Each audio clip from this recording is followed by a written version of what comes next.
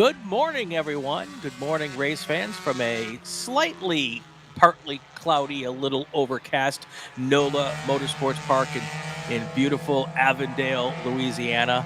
I'm Brian Bielanski. Lefty is with us this morning. Good morning, Lefty. Morning, Brian. It is early. It is bright, and it looks like it's going to be fun. Yeah, it's supposed to be all this cloud's supposed to just kind of be around today. There's no real precipitation in the forecast, so we're happy about that. And we are back here for another day of racing. Had some good stuff yesterday, and I expect today to be nothing less. And of course, we're getting our morning started with the windy, twisty Miatas. Expect me out of here. And 15-minute qualifying. Larry, these guys put on a pretty good show yesterday. It was a kind of the race started out with the leader kind of pulling away, and then it became a great battle for second and third. So today's qualifying will work with yesterday's times, and so the way this works here for the weekend is whichever time from whatever session, yesterday's qualifying, yesterday's race, or today's qualifying, whichever the best time is, that will be the time they use for qualifying. And so for us, it ends up being a little bit of a guess because I'm not good at doing the math. Larry, that's why I brought you in this weekend. All right. I can do math today. Looking forward to that. I got my abacus. There you go. There you go. So, yeah, here is Max Stallone's in-car camera. I still got to get this guy a windshield sponsor. That pit, Lefty, that's on our screen there, has been there for 3 race weekends. Yeah. Oh, yeah. we could put it inside the SCCA podcast logo right over the pit. It would make me very happy. Be perfect. Exactly.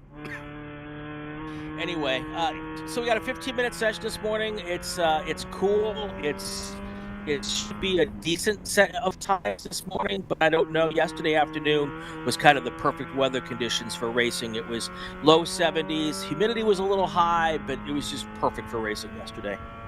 Yeah, it looked like it. I think we'll get a little bit better here, but not too bad already. Just a little overcast, but it's tolerable. Yeah. So we have, if we can throw up the fly-in map here. I know I'm throwing this at you on the fly, but let's see if we can show the world what this racetrack looks like. Here we are. It is NOLA Motorsports Park, 2.75 miles, 4.3 kilometers, 16 turns. An asphalt surface. First race back in 2011, and it's kind of the tale of 2 racetracks, Larry. It's the corners on the left side, the corners on the right side, and a bunch of fast stuff in the middle. So it seems to work well on different types of race cars, the high power cars, as well as the high handling cars. Yeah, it does. It looks like a great racetrack. It's got just enough straightaway to do what it needs to do, but those twisties look like a ton of fun. And no elevation to speak of, except if you talk to the drivers, if you would add up all the elevation of the bumps, it's like Mount Everest elevation, they said. It is a rather bumpy racetrack. Apparently there's a new bump just at the end of the braking zone going into turn 1. I had one driver tell me he thinks they paved over an alligator. Yeah, it is not. And if you'll watch on the in-car, we will see there is the bump there right at the right where those drivers hit. Here, kind of, I'll say right there. Yeah. Just past that first initial break, and all of a sudden, as you're turning in, it gives an extra kick to it. So you plan ahead. It's all right. It's part of racing. It's all there. And then there's the curbing at the exit of turn 17, which if you see it on an in-car camera, it looks like you get your insides scrambled up. So, but it is a fun track. Everyone I've talked to seems to love racing it, and it's New Orleans. So if you want a destination to take the family for a week, it'd be great to come down here, go racing, and then stay for a couple of days and enjoy all that New Orleans has. I went to a jazz club last night, had a blast. So very cool. Yeah. Yeah, it's definitely one of those great places that, those that go tend to go often, and the rest of us need to get there, me included. It's one of those. Maybe for this event next year, I'll just fly down and hang out for the weekend. There you go. There you go. Coming up on 9 minutes to go in this session, Tyler Brown is at the top of the leaderboard for this session with the 2 minutes time. I know that we were in the 159s yesterday, so these times at the moment are not going to be new pole sitter times for sure. Now, obviously, there may be some drivers improving over their time yesterday.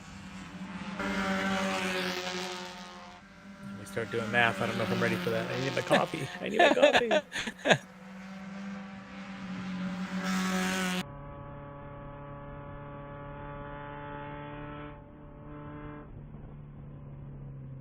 Oh, and Mr. Stallone's heading into the pit lane for us. We're not going to get that great in-car camera view. This building right here on the left, folks, it's their what they call the event center, and they put on a really nice dinner for everybody last night, and it was good old Cajun food. They really do a nice job here for the club when they put on the event here. It's a ton of fun. The hospitality, the Southern hospitality, is really really on extra strong here for us this weekend, and it's just they really welcome us here. All right, well, looks like we got Vinny Mescalis into the 59s, 59.8 now for the top time in this session so far. Just like that, it's a 48.4. Taylor Ferranti.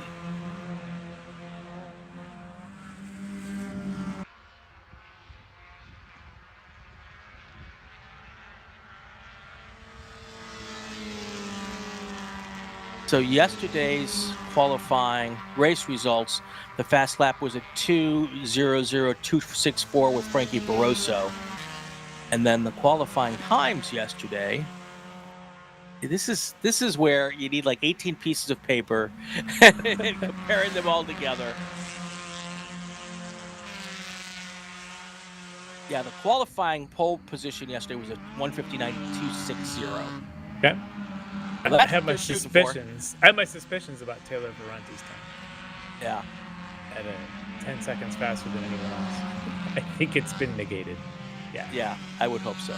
It looks like it has been. So yeah, so Vinny Mescalis still with the 59.8. Sounds a lot more appropriate. Still a top time so far here, but not at the lower 59s that were hit yesterday. Yeah. Those curbs look a little slippery. Just watch one driver there lose that back end. Might still be a little bit chilly on the track surface, especially on the curbing. That curb, that one in particular, at the exit of 17 is so bumpy. It's like a graduated alligator curb.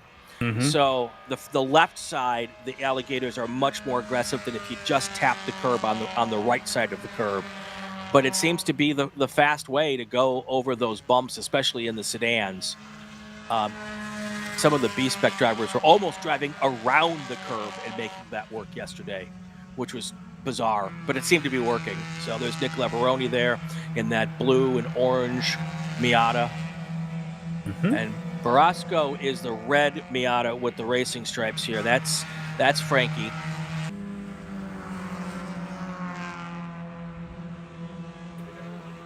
This is another situation where they're actually driving around. There's a curb there, and they're going outside of the curb. Like it's not even there. Track limits? What are you talking about, track limits?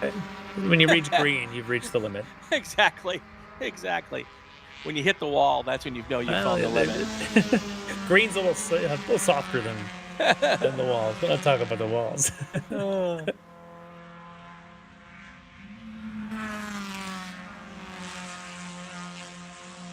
5.5 minutes to go. Let's take our break here. I'll do a call to grid, and we will get that going here, and then we'll come back at the rest of the qualifying session. Attention the paddock. Group 2 cars to the grid. Group 2 cars to the grid. Formula Atlantic Continental FE2 prototype and prototype 2. Group 2 cars to the grid for your qualifying session.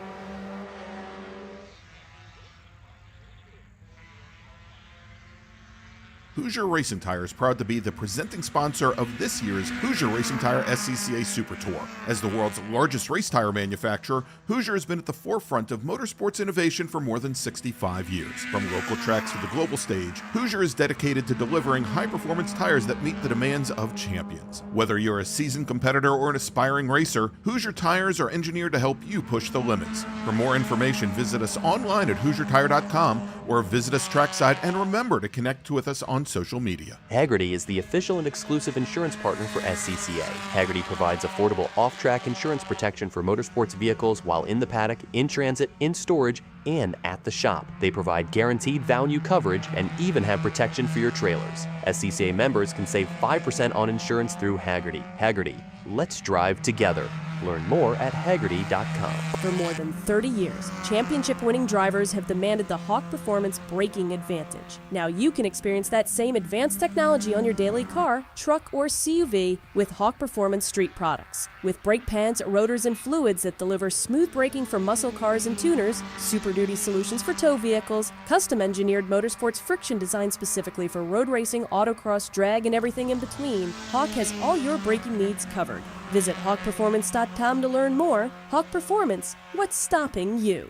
Ready for a new race trailer? Bravo Trailers is the exclusive partner of the SCCA. Owned by longtime SCCA racers, Bravo Trailers work better, load easier, and tow better because they build them with the racers in mind. Visit bravotrailers.com to see your new trailer in aluminum or steel. Tire Rack was established over 40 years ago by an SCCA member with a passion to find the right tires, wheels, and now brakes and suspension products for racers and enthusiasts on both street and track. As official tire retailer of the SCCA since 1995 and sponsor the Runoffs Pole Award, along with the National Solo Program, National Time Trials Program, and Track Night America, Tire Rack is proud to support the SCCA and its members as they go have fun with cars. If you like what you see today, become part of the action by joining the Sports Car Club of America. Whether you want to drive, flag, organize, officiate, have fun with cars, or meet 65,000 enthusiast friends, SCCA offers plenty to feed your motorsports obsession. Ask someone trackside how to get involved, or visit SCCA.com for more information.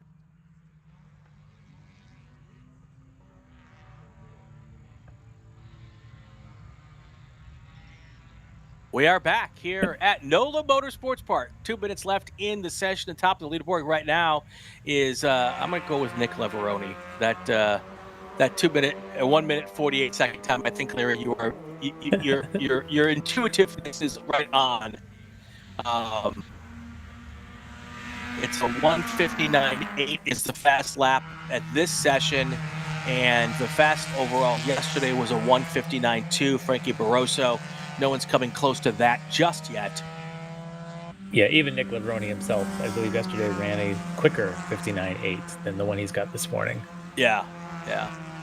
So, yeah, I think for a lot of these drivers this morning, this is just to get out there, make sure everything's still working, put in a few laps, and especially I'm actually surprised as many of these cars are out there as there are, because, you know, this is a tire marking class this year, Lefty. Mm-hmm. What they have on Saturday morning, those are the tires they're going to have at the end of the race today. So, you know, every lap you put on these tires right now, you're just adding to the potential problems later. So, yeah.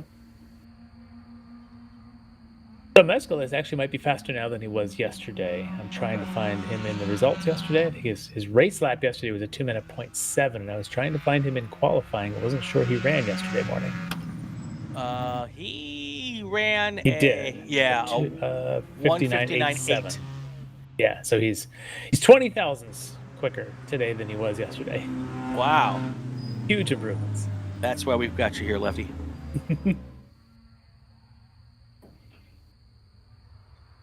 Coming up on the checkered flag here, I got my good eye looking at the flag stand.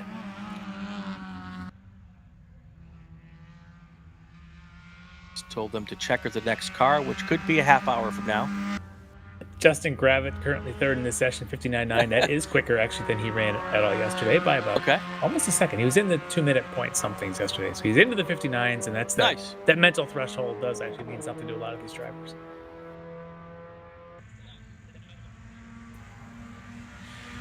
Yeah, you've also got the drivers who maybe not be doing the full Super Tour and are just like, I want every moment of track time I could possibly get. So Sure. they paid for it. They get to use it however they want to. So Seat time's important if you're trying to gain speed and catch the pack. You gotta figure out the little nuances of the track, and it sounds like this place has a lot of nuance. yeah, there is.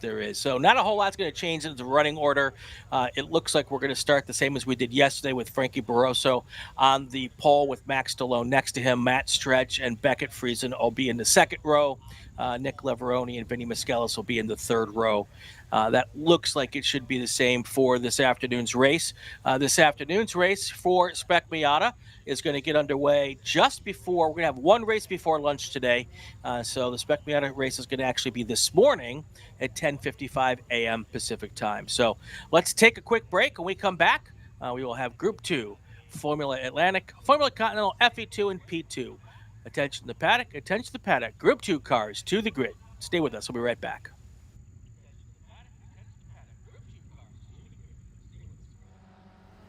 Mazda's been very supportive of racers within the SCCA and all the other grassroots organizations for many, many years.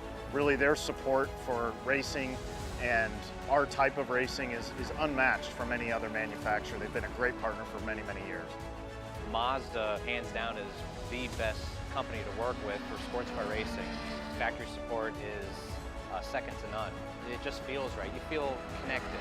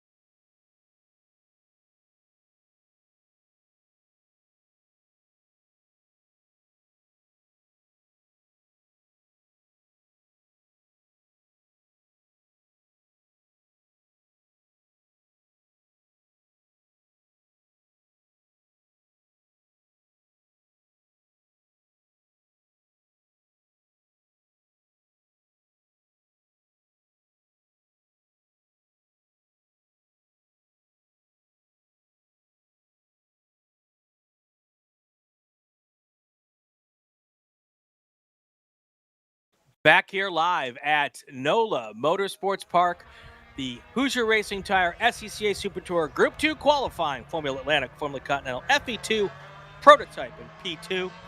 Getting it underway. Lefty, this is my annual or my regular gig here where I have to spend the entire day not looking at my phone so I can try not to learn who won the F1 race so I can watch it at the hotel tonight when I get home.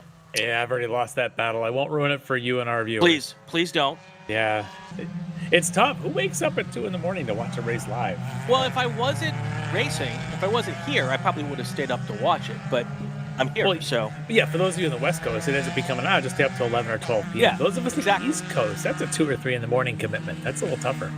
You guys are wusses, that's all. That's all. That may be true.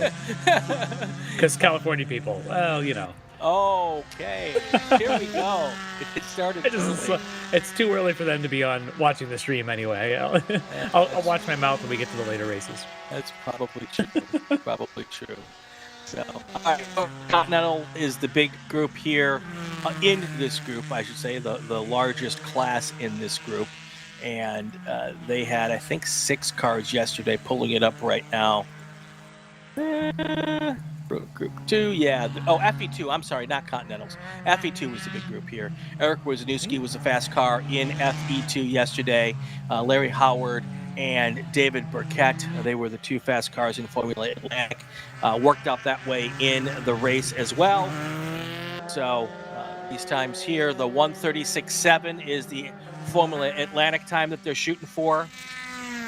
And the FE2 time that they're shooting for is a 1:38.9. So these cars typically take maybe 2 laps for their tires to come in. It is not a hot morning here. Let me pull up the old weather forecast. And it is currently 6. So honestly, Larry, it is probably 8 degrees warmer this morning than it was yesterday during qualifying for these cars. Yesterday we started out below 60 in the morning and got up to about 74 degrees today. Right now it's 65 here, and we're going to get up to 76 allegedly today. So that sounds amazing. Yeah, that's what the weather guessers have come up with for today's forecast. So it's a better guess than those in Michigan, I can tell you that. It looks great there. What's your weather in Michigan this morning? It's sunny, and it was 22 degrees Fahrenheit this morning. Oh, sounds awesome. Yeah. Good weather for ice racing. Unfortunately, the last week's 74-degree high, I think, on Tuesday may have ruined any chance of ice racing. We did have a couple of runs back in February. It was really nice, but now we're just waiting for real spring to arrive. We need days like what you have at NOLA. Yeah. It'll be there soon. Yeah. And then it'll be August. Yes. And 100% humidity.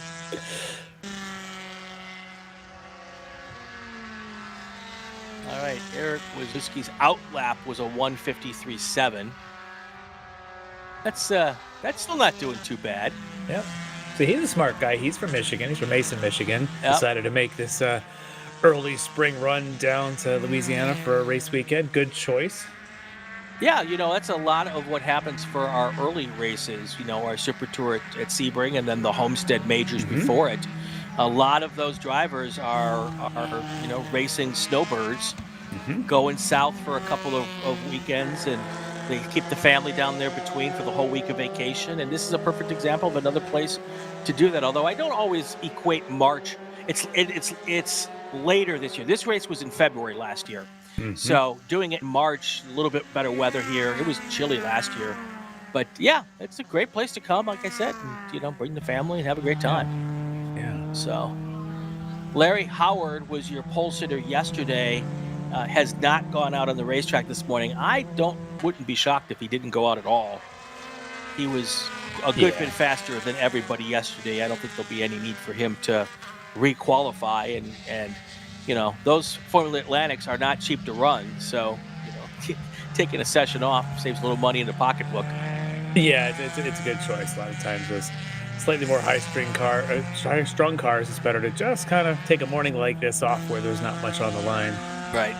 Wait for the race after lunch. They will be, I believe, the first race after lunch, correct? They are the first race after lunch, and that will be a good way to get us kicked off there. So we've got the 1 race before lunch, 6 races after lunch, and that's how we will wrap up round number 8 of the Super Tour this year.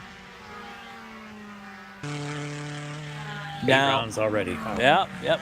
4th weekend going to be in the books when we get done here. 5 great weekends ahead of us, though, still.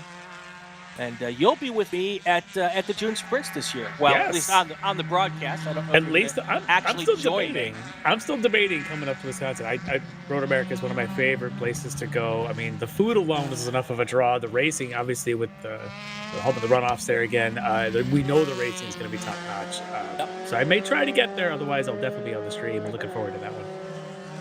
That's the track I grew up going to. So I love making the pilgrimage back to Road America. I lived in Atlanta too, so another place that's near and dear to my heart. So, yes. I was just convincing a couple of the friends that I was gathered with yesterday about the food at Road America, the ones that haven't been there, and they're like, "Is it really that good? You know, aren't the tracks in maybe Italy better food?" I'm like, "I'm telling you, you just need to go. The food in Wisconsin is fantastic." Well, and our producer Brendan will tell you how much he loves the bratwurst at Road America. I've heard that, and it's really, really good. So he gives all the 5-star reviews on Yelp. That is his favorite. Yep. So check him out on some of the local racing boards. He's a big fan favorite up there. They love him. They do. To know him is to love him. All right, 8 minutes left in the session. What we're going to do is take a break here. When we come back, we'll have the rest of this qualifying session. So we'll do that. Let me do a quick call to grid. Attention in the paddock. Attention to the paddock. Group 3 cars to the grid. Group 3 cars, E, F, H production, B-Spec. Group 3 cars to the grid for your qualifying session. Stay with us. We'll be right back.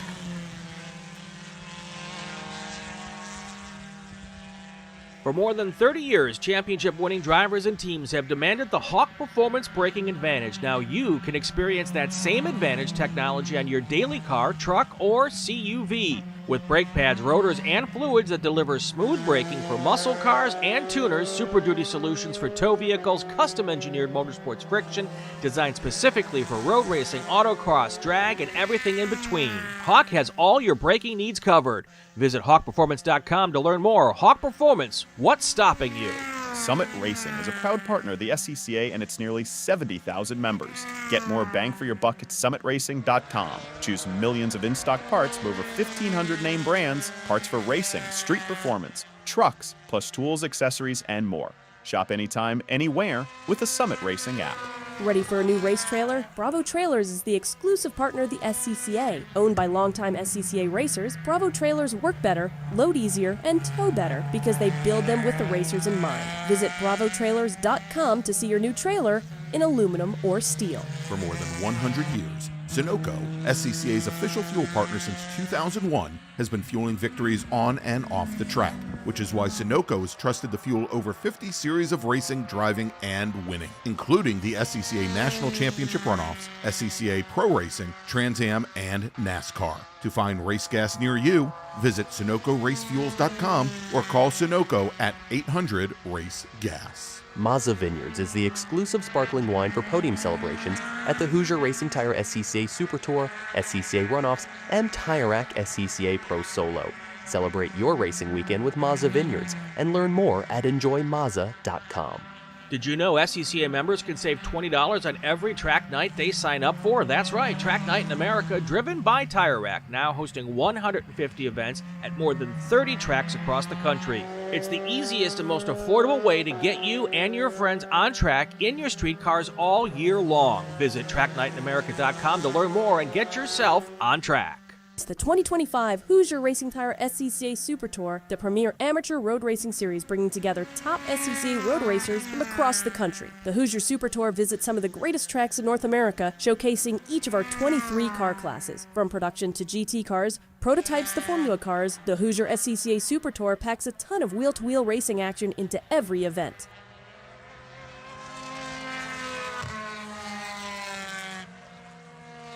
And we are back here at NOLA, the Hoosier Racing Tire SCCA Super Tour, a Driver's Eye live production. I am Brian Bielanski. Larry left MacLeod with us today. And big thank you to Tombo, who was with us yesterday, did a great job. And Larry is here. We're all missing Greg Ginsburg, who's off gallivanting somewhere in the world. It's like where in the world is Greg Ginsburg? It's kind of like where's Waldo? Where in the world is Carmen Sandiego? But anyway, we've got some awesome people to come in and help us out when Greg can't be here.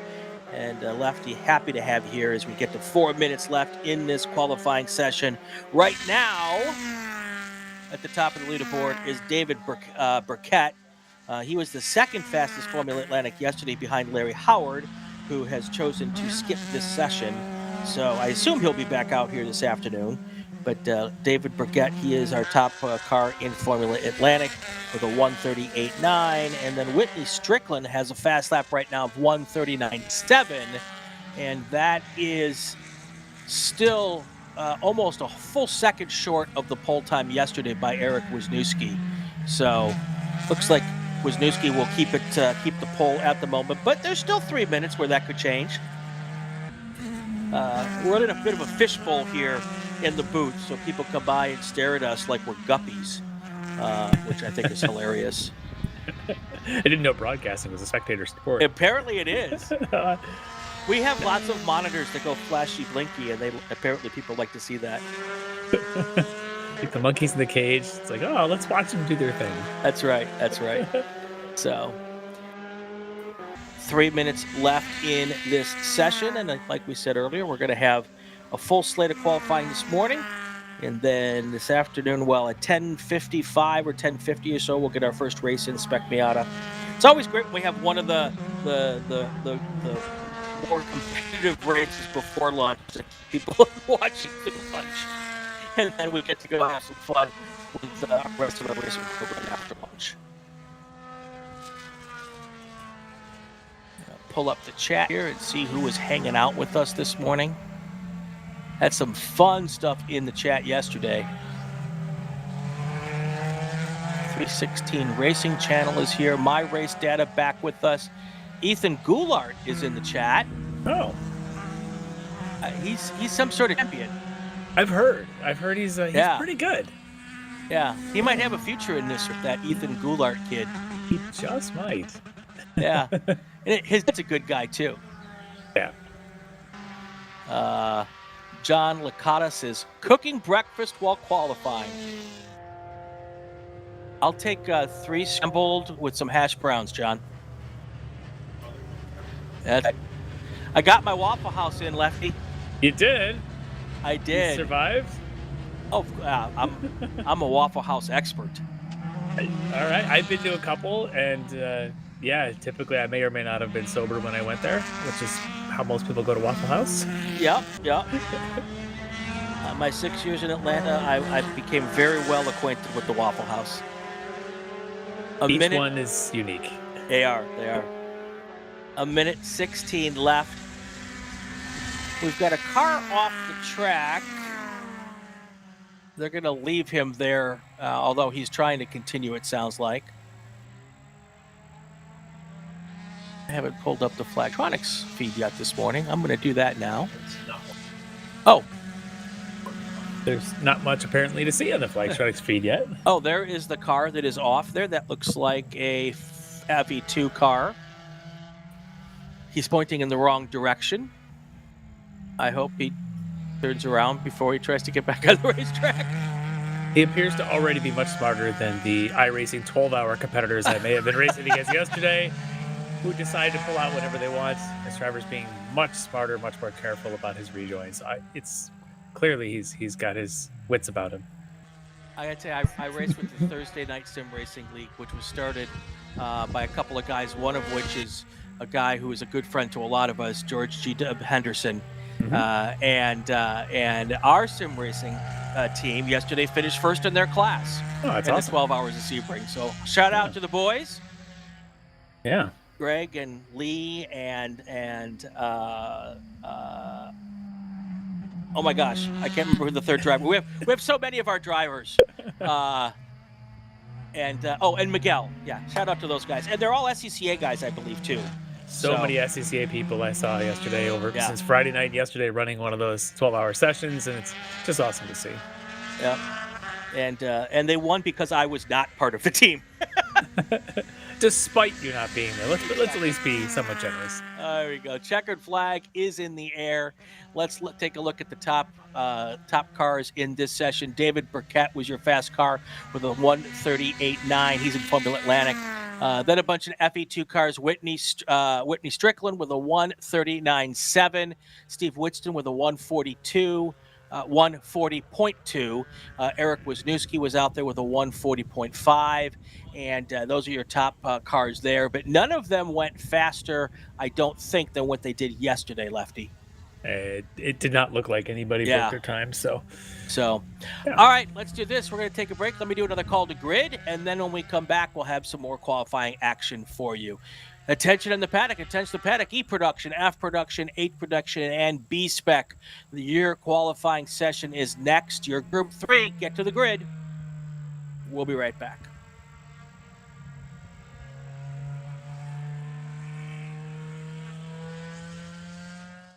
My customer experience with Mazda has been absolutely fantastic.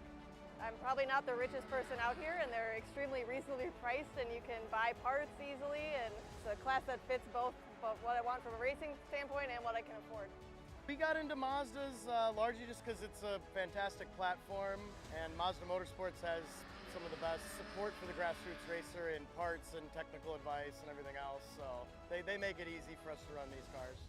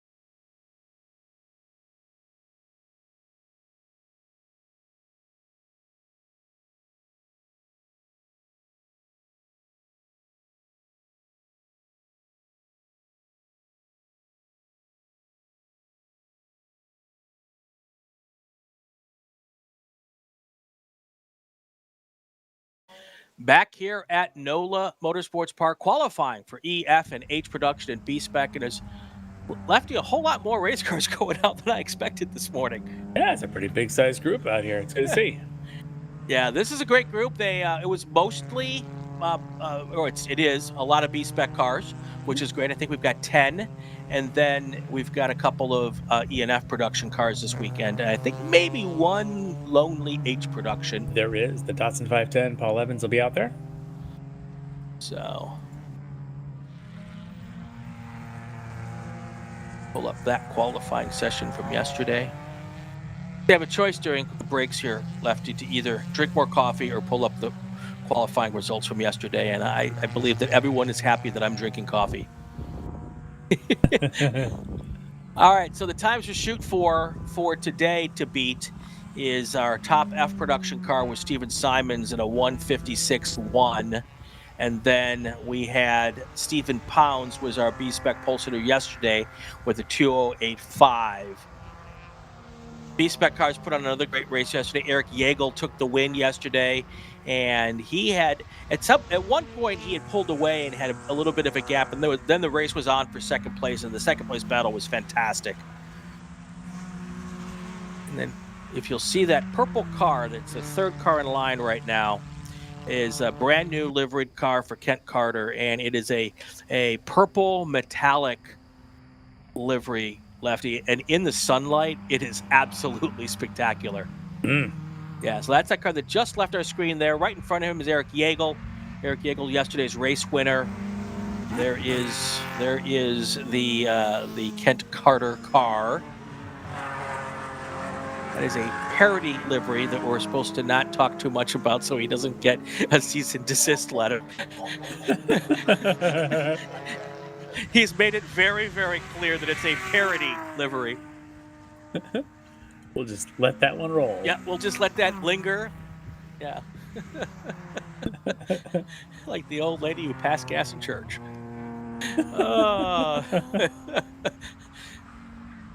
Looking at our early times, which mean absolutely nothing. Kent Carter, his first 218 or 219. That'll come down a bit, but yeah, B-Spec with the top time in the session so far. I just have to that's say. right. That's right.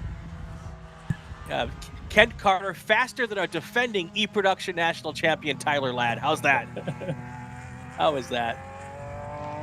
Tyler Ladd had a bit of an adventure yesterday. He won the E-Production race, had lapped most of the field, got through all of the leaders in B-Spec, and then spun right in front of them, and then had to go through all of the leaders in B-Spec again. So, yeah. That was, At the end of the day, did he go back to their paddock and kind of buy them each a beer and say, "So sorry for spinning in front of you"? I don't believe. Oh, there is a car that's Eric Yeagle put a wheel off there going into 8. That is if you were with us yesterday, folks, that was a very, very common occurrence. That puff of dust, you will see that many, many, many, many times in the next 7 or 8 hours. That's a place where everybody seems to, when they go just a tiny bit off, and apparently it's just a little bit of a spot where it's not hard to hit. So gives me Button Willow flashbacks when I see dust like that. At least the Sunday morning qualifying sessions are only 15 minutes, so they're nice and quick. End up being kind of a warm-up session for these guys.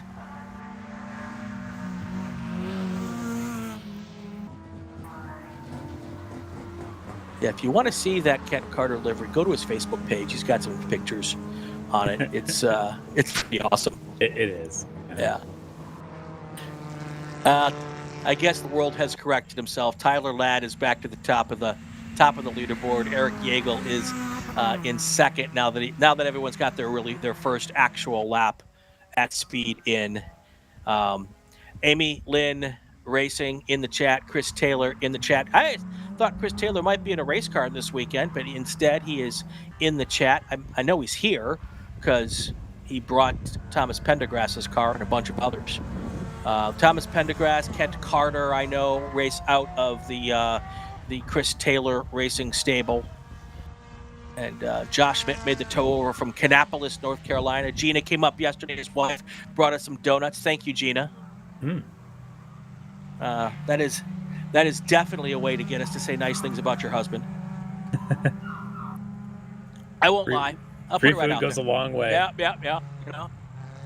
So we call it the donut wars because Kelton Jago brings up donuts at Atlanta, and so.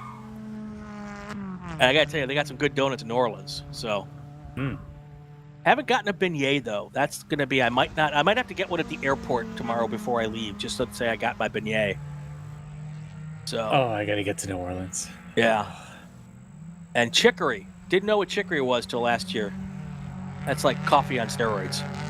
Oh, that would be fantastic. Oh my God. Yeah, it'll keep you running a whole day. We don't need to put leaded in these cars. Just pour a bucket of chicory in these cars, and they'll triple their speed. Who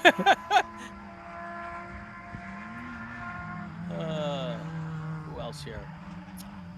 Well, Tyler Ladd just did his quickest of the session, 55.9. I think yesterday, in the race yesterday, he ran that's a new pole. Yeah, he did a 54.8 during the race yesterday. Okay. So that's the time they're shooting for. Yes. Okay. One of the few people who went faster in the race yesterday than they did in qualifying. Yeah, I suspect perhaps his qualifying didn't go to plan for him, and that's seeing that he was not on pole, but you can see now he's got his pace back here this morning for sure. Sydney Yeagle in the chat, who is our race director and also taking over for a lot of the duties of Jeff Barrow, who is leaving the SCCA to go back to the professional motorsports world. Jeff has been our leader here at the Super Tour for the last year, and we're going to miss him. Sydney's taken over some of his responsibilities, but more importantly, she puts in the chat, Joe's Cafe is super close to the track, and they have glazed beignets, and they're out of this world. I don't remember Jeff telling us where all the good food spots were. I know. Sydney's already a leg up. Not only can she run a race program, she knows. Well, that's because when I found out Jeff was leaving, I got with Eric Pearl and I said, you have to add to the job description about telling us where all the good food places are. So they must have put that in the job description for us before they got Sydney to come on board. But anyway, we're looking forward to working with Sydney. We're wishing Jeff the best of luck in his new adventure. And it's gonna be good for everybody involved, I'm sure. But now I gotta go at lunch. I'm gonna run out to Joe's Cafe. Yeah, I might have to make that happen. So 6 minutes left in this session. Let's take our break, and we'll get the rest of the qualifying here when we get back. Coming up next year, attention in the paddock, Spec Racer Ford, 3 cars to the grid. Spec Racer Ford, 3 cars to the grid, and we will get your qualifying session going right after this one. Stay with us, folks. We'll be right back. Hoosier Racing Tire is proud to be the presenting sponsor of this year's Hoosier Racing Tire SCCA Super Tour. As the world's largest race tire manufacturer, Hoosier has been at the forefront of motorsports innovation for more than 65 years. From local tracks to the global stage, Hoosier is dedicated to delivering high-performance tires that meet the demands of champions. Whether you're a seasoned competitor or an aspiring racer, Hoosier tires are engineered to help you push the limits. For more information, visit us online at HoosierTire.com or visit us trackside, and remember to connect with us on social media. For more than 100 years, Sunoco, SCCA's official fuel partner since 2001, has been fueling victories on and off the track, which is why Sunoco has trusted the fuel over 50 series of racing, driving, and winning, including the SCCA National Championship runoffs, SCCA Pro Racing, Trans Am, and NASCAR. To find race gas near you, visit SunocoRaceFuels.com or call Sunoco at 800-RACE-GAS. Tire Rack was established over 40 years ago by an SCCA member with a passion to find the right tires, wheels, and now brakes and suspension products for racers and enthusiasts on both street and track. As official tire retailer of the SCCA since 1995 and sponsor the Runoffs Pole Award, along with the National Solo Program, National Time Trials Program, and Track Night in America, Tire Rack is proud to support the SCCA and its members as they go have fun with cars. Maza Vineyards is the exclusive sparkling wine for podium celebrations at the Hoosier Racing Tire SCCA Super Tour, SCCA Runoffs, and Tire Rack SCCA Pro Solo. Celebrate your racing weekend with Maza Vineyards and learn more at enjoymaza.com. Hagerty is the official and exclusive insurance partner for SCCA. Hagerty provides affordable off-track insurance protection for motorsports vehicles while in the paddock, in transit, in storage, and at the shop. They provide guaranteed value coverage and even have protection for your trailers. SCCA members can save 5% on insurance through Hagerty. Hagerty, let's drive together. Learn more at Hagerty.com.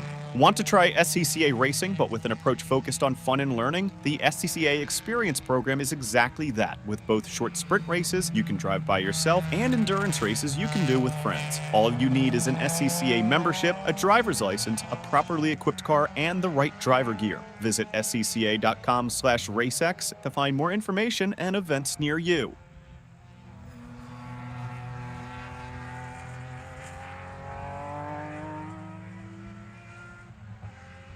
We're back here at NOLA, and we've had a couple things go on. We just had a car drive off here at turn 4 and 5, and that might be the car that this may be the residual, because turn 1 is way to the right of our screen here that you can't see, and the incident happened in turn 1, or maybe it was between 1 and 2. But anyway, was that one of Kelleher's, perhaps? Might have been. Looked like a B-Spec, maybe. Yeah, if that's him, that's the 41, Jim Kelleher. So the two cars that came together are 41 Jim Kelleher and 49 Weber Manning. I don't know, because I don't see the Manning car actually on the racetrack. I see a Sector 2 time. Yeah, but that seems weird. Yeah. Oh, they're saying it was car 49. Well, maybe that car had just come onto the lap for its first lap of the session. Yeah. About 3 minutes left to go right now. Tyler Ladd is our fast car with a 155.9. Thomas Pendergrass, the fast car in B-Spec right now with a 208.1. That 208.1 is not, well, it's faster than Stephen Pounds was in qualifying yesterday. Is that faster than the race time too? Let's look here. What were the race results? The fast was a 209.2. Last was a fast was 208.3 in the race. Yeah, so it looks like right now Thomas Pendergrass is going to be on the pole if nothing changes for today's race. Thomas Pendergrass doesn't get out very much. We talked about him yesterday. He's actually working this week in New Orleans and asked Chris Taylor to bring his car to the racetrack so we can go racing. Really good young guy. Nice kid, too. Kid, I shouldn't call him a kid. Although everybody seems like they're a kid to me these days. I was glad you said it, because I was so close to making that reference, but it's way better coming out of your mouth. It's true. It's true. He's probably 30. Those kids. I know, those kids. Anyway. The SCCA is getting so young, it's hard to keep up. I know, it's awesome. Yeah. Kent Carter, I think, is below yesterday's fast time too, so I think he might be on the inside of row number 1 on the B-Spec field. This was a split start yesterday. The B-Spec cars started in the back and everyone else started up front. So if this holds, I think the front row is going to be Pendergrass and Carter. Mm-hmm.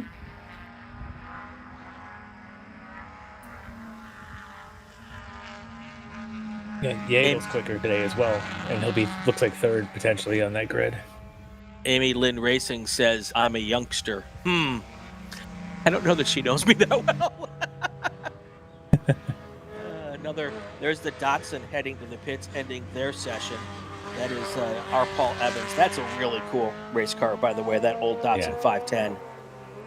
So there is Mr. Ladd coming through turn 17. So you'll notice, Lefty, he goes to the right side of that curb, and most of the B-Spec cars going right over that curbing, almost out to the cement wall there. And Pendergrass has even the most aggressive turning line through that area. So working for him, though. Yeah.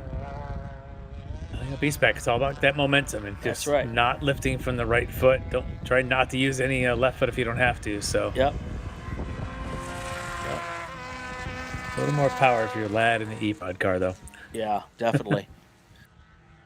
Yeah, that E-Prod car is motor and power by Jesse Prather, which is a common occurrence in the production cars.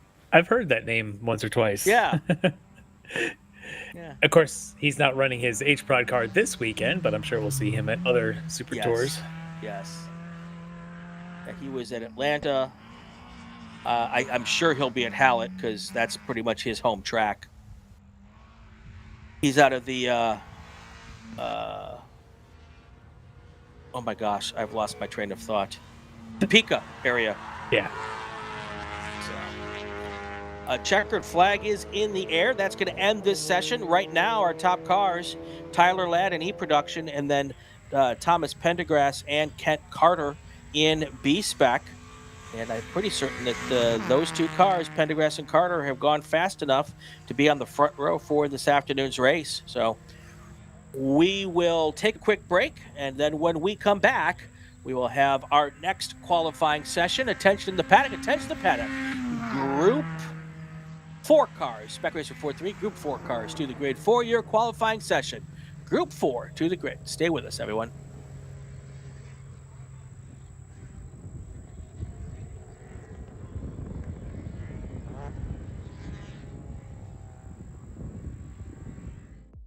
My name is Joshua Smith, Business Development Manager for Mazda Motorsports. We're happy to be supporting the SCCA and Mazda racers here. So our team support program offers a couple of tiers of support, part support, technical support.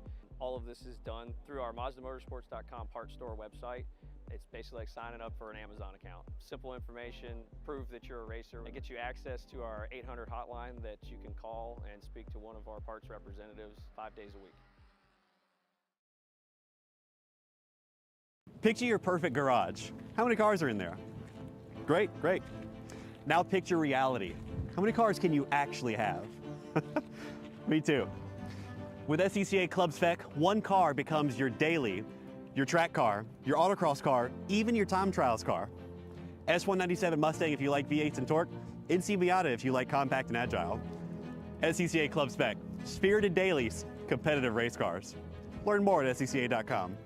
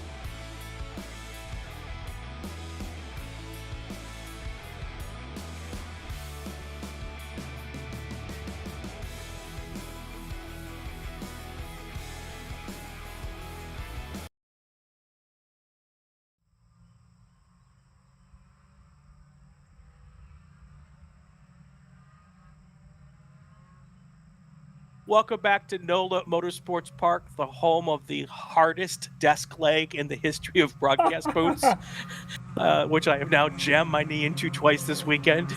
I'm Brian Bielanski. Larry MacLeod is with me here. We're having a great time. Spec Racer Ford 3 on the racetrack right now. Again, I am really surprised at how many cars are coming out for qualifying today for all of these sessions. They must just love it here at NOLA. I think they do, and I talked to some of these drivers, and I know they do. And by the way, I love how you're doing the real life simulation of a driver, even though you're in the broadcast booth. Hitting your legs on the on the roll cage, getting into the car is exactly like hitting your leg on a desk, I'm sure. I think we have to pack. So all of our gear, folks, comes to us at every race weekend on the SCCA trailer. So we don't have to fly the gear to everything. So there's a bunch of Pelican cases and stuff that carry all the broadcast gear. And thank you to the Scots for doing that for us. I think with Lefty, I got to put some roll bar padding in the Pelican cases so I can put it on the desk legs, and I seemingly hit my knee into it every race weekend. Yeah, a couple of swim noodles would be perfect. Yeah. Anyway, we're qualifying here for Spec Racer Ford. Our fast car yesterday was Tyler Stevens. It was the Hallett Motor Racing gang in first and second place, and it was the Middle Texas Racing gang of Stripling and Turner in the third and fourth spot. But no one went faster in the race yesterday, so we're comparing today's times with yesterday's qualifying times. The fast time that they're shooting for is a 150.905 right now. Okay. So I'm a big fan of these guys, having called the runoffs race now a couple of years now, and actually knowing personally a few of these. I got to beat the Hallett speed group there, and they are just amazingly fast kids. I call them kids, but at this point, they're just drivers. They are just crazy fast drivers. But at this point, everyone's chasing that defending national champ, that Russ Turner dude, who's got it all figured out. And so he's sort of the benchmark. We'll see what he and his stablemate there, Denny Stripling, have for this race today later on. But I love watching these pairings and these guys that have to work together, which means they have to qualify together and end up gridded together so they can make that plan execute. I think I love watching this back Ford field. It's just so much fun. Well, it's interesting because, so you've got Tyler Stevens, Peyton Long, Richard Stevens. They're the Hallett guys. Richard's the dad. Tyler's the son, I believe, is how it works out. And then Peyton. And then you've got Denny and Russ Turner. And those were the five guys up front yesterday. And then, but they weren't together. They were like one or the other, the one and the other, the one and the other. So they didn't get to work the team thing quite as much as you would think. Oh, there's one car, put a big wheel off there. So it was really interesting to watch the team dynamics during yesterday's race and how they played out. So we'll see how that works again here today. This race also has the best name in SCCA racing. Gianclaudio Angelini is one of our racers in this group, in the Spec Racer 4-3. He's out there this morning. So yeah, good group. Tom Burt is out with us this weekend. He is out of Washington, Shoreline, Washington, newly retired, and he's doing every single one of the 10 Super Tours this year as his retirement gift to himself. So very, very cool for that. I can't even dream of retiring, Lefty. No, I don't know what that would be like, or how I'd ever have enough money saved to do it. If I didn't race, I'd probably think about retiring, but I want to be able to race. Yeah, absolutely. We got a slow mover in turn 6 that we're following around. Let's see if I can pick that. It's car number 4, which is Denny Stripling. They're thinking he's trying to warm his tires. At least that's what the flag stations are saying. Okay. Thank you to our flaggers out there and all of our volunteers here this weekend. We appreciate all of what you do. He could be warming his tires, also waiting for his buddy Russ Turner to maybe match up with him somewhere out on track. I think that might be a better idea of what's going on. Yes, absolutely. These cars, as Lefty is alluding to, they are faster in pairs of 2 than they are by themselves. And I honestly think, Lefty, they're faster in pairs of 2 than they are in groups of 3. That's been proven, in fact. And in fact, talking to Denny and Russ at the runoffs, they've proven that. We've got a big slider, big off right there. It's a dust to cloud. That's a little more of a cloud dust, I think, than you anticipated. That's yes. Oh, and that car is in the gravel, which means it's a keeper, and they'll probably want to go get it. Yeah, I didn't catch a number before it went off. Yeah, got that on FlagNet. Yeah, they don't have it. The flaggers didn't catch the number either.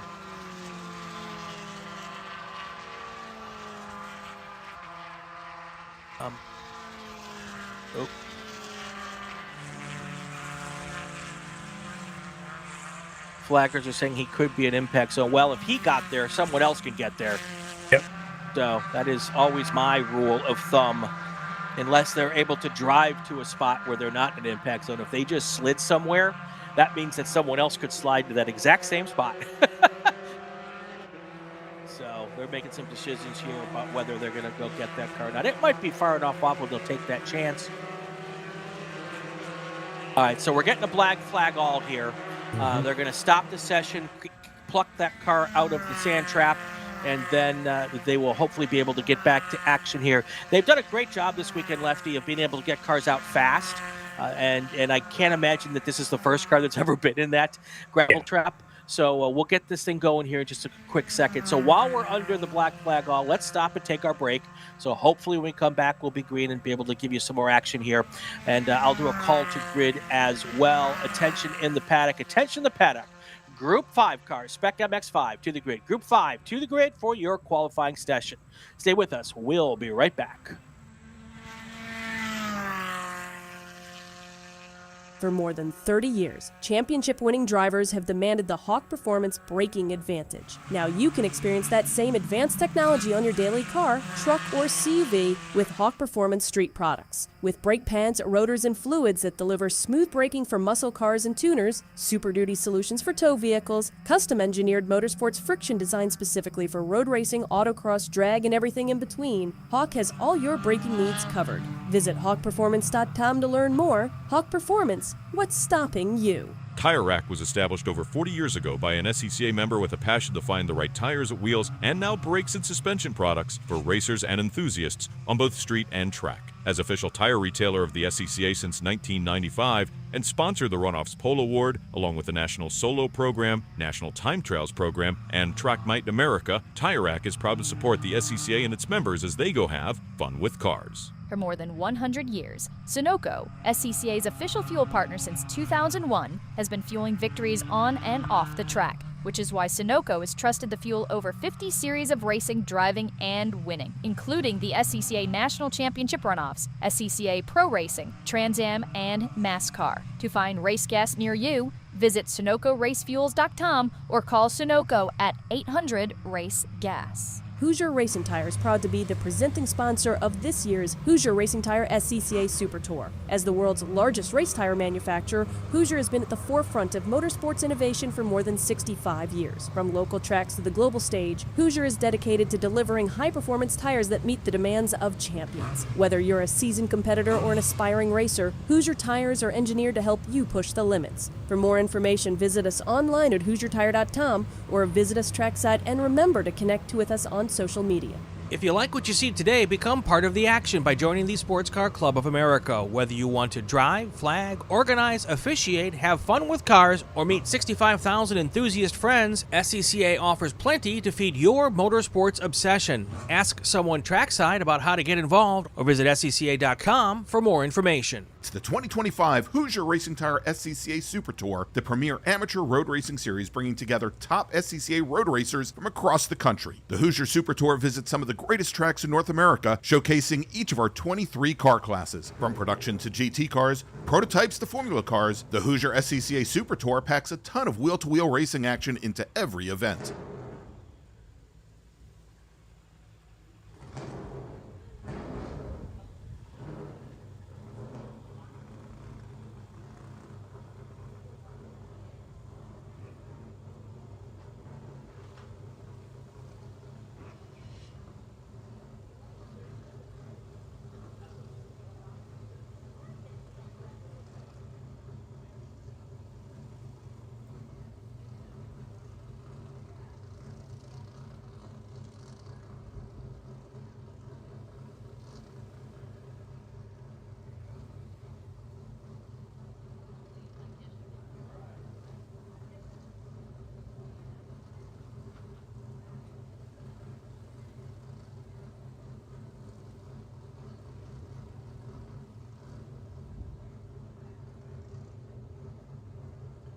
Back here at NOLA Motorsports Park, 4 minutes to go in the session. We're black flagged right now.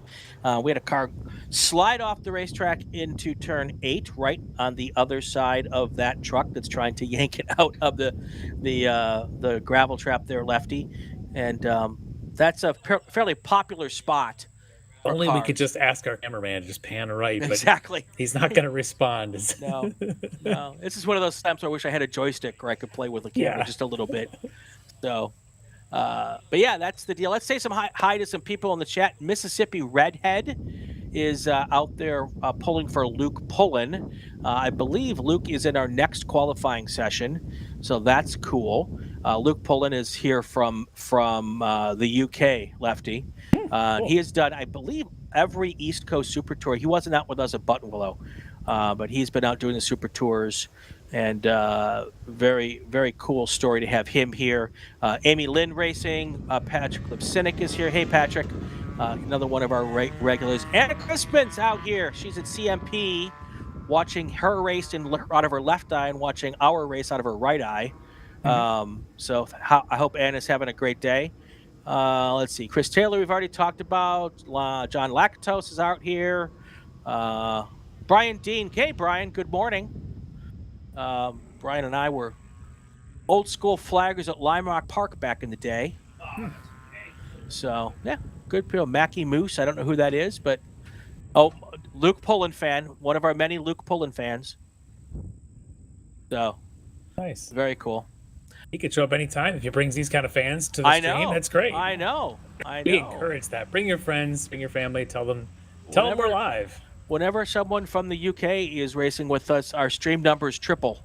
Yeah. All right. Very critical international demographic, but that's right. So they've got the car already out. It was 99 Josh Justice. Okay. And they just pulled him out. He drove off and drove away, as you can see on the screen. The rest of the crews are heading back, and we should be back cars on track in a moment. And then and they're releasing the car, so they're going to get one hot lap, I think. I think they'll probably let him come around, get a little air, heat the tires, and then they'll probably extend the session for one lap because we've only got 1:38 left on the clock. So that'll be interesting to see what they do. Let's see how many go out. Actually, there's at least 10 or so here, maybe 15. At one point, we had 30 who had taken a lap, so. Not sure if all of them are going to go back out or not. Looks like a pretty big. Yeah, it's a big crew that is going out. Well, there's two ways to look at this, Lefty. This could happen in a race. So to learn how your car reacts when it's slowed down and cooled down just a little bit, you get one lap, maybe 2 laps. There is some learning that can come out of this. So I get that idea. But yeah, looks like most of them have gone back out. Yeah, it looks like some of them are in interesting groupings as well. I did see what looks like Denny Stripling, maybe even Tyler Stevens, then Russ Turner, all like in a group going out. And obviously they have a lot of familiarity, but they may treat this like a little green-white checker sort of situation. Right. So, yeah, when you have to find a way to work with a teammate, it's a whole different type of racing. It's a skill. Yes. And especially, so we've got, I see right in front of us right now, we've got Tyler Stevens and Peyton Long. They're the first 2 cars out there. Then we've got another grouping with Russ and Denny right there as well. So that's exactly what they're doing is they've hooked up with their teammates. We have an interested party in the chat. Jennifer Stevens checking in. Yes. That's Richard's wife. She's interested to see what's going on with her husband and her son out there, both in this field. It was funny. Her and one of the other fans were out there and they were so cute. It was Jamie Turner. They're both here. Yeah. They were being the sweetest trash talking I've ever seen in the chat between Jamie Turner and Jennifer Stevens yesterday. It was like heartwarming to see. There was like just this tiny bit of trash talk, but it was so like momish. It was so good.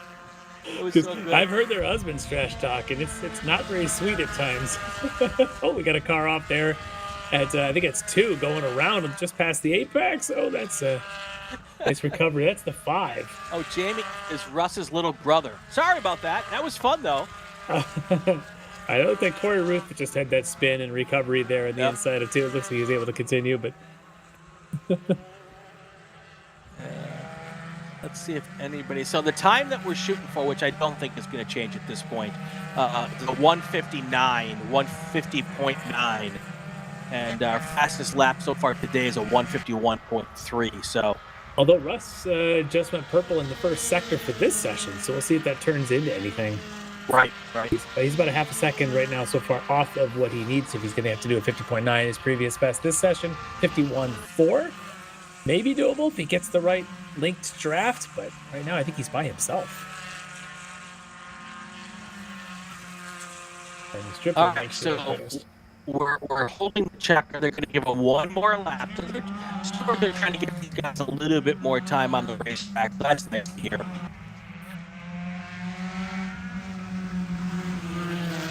We're fortunate that we've got a little extra time built in the schedule today to be able to do that. Can't do it too often though, so hopefully this will be the only instance that we'll have to do that this morning.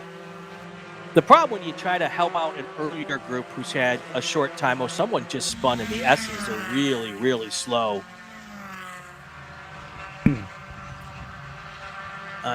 Waiting to hear which car that is. Standby. It looks like that yellow. It was 54, car number 54, yellow. Chris Funk. Yep, there you go. And he is deciding that his day is done, or at least his session. Yeah. So what I was saying is, it's nice to be able to try to give a little bit of an extra, minute or two, which is fine until you have a big problem later in the day, and then other classes have to get cut, other races have to get cut, or other sessions have to get cut short because you helped out a session earlier. So you kind of like, darned if you do, darned if you don't kind of situation. All right, so Russ Turner popped a 150.6. Is that below yesterday's time? It is. Yeah. So Russ Turner is now your provisional pole sitter here. And let's see, has anybody else gone under a 150.9? Let's take a peek. Peyton Long, Tyler Stevens. Yeah. So I guess it was good that they went out here. Yeah. See what I know? Sometimes nothing. Apparently the defending national champ knows what he's doing out there. In fact, he just went even quicker in the first sector of the subsequent lap, so we may not be done yet. Yeah. Okay, so they're going to get the checkered flag this time by. Yeah, and Russ went personal best sector 2 after going session best sector 1. Yep. So Russ is on another heater, and I think he's by himself right there. You can see him in that number 23. He's not even getting much of a draft off the guys in front. Looks like Stripling and Tyler Stevens in front of him, but Russ doing this, trying to grab just a hint of draft. Let's see if it's quicker. Oh yeah, it is. 50.3 knocks off another couple of tenths, as did Stevens and Long. Both Tyler Stevens, Peyton Long both did 50.7s, but Russ really laying it down, 50.3. There you go. So all right, so that's how we finished up this one. We're going to come back and do Spec MX5 next. So all those Luke Pullen fans in the chat, your guy is up next. Don't miss that. We'll do that in a second. Attention to the paddock. Attention to paddock. Group 5 cars to the grid for your qualifying. Group 5, Spec MX5 to the grid. We'll be right back.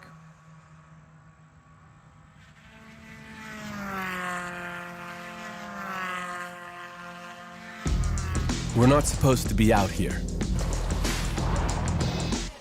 Outside expectations. Built for the outdoors. With the capability to climb this high, we're not supposed to be out here. Which is exactly why we are. The off-road ready Mazda CX-50. We're looking for outsiders.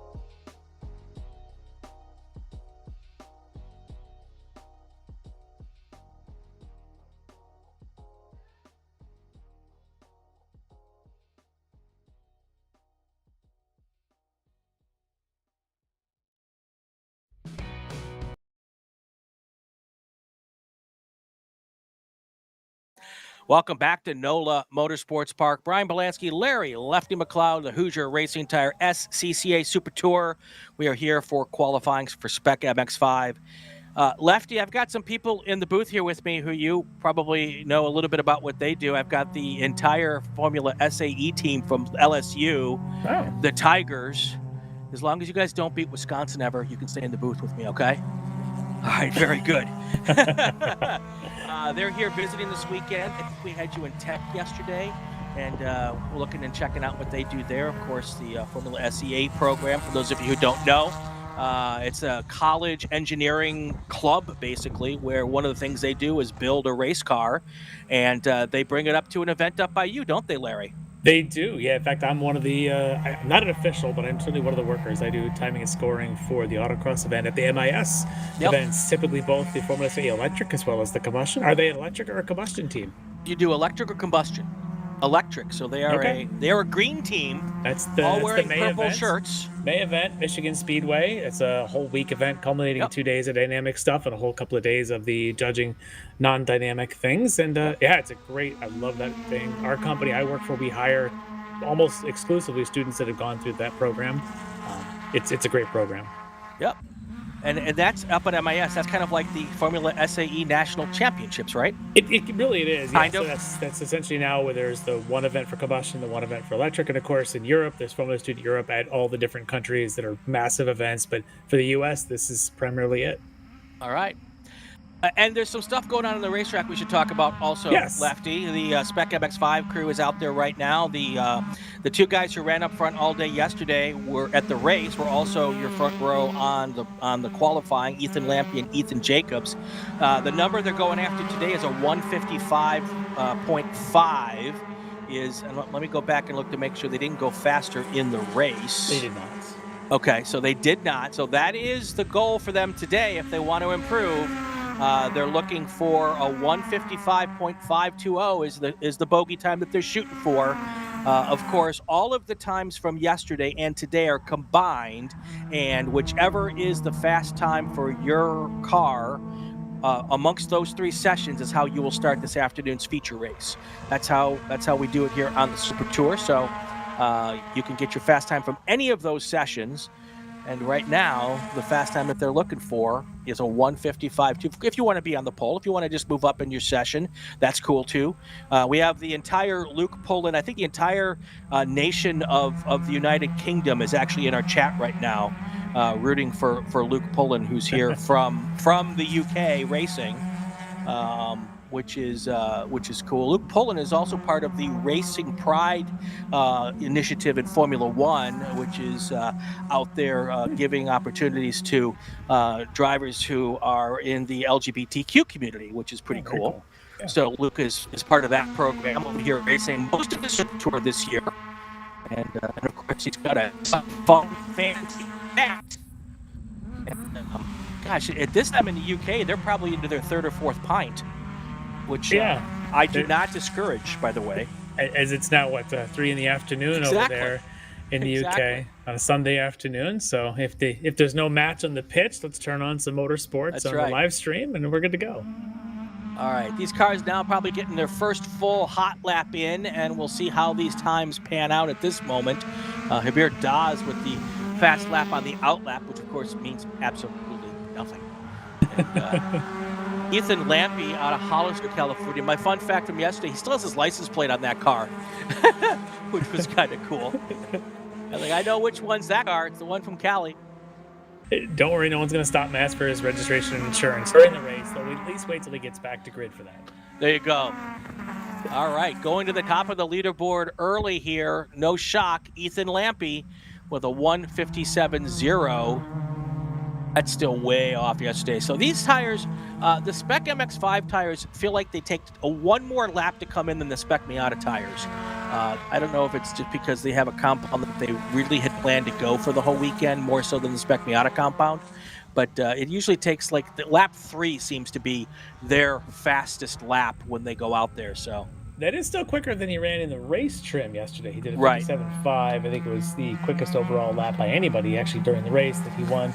But yeah, as you mentioned, 55.5 is still in a second and a half from where he's at so far. We'll see those guys can get down there. I see Cam even also now at a 57.0 so far in this session. Yep, and as we see this section of turn 6 here, where that curbing is merely a suggestion that most of them are ignoring. And you can see most of the drivers are just barely putting up a little bit of dust here on this entrance to turn 8, and then it seems like one driver every session just loves the dust. And here's the entrance to the S's. When we had the in-car, and I don't know, Ethan Jacobs was our in-car camera yesterday, not out there this morning. Now, here's the deal with this, Lefty. This is a tire marking class. So the tires that they started yesterday with are the tires they have to run through today's race. So if Ethan Jacobs and Logan Stretch feel like they're good with what their time was yesterday, a smart decision to not go out this morning, and save 15 minutes of tire life to be able to have a little bit more at the end of the race today. That could end up being the difference when you get to the end of a 35-minute race. Yeah, it definitely could be. And or maybe perhaps they haven't had their coffee yet this morning, decided they'd wait until lunchtime. Could be that also. Yes, it could be. That might even be my choice, and I'm not in the car this morning, but it is still relatively early. It's 9:40 in the morning there in New Orleans. Ian Hurley, he's actually in his 6th pint. I like that. He also suggests that Harry Potter is a Luke Pullen fan. #facts. Very good. Very good. Maybe we'll play a little Quidditch during the lunch hour. Well, Mackey Moose is apparently a different type of pint, perhaps ice cream. By the pint, I hope. Nothing wrong with that. 8 minutes left in the session. Let's do this. Let's take the break. When we come back, we'll have the rest of Spec MX-5, and then we will get ourselves ready for our next qualifying. Attention to the paddock. Attention to the paddock. Group 6 cars to the grid. Group 6 cars to the grid. STU, GT3U, Touring 2, 3, and 4, and STL. Group 6 cars to the grid for your qualifying session. Stay with us. We'll be right back.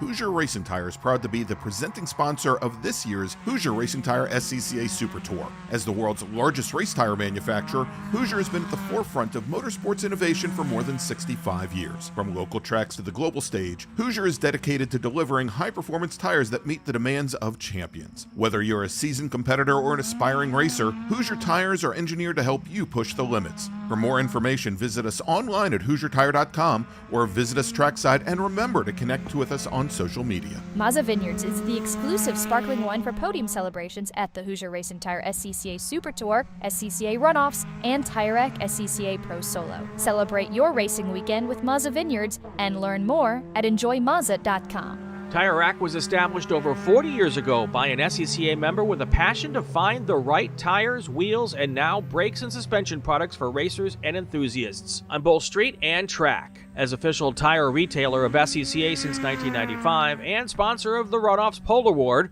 along with the National Solo Program, National Time Trial Program, and Track Night in America, Tire Rack is proud to support the SCCA and its members as they go have fun with cars.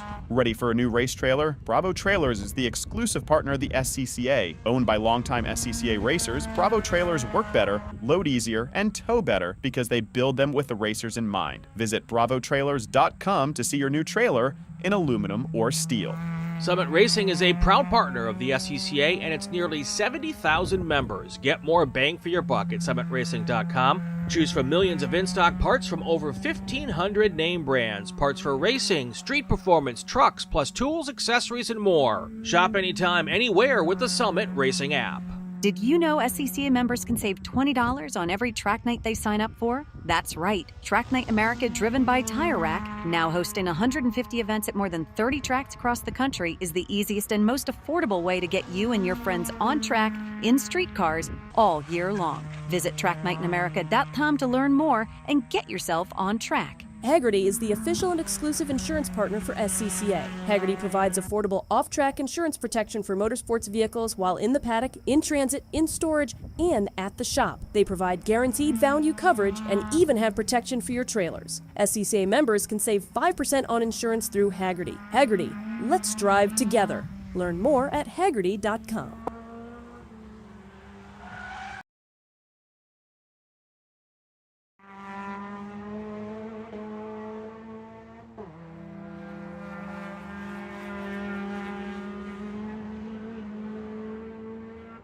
We are back here live at NOLA Motorsports Park, Hoosier Racing Tire SCCA Super Tour DriverSeye live production here from Avondale, Louisiana. And it is as flat as it looks on this camera, except for the bumps. And you'll see actually right there, you can actually see what I'm told is a new bump that wasn't here last year. And of course, now we won't have another car for a half hour. But yeah, so it is not any kind of elevation, a rather bumpy washboard-esque racetrack.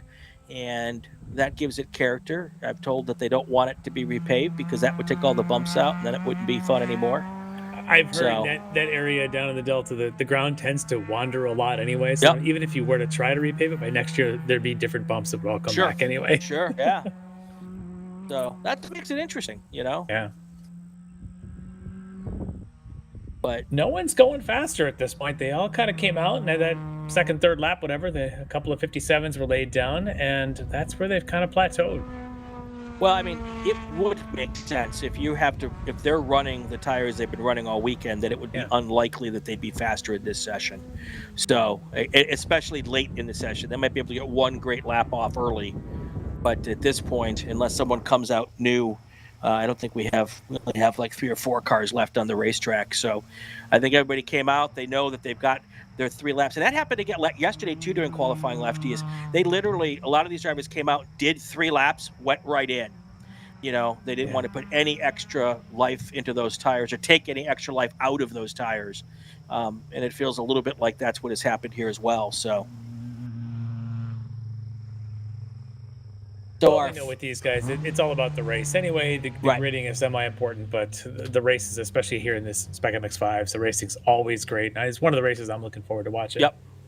And while we have a smaller grid this weekend, it's a lot of the guys who are usually at the front. Mm-hmm. So it was fun yesterday. I assume it'll be fun again today. And that's the other thing is when there's only 11 cars, even if you start 11th, you're not really out of the discussion. Yeah. So that's another consideration to make here as we get to about 2 minutes left in this session. They'll run it to the end, and there's always seeming to be one driver who wants to go out at the end and just drive all the way to the end. So we keep going. Hey, no problem with that. Get seat time in. It's hard to get seat time. Yeah, It's hard to get seat time, and you're going to make all these travel plans and get to a track. You may as well use it up, and you may learn something, especially at a track like this where we've been talking about the bumps, the nuances. The more laps you see, the more chances you have to find those little nuances and figure out how to master them. We believe that's the final car that just went into pits, so we might get an early checkered here because there's nobody out there. Oh, there's one car in the pits who might be going out to get one more lap here. We will see if that's the case.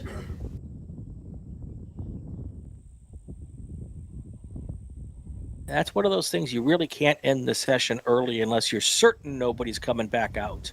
Once they go back into the pits, though, behind the wall, they cannot go back on the racetrack. So, well, that's not true. They can go back out, but they lose all of their previous qualifying times for that session. So usually once you go behind the wall, especially in a short session like this, you're not coming back. So gives our flaggers a chance to get an extra little breather here. Yep. So our checkered flag in the air, and that is going to do it. I don't believe anybody went faster today than yesterday, so the starting lineup is going to be as it was yesterday: Ethan Lampe, Ethan Jacobs, Cam Eben, Weston Ducek, Nathan Saxon, Logan Stretch will start 6th, Mateo Naranjo will start 7th, Luke Pullen will start 8th, and you've got Javier Das, Jason Fichter, and Frankie Barrasso. That's your starting order for later. All right, everybody, we're going to take a break. When we come back, we'll have another qualifying session. That session is Attention in the Paddock, Attention the Paddock, Group 6 cars to the grid, Group 6 cars to the grid, STU, GT3U, T2, T3, T4, and STL. Group 6 cars to the grid for your qualifying session.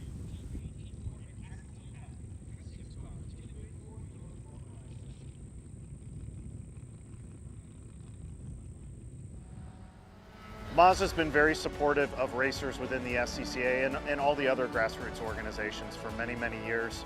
Really, their support for racing and our type of racing is unmatched from any other manufacturer. They've been a great partner for many, many years. Mazda, hands down, is the best company to work with for sports car racing. Factory support is second to none. It just feels right. You feel connected.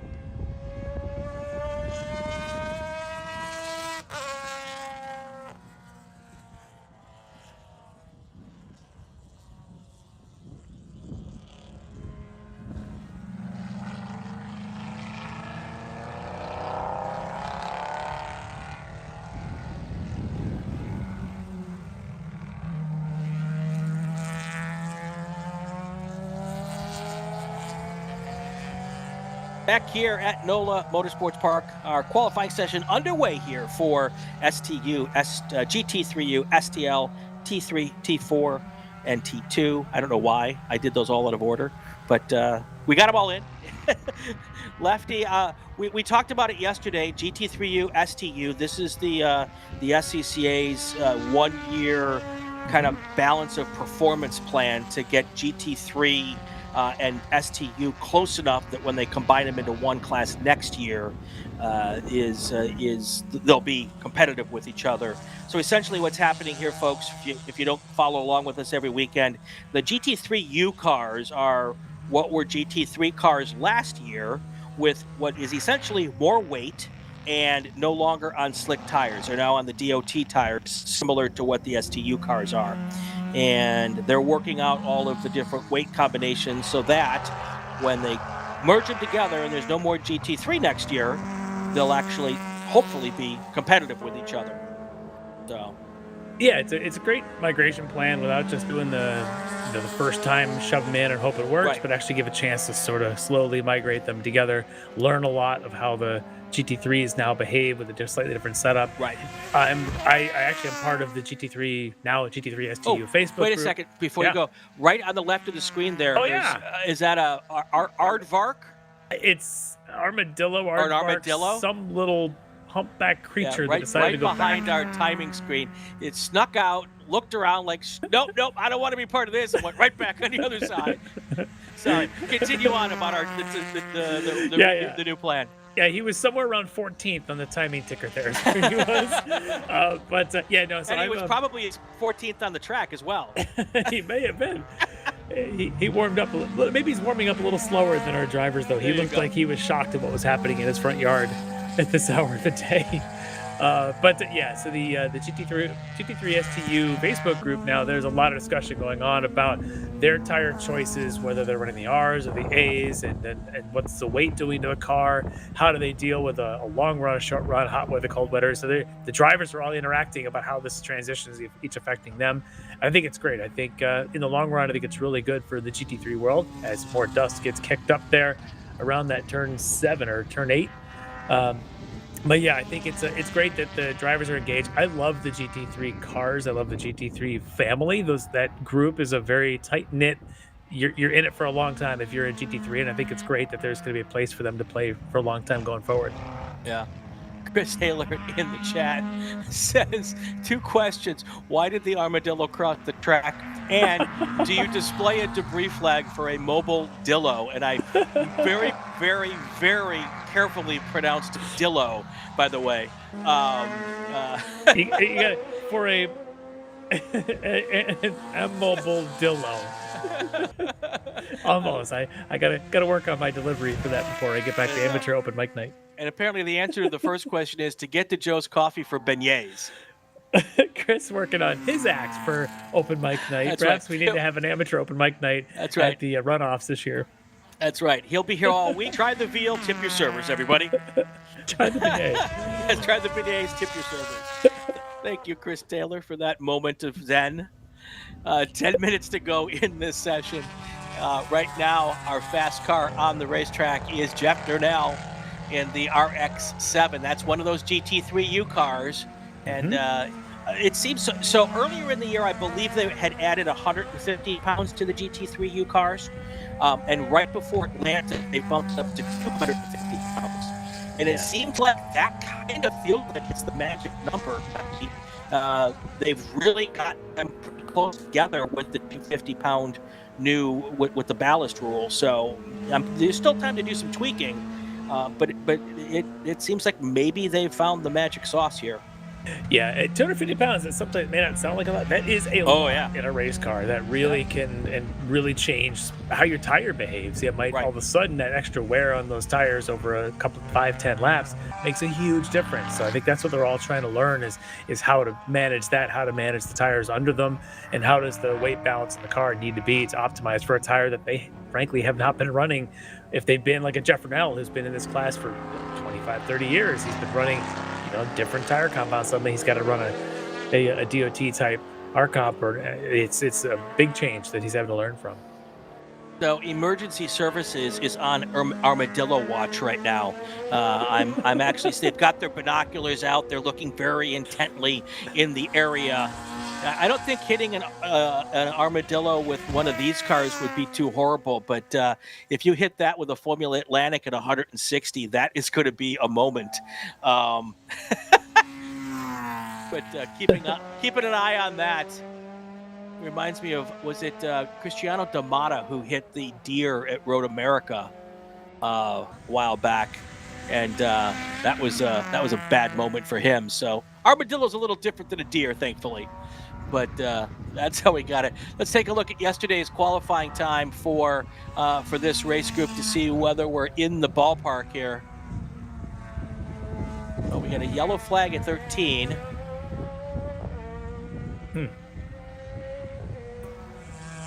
Well, somebody went off at 13 and then has continued, and they don't have the numbers. So, all right, let's pull up the qualifying yesterday. Oh, wrong. Sorry. Wrong. All right, so Richard Estacio was the pole sitter yesterday with a 152.9. Right now we're at a 154, so we're not close to that. Let's take a quick peek at yesterday's race results. And the fast time during the race was a 154.1. So, also by yeah, Estacio in that little. So we're looking at the qualifying times is what they're shooting for. The race was not faster. So 4.6 blue was slow at turn 8. So that is. Who is that? It's 4.8, actually. It's John Sewell in the Acura Integra. Okay. There's no 4.6, so thankfully. Oh, and that car is pulled off. There's a little bit of there's an alternative track section there in the S's, and that Sewell car has pulled off in that alternative section. Yeah. So, as you can see it right there. So looking at our results here so far, Jeff Durnell 54.0 so far, and I'm looking, I believe that should be our new pole sitter. Is in it. So he's in his GT3U trimmed RX-7. Yesterday, a little bit of a struggle for him yesterday. I'm looking down the order here. Yeah. The pole time yesterday was a 152.9. Oh, that's right. So, that's right. I'm looking at the race lap time. But yesterday, Durnell in the race ran a 55.9. Durnell in qualifying only ran a 57.7. So for Jeff, it's a huge improvement for him. It is. Should put him up into, actually might put him second on the grid, because I think, who is it? Jorge Nazario had a 154.0. It was a 0.45 to Durnell's 0.42. Oh, so it just got himself in the front row so far. What is that, 2/1 millionth of a second or something? Yeah, and Jorge Nazario is not out there in this session, so I don't think Jorge's going to be able to get his front row grid start back. But 5 minutes to go. Yeah, 5 minutes to go to the session. Let's take our break real quick and get that in, and then we'll have a couple minutes left when we're done. Attention to the paddock. Attention to the paddock. Group 7 cars to the grid. Group 7 cars to the grid. GT1, GT2, GTX, Touring 1, and A Sedan. Group 7 cars to the grid. We'll be right back. For more than 30 years, championship-winning drivers have demanded the Hawk Performance braking advantage. Now you can experience that same advanced technology on your daily car, truck, or CUV with Hawk Performance Street products. With brake pads, rotors, and fluids that deliver smooth braking for muscle cars and tuners, Super Duty solutions for tow vehicles, custom-engineered motorsports friction designed specifically for road racing, autocross, drag, and everything in between, Hawk has all your braking needs covered. Visit hawkperformance.com to learn more. Hawk Performance, what's stopping you? Summit Racing is a proud partner of the SCCA and its nearly 70,000 members. Get more bang for your buck at summitracing.com. Choose from millions of in-stock parts from over 1,500 name brands, parts for racing, street performance, trucks, plus tools, accessories, and more. Shop anytime, anywhere with the Summit Racing app. Ready for a new race trailer? Bravo Trailers is the exclusive trailer partner of the SCCA. Owned by longtime SCCA racers, Bravo Trailers work better, load easier, and tow better because we build them with racers in mind. Visit bravotrailers.com to see your new trailer in aluminum or steel. For more than 100 years, Sunoco, SCCA's official fuel partner since 2001, has been fueling victories on and off the track, which is why Sunoco has trusted the fuel over 50 series of racing, driving, and winning, including the SCCA National Championship runoffs, SCCA Pro Racing, Trans Am, and NASCAR. To find race gas near you, visit SunocoRaceFuels.com or call Sunoco at 800-RACE-GAS. Want to try SCCA racing, but with an appropriate focus on fun and learning? The SCCA Race Experience program is exactly that, with both short sprint races you can drive by yourself and endurance races you can do with friends. All you need is an SCCA membership, a driver's license, a properly equipped car, and the right driver gear. Visit scca.com/racex to find more information and events near you. It's the 2025 Hoosier Racing Tire SCCA Super Tour, the premier amateur road racing series bringing together top SCCA road racers from across the country. The Hoosier Super Tour visits some of the greatest tracks in North America, showcasing each of our 23 car classes. From production to GT cars, prototypes to Formula cars, the Hoosier SCCA Super Tour packs a ton of wheel-to-wheel racing action into every event.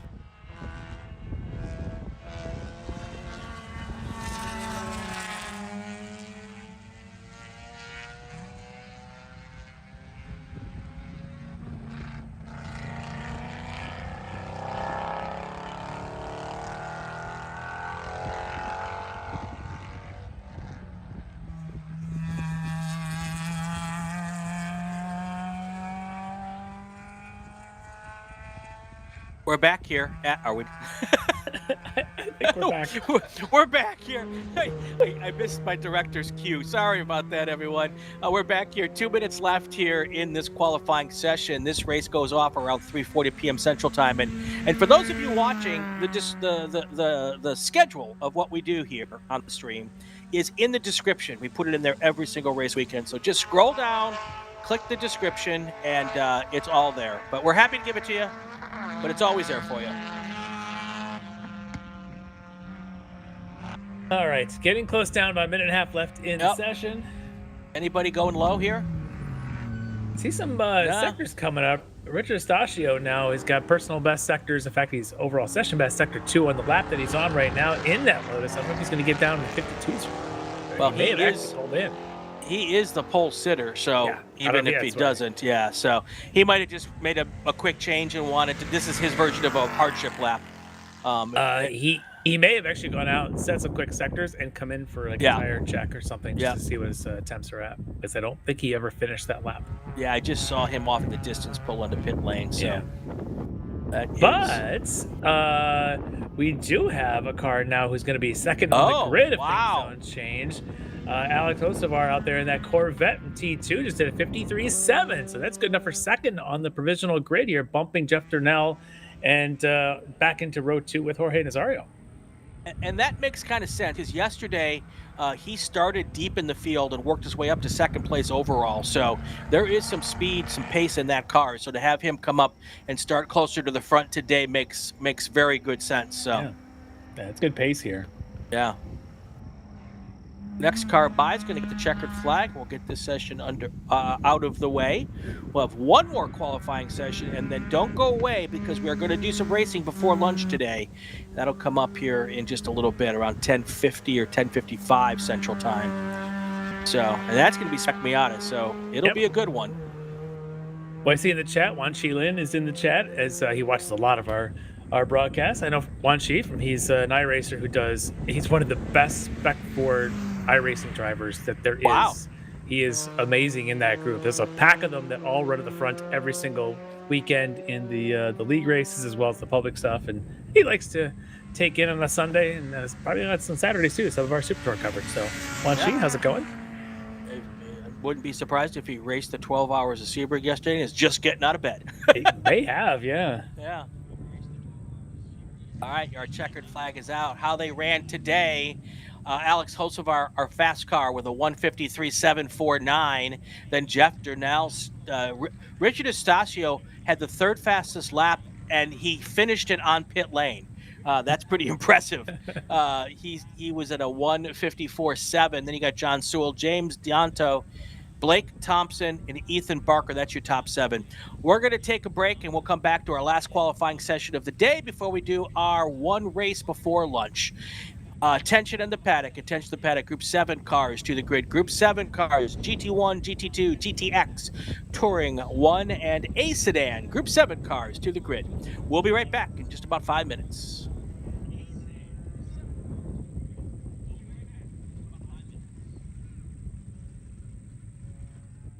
My customer experience with Mazda has been absolutely fantastic.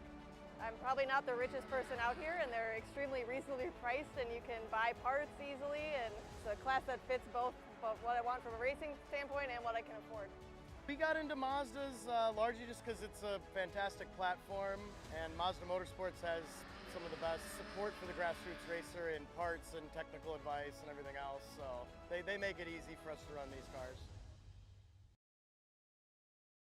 Picture your perfect garage. How many cars are in there? Great, great. Now picture reality. How many cars can you actually have? Me too.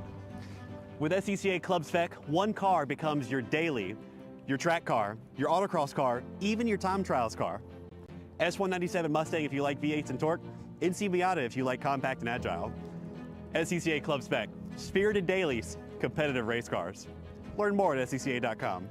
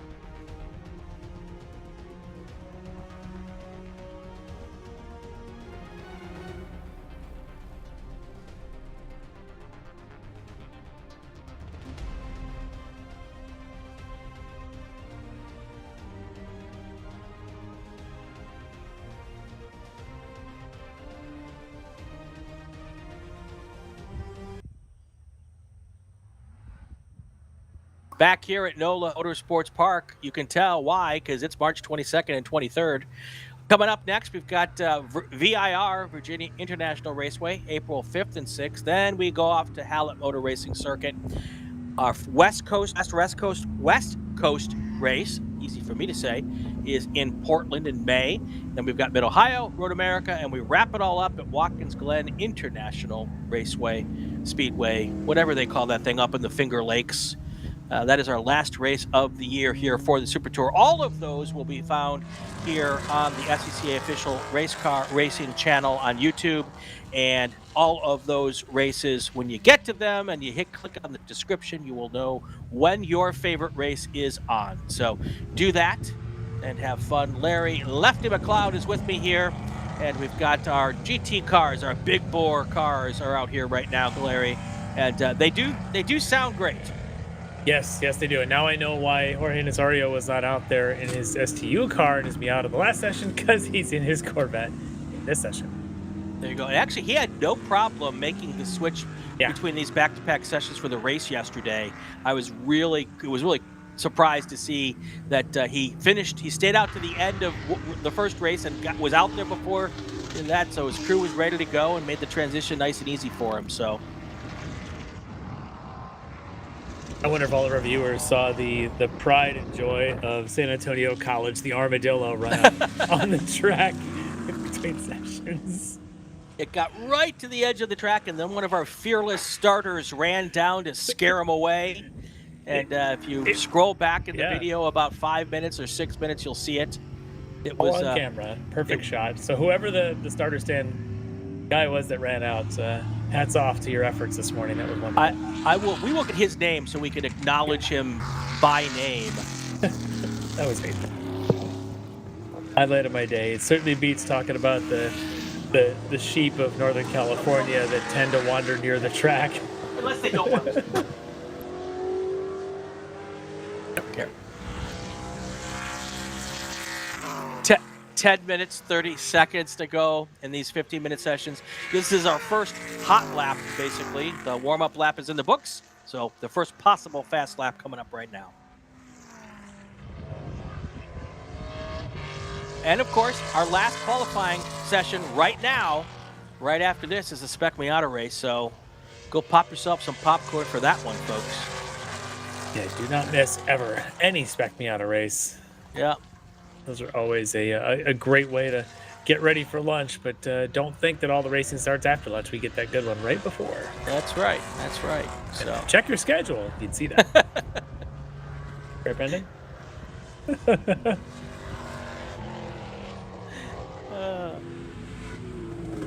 I love talking to a guy who's off mic to the broadcast, and the viewers have no idea who this Brendan guy is. Oh, well, they do.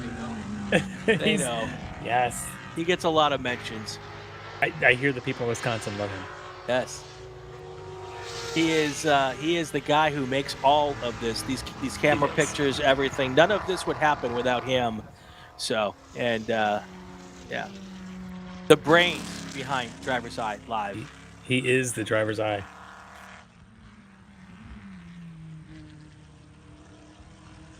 Nine minutes to go here. We had an interesting morning, Lefty. I did not think we'd see many new qualifying hot times here this morning, but some groups have had new pole sitters this morning. Some have not even come close. So I'm not quite sure what the magic sauce is on that this morning, but it has not gone as I have planned it, and I've had to rethink the way I do these things. Yeah, and it's not just the more developed type car classes like your GTs and your STs that are suddenly finding speed because they fixed something. We saw it in Spec Ford, which is full on spec, and those guys have new pole time in that class. But then you see in like in SMX, they couldn't get within almost a second and a half of their pole sitting time. So we'll see what we get here in the big bores with the GTs out here. Can anybody get close to what they ran yesterday? It might be a matter of yesterday no one, some folks didn't get a clean lap where, they never found the right piece of track without anybody near them. And this morning they did, and they were able to put their plan together, whatever that was. And in some cases on the Sunday morning qualifying session, you might have fewer cars out there, so more of an opportunity to get that clean lap in. That could be part of what's going on also. Yeah, well, I can tell you right now so far, John Atwell's getting close. Okay. His pole time yesterday was at 42.4. He's at a 43.0 already here in just his first 2 laps. So, and he's on a heater right now, gone purple in the first 2 sectors. So we'll keep an eye on John Atwell in the Mustang. Right.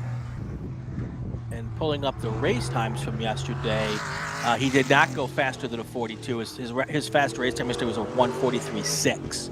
So we're comparing today's qualifying with yesterday's qualifying, pretty much to come up with the order for today's race. So.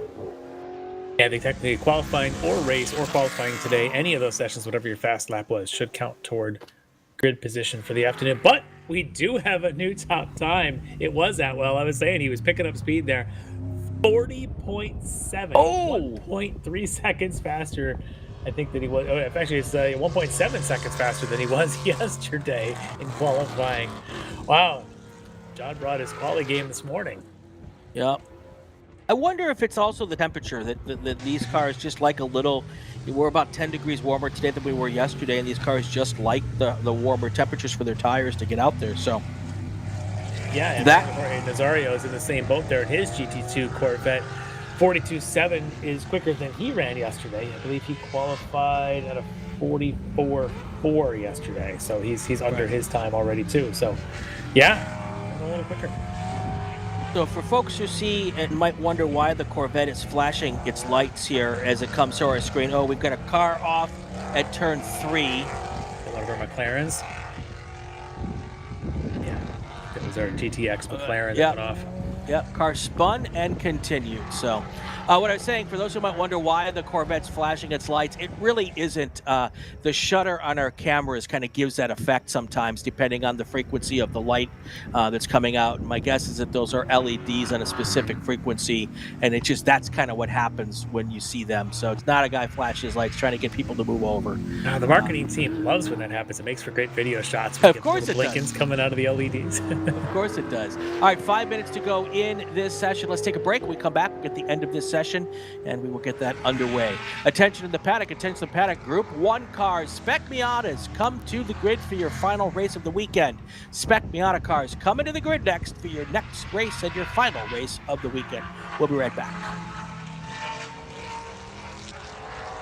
Hoosier Racing Tire is proud to be the presenting sponsor of this year's Hoosier Racing Tire SCCA Super Tour. As the world's largest race tire manufacturer, Hoosier has been at the forefront of motorsports innovation for more than 65 years. From local tracks to the global stage, Hoosier is dedicated to delivering high-performance tires that meet the demands of champions. Whether you're a seasoned competitor or an aspiring racer, Hoosier tires are engineered to help you push the limits. For more information, visit us online at HoosierTire.com or visit us trackside, and remember to connect with us on social media. Summit Racing is a proud partner of the SCCA and its nearly 70,000 members. Get more bang for your buck at summitracing.com. Choose from millions of in-stock parts from over 1,500 name brands, parts for racing, street performance, trucks, plus tools, accessories, and more. Shop anytime, anywhere with the Summit Racing app. Hagerty is the official and exclusive insurance partner for SCCA. Hagerty provides affordable off-track insurance protection for motorsports vehicles while in the paddock, in transit, in storage, and at the shop. They provide guaranteed value coverage and even have protection for your trailers. SCCA members can save 5% on insurance through Hagerty. Hagerty, let's drive together. Learn more at Hagerty.com. Mazda Vineyards is the exclusive sparkling wine for podium celebrations at the Hoosier Racing Tire SCCA Super Tour, SCCA Runoffs, and Tire Rack SCCA Pro Solo. Celebrate your racing weekend with Mazda Vineyards and learn more at enjoymazda.com. For more than 30 years, championship-winning drivers have demanded the Hawk Performance braking advantage. Now you can experience that same advanced technology on your daily car, truck, or CUV with Hawk Performance Street products. With brake pads, rotors, and fluids that deliver smooth braking for muscle cars and tuners, Super Duty solutions for tow vehicles, custom-engineered motorsports friction designed specifically for road racing, autocross, drag, and everything in between, Hawk has all your braking needs covered. Visit hawkperformance.com to learn more. Hawk Performance, What's stopping you? If you like what you see today, become part of the action by joining the Sports Car Club of America. Whether you want to drive, flag, organize, officiate, have fun with cars, or meet 65,000 enthusiast friends, SCCA offers plenty to feed your motorsports obsession. Ask someone trackside how to get involved, or visit scca.com for more information.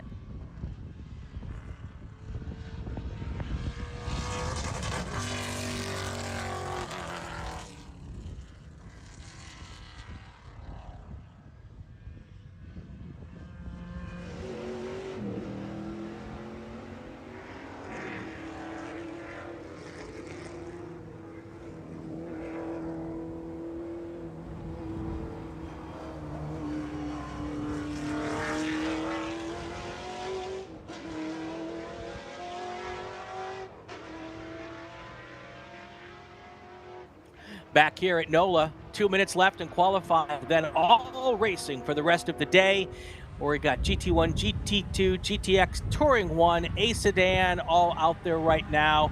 And Jorge Nazario's put a good lap in. John Atwell's put a good lap in, but not faster, or the order hasn't changed a whole lot. Although Michael Quattlebaum, that 146.0, that might be enough to pop him up. No. Well, one thing for Quattlebaum. Yeah, that'll move him up a little bit, but it won't move him up to like the front row. Well, I think the best part for Quattlebaum is I don't believe he participated in the race yesterday. Yeah, he had some issues in qualifying yesterday and didn't make it out, so that's good news. It is, yeah. The fact that he looks like he'll be in today's field, that's a good thing. Yep. So that will be awesome. A minute 30 to go in this session, and then don't go away, people. We've got one race before lunch, and it'll be a good one. Spec Miata. That is next. That is a slow moving. Oh, that car's pulling off. Right in front of another car that was coming on the track. That is a Mustang. That 2.7. Yeah, it pit out 2.7. That's Robert Kasprovic. I know I'm gonna get yelled at. How are you from Wisconsin and not able to pronounce that name? Well, not only that, I'm Polish. Yeah. I'm being told that I'm losing my Polish card and I'm no longer allowed to eat kielbasa. As long as I can have my pierogies, you can keep my kielbasa. What's up, Scony? It looks like the Firebuild's also a Wisconsinite. Love that. Well, this will end any hot times for anyone who's out there with a minute 14 seconds to go. He's in a pretty good position, though, I think. If he's actually on the pit exit is, lane. But there is a yellow flag at start-finish, so they should slow down at least a little bit. Yeah. For you that can put a yellow reverse flag. and back up like 100 feet. Well, now now we've got a track truck that's going to come back and try to help them out. So, but we're at the end of the session anyway. That's going to probably slow us down just a little bit getting to our race. But don't go away. We are going to have a race before lunch, so stay with us for that. Let's take a look at how they wrapped up this session. John Atwell was the fastest with a 147.43, followed by Jorge Nazario. Michael Quattlebaum put his best lap of the weekend down, 146.077. Renee Molina was fourth in this section, followed by Keegan Massey and Michael Steves. All right, let's take our final break here before racing. When we come back, we will go green for a 35-minute or 19-lap race. You're watching, attention to the paddock, Spec Miata cars to the grid. Group 1 cars, Spec Miata to the grid for your race. Spec Miata to the grid. Now we'll be right back.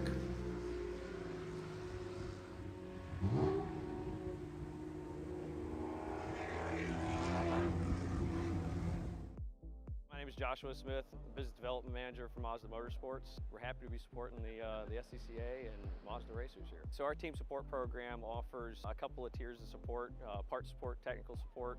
All of this is done through our MazdaMotorsports.com parts store website. It's basically like signing up for an Amazon account. Simple information, prove that you're a racer. It gets you access to our 800 hotline that you can call and speak to one of our parts representatives 5 days a week.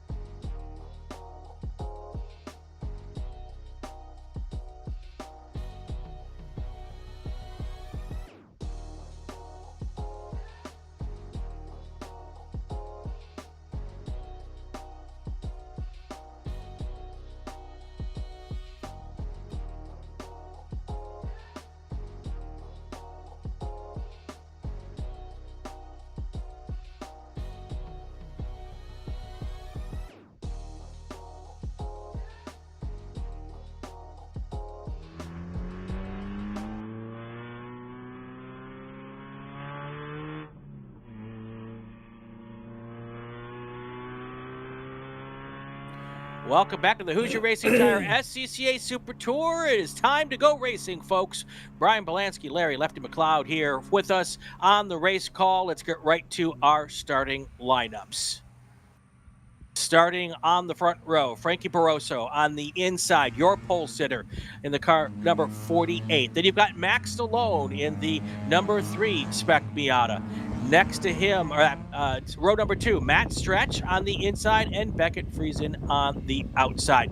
Moving on to row number 3, we have Nick Leveroni on the inside in the 92 car. Next to him, Vinny Miskellis in car number 112. Row number 4, Justin Gravitt in the number 52 car. And next to him, Tyler Brown in car number 7. Row number 5, starting on the inside, Tyler Quantz in the 82 car. Taylor Ferrante will be on the outside in car number 51. Moving on to row number 6, Alfredo Zidane in the number 13 car. Joseph Federal in the 21 car. That is row number 6. Row number 7, Center Smith on the number 55 car. In the number 55 car, Robert Watson is on the outside of row number 7 in car number 127. And then your lone and lonely car in row number 8, Tom Brown, car number 27. He will start. Hopefully he hopes to finish. He will start last in the race. You ready? I am definitely ready for this. Yeah, for sure. I am more than ready. I've been dying for this. Didn't get a chance to call any of the races yesterday. Kind of missed out. Jealous of Tomo that he was here. Got to see them. This is going to be our first one. It's going to be a good one. Expect me out. It never disappoints. This could be a crazy wild one from the green flag. We'll see how the front row behaves. We'll see if our guys up there decide to hold the pack behind them, or if it gets into a 3 wide here before we see turn 1. We've got Tim Adelson in the chat from Washington State. Probably just rolled out of bed. Welcome. You came at the right time, Tim. We're racing. Got about a half a pace lap to go. Our races today, 18 laps or 35 minutes. So we will hope to get them all in on laps. We will keep an eye on that. We do have a hard out time here this weekend. We've got to be done by 5:30 Central Time. So that's why we keep to the clock here. And to make sure everybody gets the time they deserve, or at least we try to as much as possible. Here's our pace car now going into 14.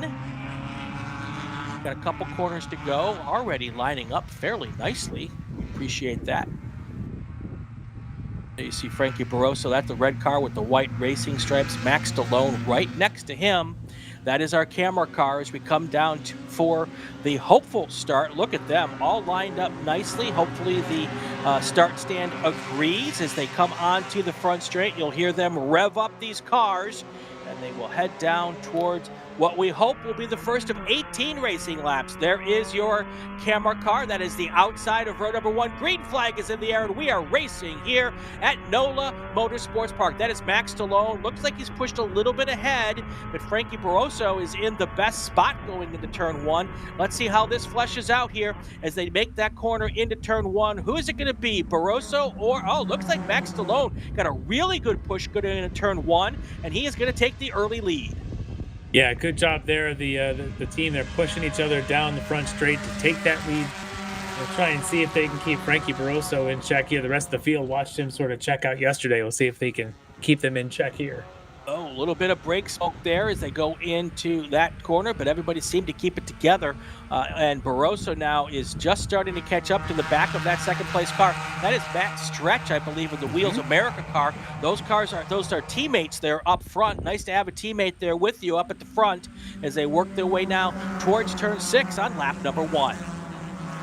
Yeah, that's kind of the best sort of grid formation for them. Sort of lucked out that way with Frankie.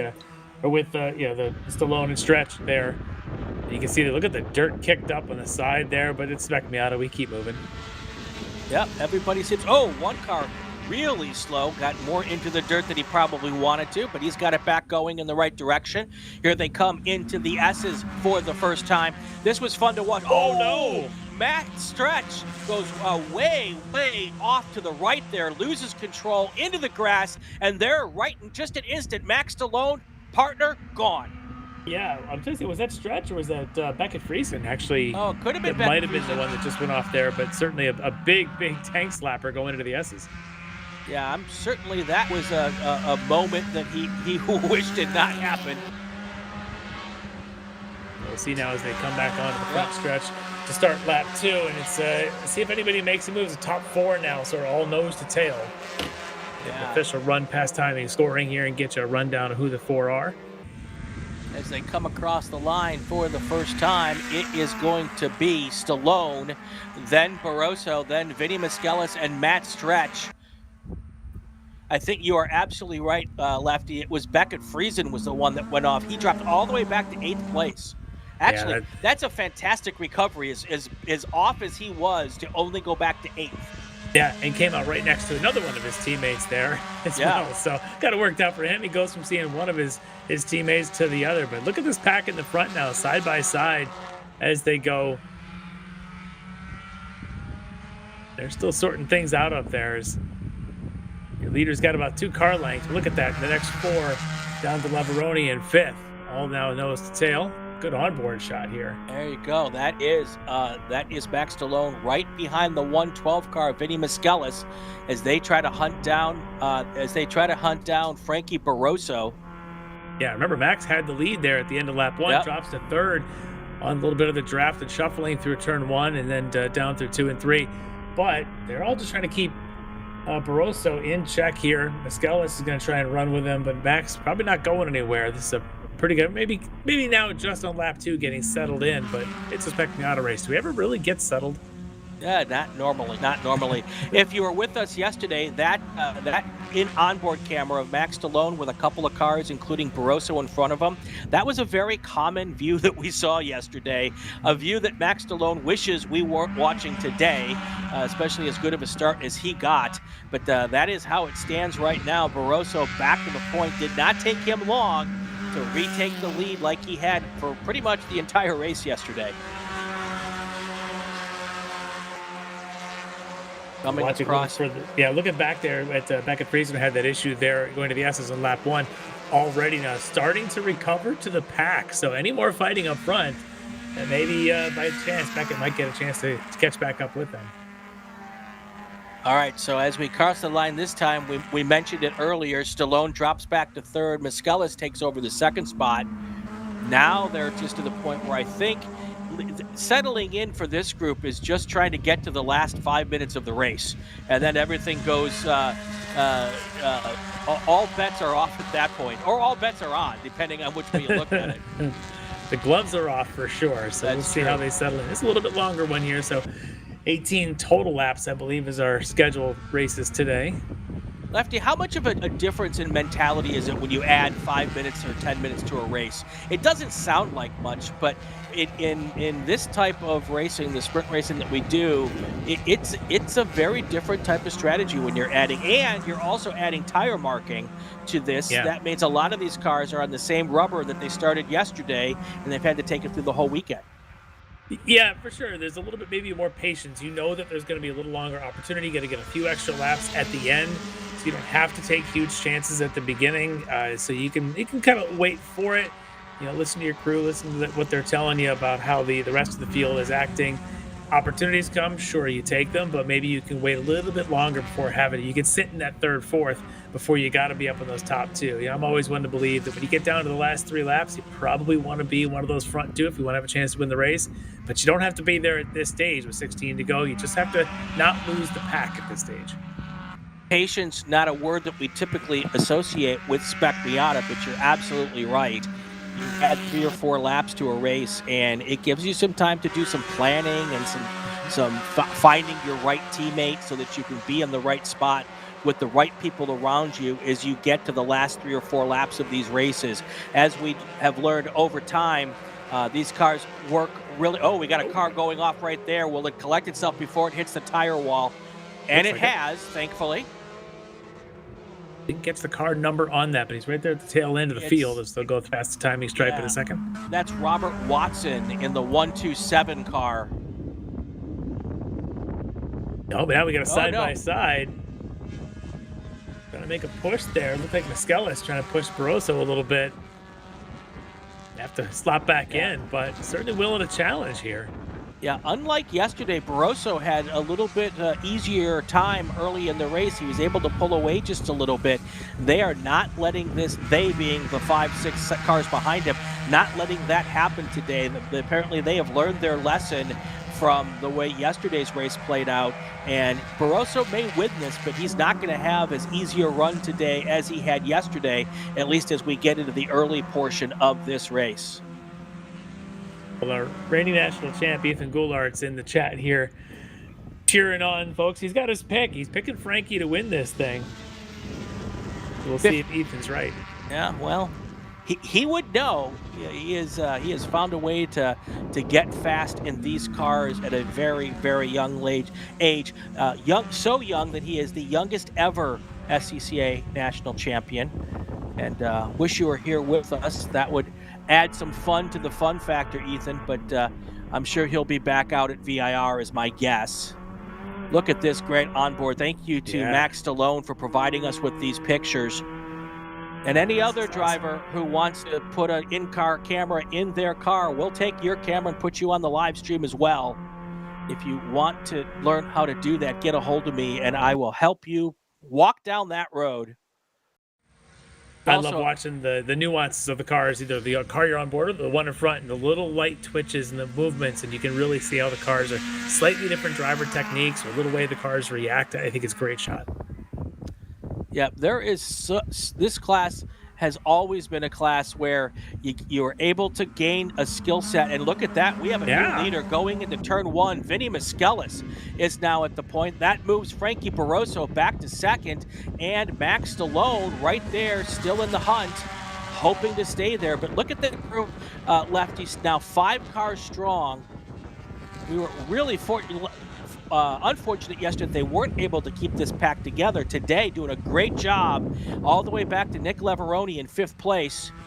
I kind of like where Nick's at right now. With all this time left to go, he can really conserve everything, conserve tires, conserve brakes by being in 5th place, taking advantage of that draft and being ready when the time comes. That is not a bad spot to be here as we go through the middle section of this race. Yeah, and a veteran racer like Nick knows how to play this game, play that long game, and sit back there and let the ones up front potentially, as you say, maybe drive their tires off just a little bit. We'll see if Nick can take advantage of that as the race goes on. I'm also watching behind him. You got Tyler Brown, Taylor Ferranti trying to stick with the pace. They've got the pace. Certainly Tyler Brown there in 6th does. He's just got to, you can see it's just a couple of extra car lengths he's got to gain to get some more of that draft in the front 5. Right now, front 5 not fighting as much. We do have a change for the lead, but that's not really a ton of fighting. In fact, they end up running a really quick pace when it's just 1 pass per lap, and then they stay in line like that. Right. We got breaking news in the chat.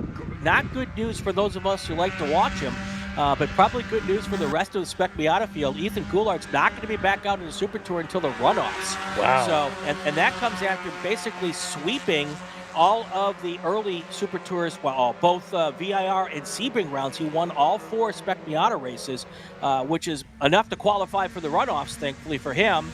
He will not be back in Spec Miata until we get back to Road America in October. So we don't get to watch him, but the rest of the Spec Miata field maybe can breathe a sigh of relief that they don't got to deal with him for the next bunch of rounds. Yeah, I think if you want to see Ethan, you may have to be checking in on the other series that he runs in. Yes. The MX5 Cup. Be able to catch him in. 13 to go. Little bit of gap now growing between these front 5 cars. Still not enough to worry about, but not quite as nose to tail as they were earlier. Barroso makes it look like he wanted to take a look underneath Miskellis, then pulled right back in. Nothing wrong with sitting in 2nd place here for a while. No, not at all. You certainly learn tendencies as well. Again, with a little bit of a longer format in this race, longer number of laps, you have that opportunity to say, okay, now I can spend 2-3 laps learning from this other person to later use in the final laps. And I think now that Miskellis had a chance to follow Barroso, now vice versa, we'll do that. But then you look at Max Stallone, he's been locked into that 3rd spot pretty much since the end of the 1st lap. He's learning watching the 2 of them in front, well, kind of keeping his eyes on Stretch and Leveroni behind them, but sometimes just being consistent. They're just learning. They're not just, keeping an eye on the lap count and waiting for the last one to make a go at it. They're learning every single lap.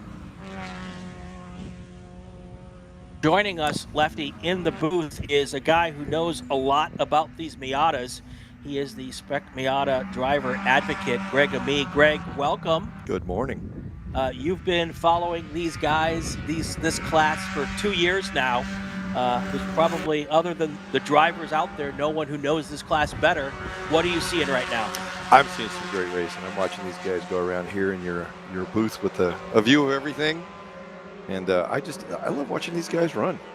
Yeah, it's a class where you get to learn a lot, and you've got a bunch of KG veterans and some young guns out there, and it is pretty cool to see as they come now into turn 1 here. 13 laps to go coming up right now, actually. We've already crossed that start-finish line.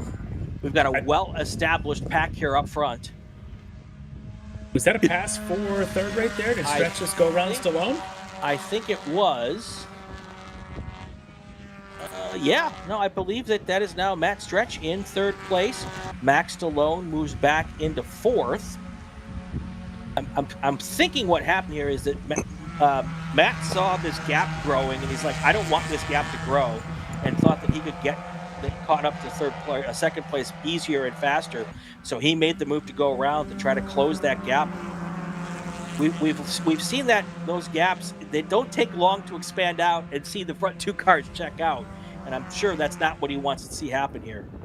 Yeah, Leveroni and Tyler Brown behind him in the 5th and 6th spots. They've got to probably nail this next lap or so, or they're going to lose that draft to the front 4 in front of them as things start to spread out. It's not much fighting here. The only passes we've seen since that end of the second lap has been on the front straight going into 1, which isn't much of a slowdown for them. It ends up keeping the pace up pretty strong. So if you want to maintain pace, it may actually now to be to the point where Tyler Brown at 6, maybe passing Leveroni, might actually be faster for the 2 of them as they're just about paired up there in 5th and 6th. Yeah, one thing we've learned over the last couple of years, these cars work really good in pairs of 2. So, and that's what we have here. We have 3 pairs of 2, and they will try to work together to keep as close to in touch with the leaders as possible. Up front, you've got Musculus and Barroso. Then you've got Stretch and Stallone, also teammates. And then you've got that third group with Leveroni and Tyler Brown. Here they come across the line, 12 to go here. And this is where that drafting comes in. It's a nice long straight here. Do I see Barroso actually pushing Musculus down the front straight? Yeah, if he's smart, that's what he should be doing. It looked like he was just right underneath that rear fascia, maybe a little bit of bump draft perhaps, to try and pull away from the 3rd place Stretch. Yeah, and Max alone not able to keep up with the pace that Stretch is putting down right now. Stretch almost catching the front 2 by himself. Now, it seems like that the 2 Wheels America cars are better going into turn 4 than the other cars. They make up a little bit of pace there, but then the drafting partners working well together are able to open up the gap a little bit more on the main straight. And look at that, Matt Stretch. Yeah. He's right there now. Now it's a 3-car battle. Stretch got a good run out of 4 all the way through this sequence, and he's trying to make this 3, but look at this Barroso off a little bit. That's going to bring Stretch right up behind him now. Yep, it does not take much. You lose just a teeny bit of momentum, and then that allows that gap to close. Got Jamie Turner in the chat, James, Ethan Goulart, Eric Yeagle. He's going to be in the B-Spec race. Right now he's on baby watching duty. His little one's sleeping in the trailer. So, Greg, by the way, Greg, nice to chat with you again. Greg, always one of my favorite people. And Lefty, you're one of my favorites. Aw. You guys need a moment? As the liaison for these guys, what kind of things do the drivers bring to you now that they're kind of getting acquainted with you and they're starting to know you and what your role is? What kind of things do they generally bring to you as concerns or opportunities and things that you can help share with the rest of the drivers or even with the stewards? Well, the class is pretty much established in terms of balance of performance, and I'm sitting here watching turn 1. Balance of performance and the class itself, I think everybody's fairly happy with it. So really, I'm there as a liaison between the teams, the drivers, and the stewards. And really, it's kind of like a driver coach and a driver advocate, not in terms of driving, because these are high-quality drivers here. But, intra-battles, personalities, and things like that, any kind of conflicts we may have, they don't have to go to the formal board. They don't have to go to the race director or the stewards of the meet. They can come and talk to me, and we can sometimes work these things out. Because the last thing you want is to be on track with somebody that you've got a problem with. So we try to air those out. We air them out pretty much in private and make sure that they get resolved before it becomes anything more significant. Yeah, so the drivers can kind of come to you and say, hey, this may have happened. What do you think? And then you can help maybe bring those parties together and work through it. I'll look at people, try to get about themselves and make some recommendations to the director. But for the most part, I'm there to just improve the experience and hope that they enjoy driving their cars a lot more. Yeah, that's awesome. So the drivers have different personalities who don't always get along? Isn't that kind of amazing? Wow, I didn't know that. Have you met me, Brian? I have. I have. Very much. All right, look at this. Now it's back to a 4-car battle. Max Stallone trying to push Matt Stretch right back up there, and this is going to play out here We're coming up on halfway, so let's do this. Let's take our break, and then when we come back, hopefully we'll be green all the way to the finish. You're watching the Hoosier Racing Tire SCCA Super Tour. We are live at NOLA Motorsports Park. We'll be back in about 2 minutes.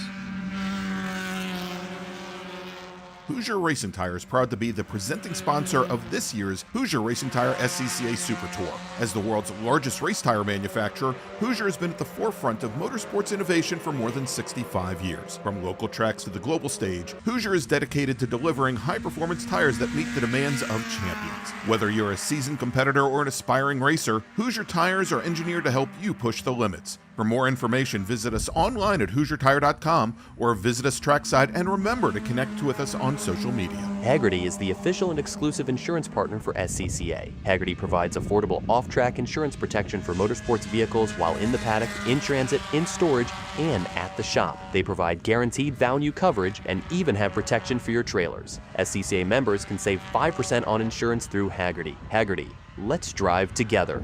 Learn more at Hagerty.com. For more than 30 years, championship-winning drivers have demanded the Hawk Performance braking advantage. Now you can experience that same advanced technology on your daily car, truck, or CUV with Hawk Performance street products. With brake pads, rotors, and fluids that deliver smooth braking for muscle cars and tuners, Super Duty solutions for tow vehicles, custom-engineered motorsports friction designed specifically for road racing, autocross, drag, and everything in between, Hawk has all your braking needs covered.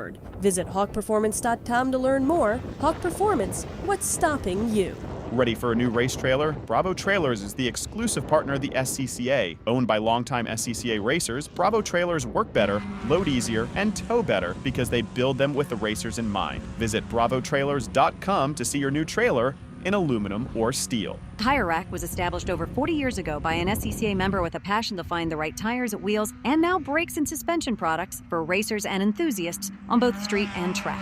As official tire retailer of the SCCA since 1995 and sponsor the Runoffs Pole Award, along with the National Solo Program, National Time Trials Program, and Track Might in America, Tire Rack is proud to support the SCCA and its members as they go have fun with cars. If you like what you see today, become part of the action by joining the Sports Car Club of America. Whether you want to drive, flag, organize, officiate, have fun with cars, or meet 65,000 enthusiast friends, SCCA offers plenty to feed your motorsports obsession. Ask someone trackside how to get involved, or visit SCCA.com for more information.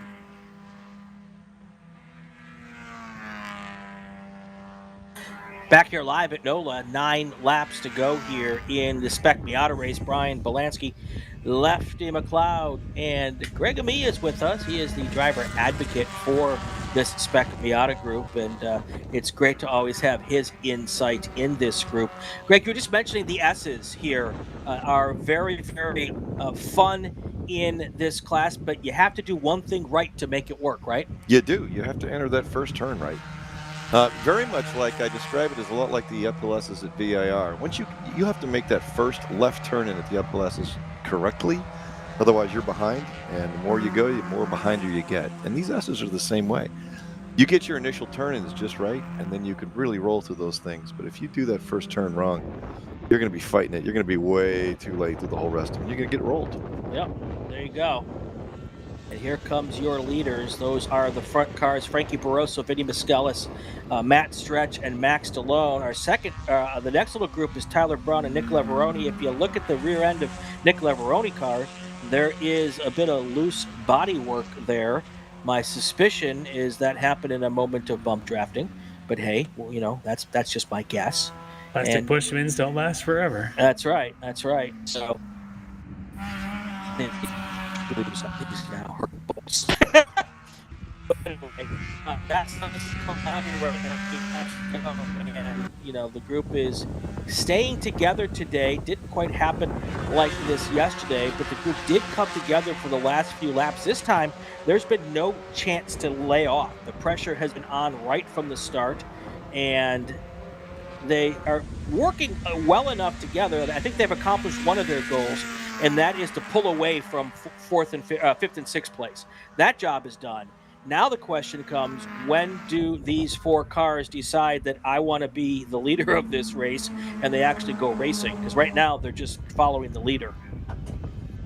Yeah, I'd love to get Greg's opinion on that, because obviously you have a lot more on-track experience than I do. Greg, if you're in this and there's 5 to go and you're sitting in 4th, are you anxious by the 3rd lap to move up, or do you think you could still win this thing with 3 laps, 2 laps? This is not going to be a draft battle like you see at the big ovals and things like that. You're not going to be able to draft by somebody in this track. You're going to have to make. I think the winner is likely going to be the person who's in the lead position once you hit those S's, because you get into those S's and you do them right and you keep your speed up, your momentum up through them. You're pretty much going to have this all the way to the checkered flag. So I think, 7 to go with about 11 minutes, 12 minutes left, I'm starting to think about how we're going to get to the point with a partner, because it may not seem like it from a track map, but that long front straight can really make a difference. That's why we're seeing a lot of passes in turn 1. So I'm making my strategy now, maybe not quite yet, because I don't want the group to get fragmented, but it's in my head on where I want to be here in about 4 laps. Yeah. Well, you mentioned the clock and the number of laps, and I'm doing math in my head. They're running almost about 2 minutes, a lap 2:01 the last time by. 7 to go would be about 14 minutes. It's 11:20 on the clock. Starting to wonder now, are we gonna make it to the full 18? And if not, does your strategy change, thinking you might end up only at 16 or 17? And the fun part is, how do you like to be a guy in the starter stand trying to figure this all out and make sure you get it right? As we have known, on occasion, they don't. It's got 15 customers to satisfy right about now. That's right. It's not an easy job to get the timing right on these things. So, and I think there's two teammates right now are Stretch and Stallone. I don't think Miskellis and Barroso have a teammate relationship. That doesn't mean they won't choose to work together, because that's all they've got together. But sometimes, the teammate idea, quote unquote teammate, it's who you've got near enough to you, and can you agree enough with hand signals or just telepathy to work with the driver who's there with you if you don't have a already established teammate. Oh. Yeah, sometimes you can't love the one you want. You got to love the one you're with and figure it out. Yep. That's kind of how this may end up going. Got a car off the 127 car, Robert Watson. He's had a rough run today. This is his second off course of the day.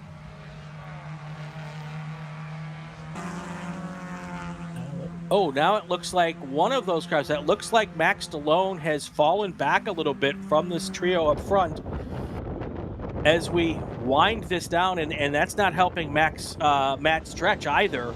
He's now losing touch with the front two just a little bit. Well, we had seen right before we went to the break, Max Stallone had a little bit of slide. He was able to recover. I'm starting to wonder if those rears are starting to fade a little bit for him. Yep.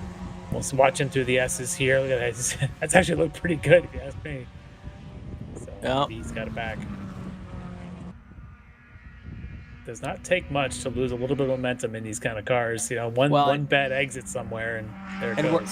We're kind of at that moment in this race where if you're Matt Stretch, earlier in the race you might think about slowing down a little bit to let Stallone catch back up so you've got your teammate, but you're in that kind of like no man's zone where if you let that happen and you let the front group get away with 8 minutes to go, 9 minutes to go in this race, you might not catch that front group. So he's got to make a decision, stay with my teammate or stay with the leaders. I think at this point in this race, you stay with the leaders. Yeah, we've already seen Barroso and Mescalis, when they were inverted the other way, Barroso pushing Mescalis to try and hold off the third place a little bit. Right. Now they're inverted. I suspect Mescalis would do the same thing as well to try and protect the front two positions and give himself the best chance and not give a Stretch a chance to get closer. And here you go again, Stallone on this lap, falling further and further back there. So it looking like a 2-car plus maybe a Matt Stretch if he could just maybe sniff just a bit of draft. Oh, that doesn't look good though out behind Stretch. That does not look good at all. Big. Is that brake lockup or is that motor problems? Yeah, there's still smoke coming out of the back of that Matt Stretch car. That car has got something wrong with it, whether that's tire rub or whether that is motor problems. But I'm hearing now from the corners they're seeing it also, and they're smelling it as well. Yeah, so if you're Stallone behind him, that's why look at him. He's backing off a little bit. Start wondering if he's got a little bit of spray up on his windshield or something. Lots of smoke out coming out, and possibly oil going down. Let's watch the cars behind him. You can see Max Stallone slowing down. I wonder if he's dealing with something on the racetrack. Yeah, if not, it's certainly on his windscreen. Everyone seems to be getting through turn 8 without any problems. Still lots of smoke coming out of the back of that car, but he's still in it. You know, they say the car's fastest just before it goes kaplooey. And He's thinking, well, it's my last laps of the weekend. yeah, can I just get it to the end?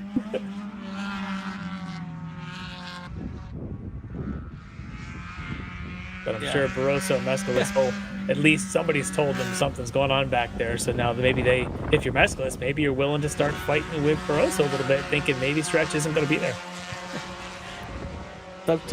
Sometimes when someone loses a motor, I refer to it as a rapid unintended disassembly. This would be a slow unintended disassembly. The smoker's cooking. He's got his brisket on. It's just whether or not he's going to be burnt by the time this checkered comes out. Car off in 13, I think.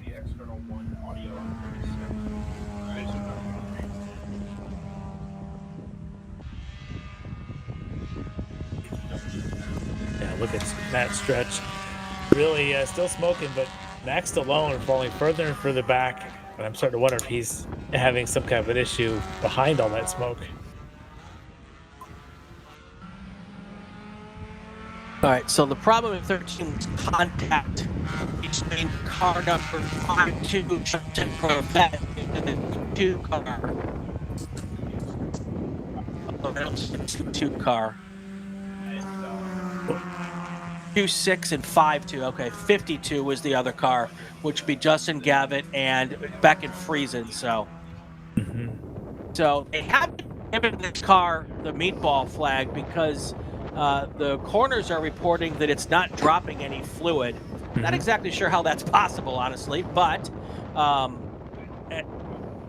and at some point it's going to run out of oil. Yeah. Well, the other thing to note is Nick Leveroni now had a rough lap there. Didn't exactly see, but he dropped a 12th at the end of that last lap. Remember, he was in that battle there, 5th and 6th with Tyler Brown, so he's now fallen further back. All right, so car number 92, Nick Leveroni, has ended his day. He has come onto the pit lane and is retired.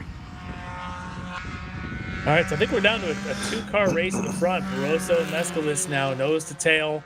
5 minutes on the clock, 4 to go on the lap counter. Big slide there with the Barroso there coming out of the final corner. See if Mescalis can capitalize. Yep. Look at this. And there's Matt Stretch on pit lane, side by side, going down the lane, going down the front straight. Mescalis trying to make a move on Vinny Barroso. He is going to try to see if he can get it done going into turn 1.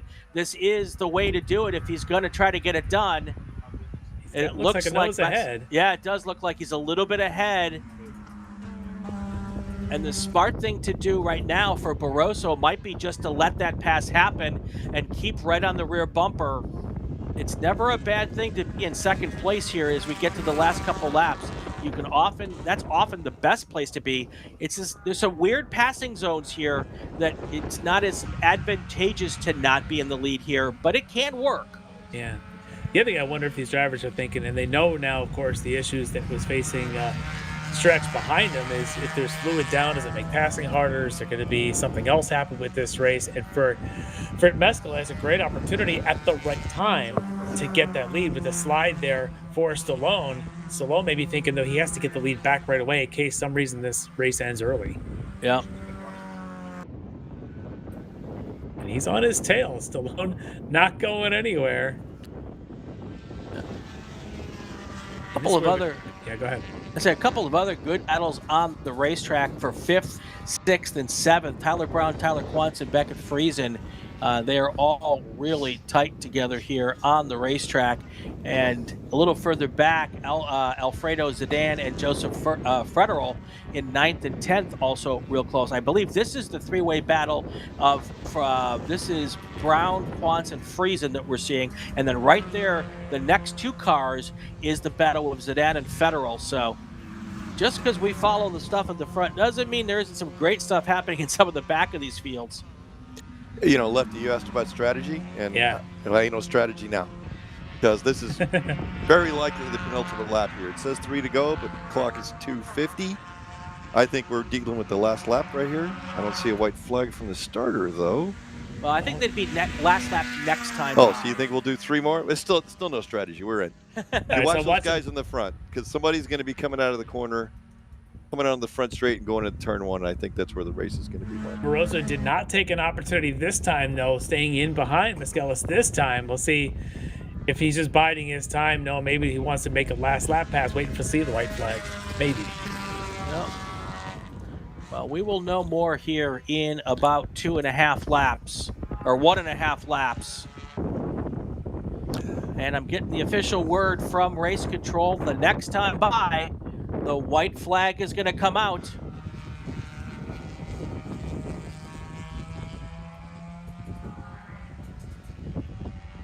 And after all of that, Max Stallone, while not in touch with the leaders, still in a good spot to pick up the 3rd spot on the podium. Look at your leaders. They're dancing their way through turn 6. Mescalis up front, Barroso in 2nd. Just a ton of trust between those two drivers to know that one's not going to lift in a weird spot and the one behind isn't going to run over the guy up front. And then there's your 3rd place car right there. That is Max Stallone. Yeah, remember yesterday's race, it was Frankie Barroso that kind of walked from the field there. Today, not so much. The pack sort of kept him in check, and now Mescalis with the opportunity, but he's got to drive perfect. We'll see now as should see white flag this time by. We'll see if Barroso takes the opportunity. It's about getting the right exit onto the front straight here. Yep. Looked like for a second that Barroso was going to try to put his nose in there going into 14, but didn't. Here they come through 16 and 17. We'll see if Barroso tries to make the pass going into 1. As we learned yesterday, sometimes a pass here takes 3 or 4 corners to complete. We've seen a lot of side-by-side through 1, through 2, through 3, and before they get to 4 is where it actually ends up. Boy, he's got a good run on him, too. Yeah, Mescalis not going defensive, though. He looks like he's just stay to the left. A little bit defensive here is going to make Barroso go to the left. He's going to keep him on the outside. Now he's got the inside. So this is what we've seen in the past. Side by side, he'll probably go side by side through 2, through 3, and through 4. And then somewhere between 4 and 5 is where the pass typically gets completed. But it looks like Barroso may have already made the job. Nope, still side by side. And now Barroso gets the job done. Mescalis falls in right behind. And now they're side by side again. This is very typical for NOLA. Working on the over-under situation. We'll see him now heading into turn 6. Over sounds like the flight crew in an airplane movie. Exactly. What's your vector, Victor? Here they come out of 6, going down towards turn 8. We'll see if they're hard enough to put up the dust, just a tiny little puff of dust off the left rear of the Mescalis car. One little tiny opportunity going into 14 is really kind of the last good spot to try to make a pass happen here. Here they come through the S's. A little bit of slide there for Barroso. Yeah. I don't know that you could do much through the S's if you're Mescalis to try and get this back. But we know that Greg said leading into the S's is usually a good indicator, but look how dicey it's getting. Yeah, Barroso goes defensive into 14, knowing that's the last really good spot to get it done.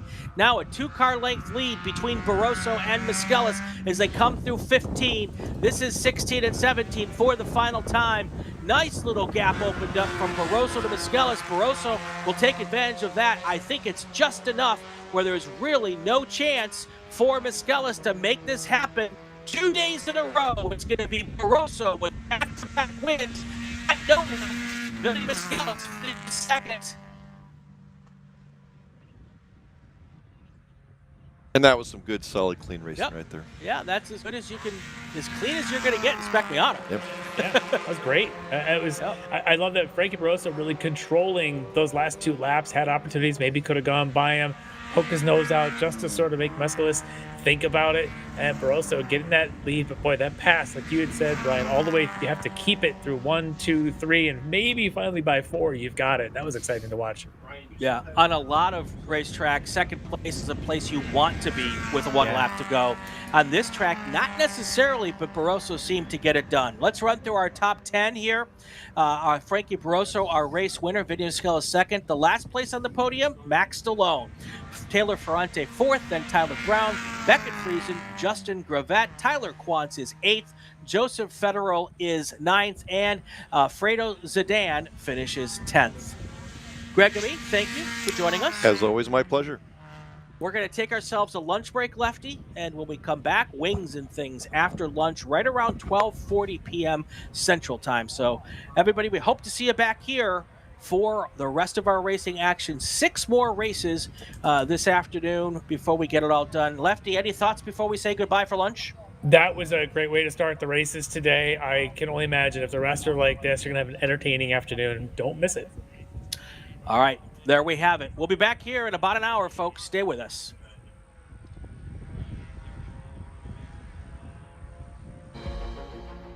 My customer experience with Mazda has been absolutely fantastic.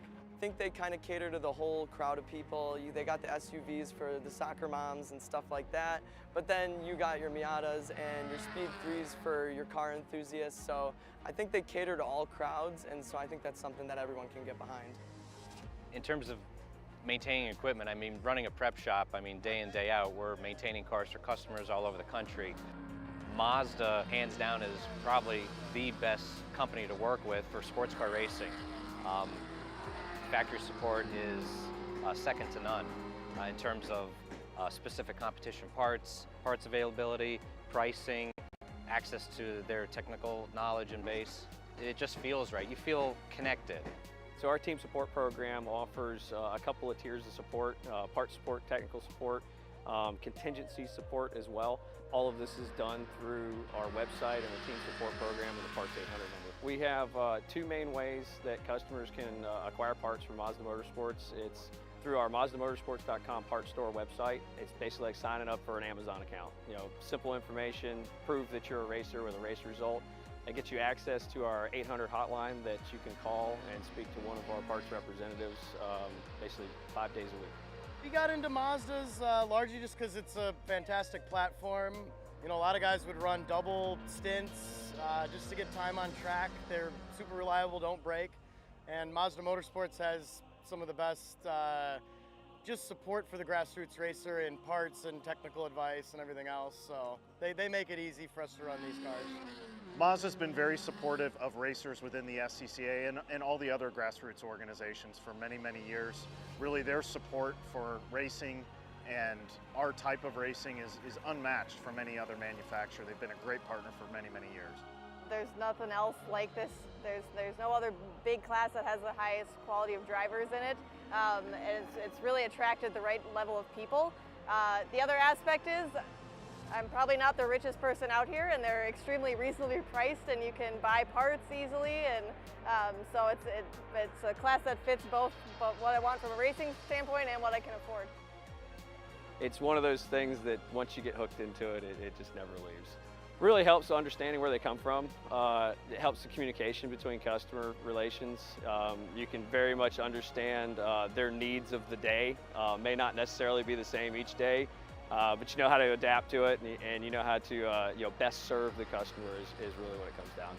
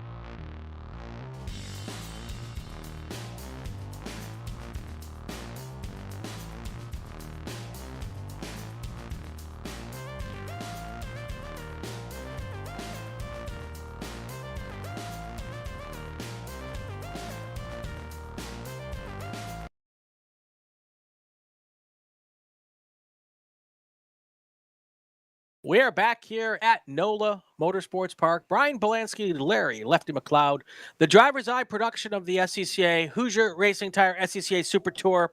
We've got Wings and Things coming up next. Let's take a look at our racetrack, Lefty.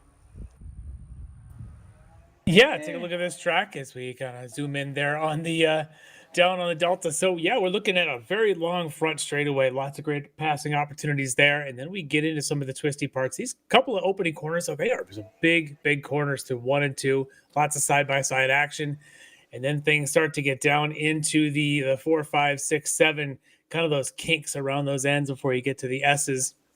With at 9, 10, 11, 12. Literally a test of the car's ability to reach those limits and stay balanced through all those corners. But we're going to see a lot of action on the front straight, a lot of side-by-side, and a lot of place opportunities here, but passing is tough, but it can be done.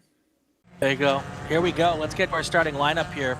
15 cars set to take the green flag in this race. Your front row, Larry Howard on the inside, and his Swift DB D016. Is his Formula Atlanta car number 51. Next to him, David T. Burkett in his number 12 Swift 014A. So both Swifts, just a little different generation. Eric Wisniewski is your inside of row number 2 in your first FE2 car.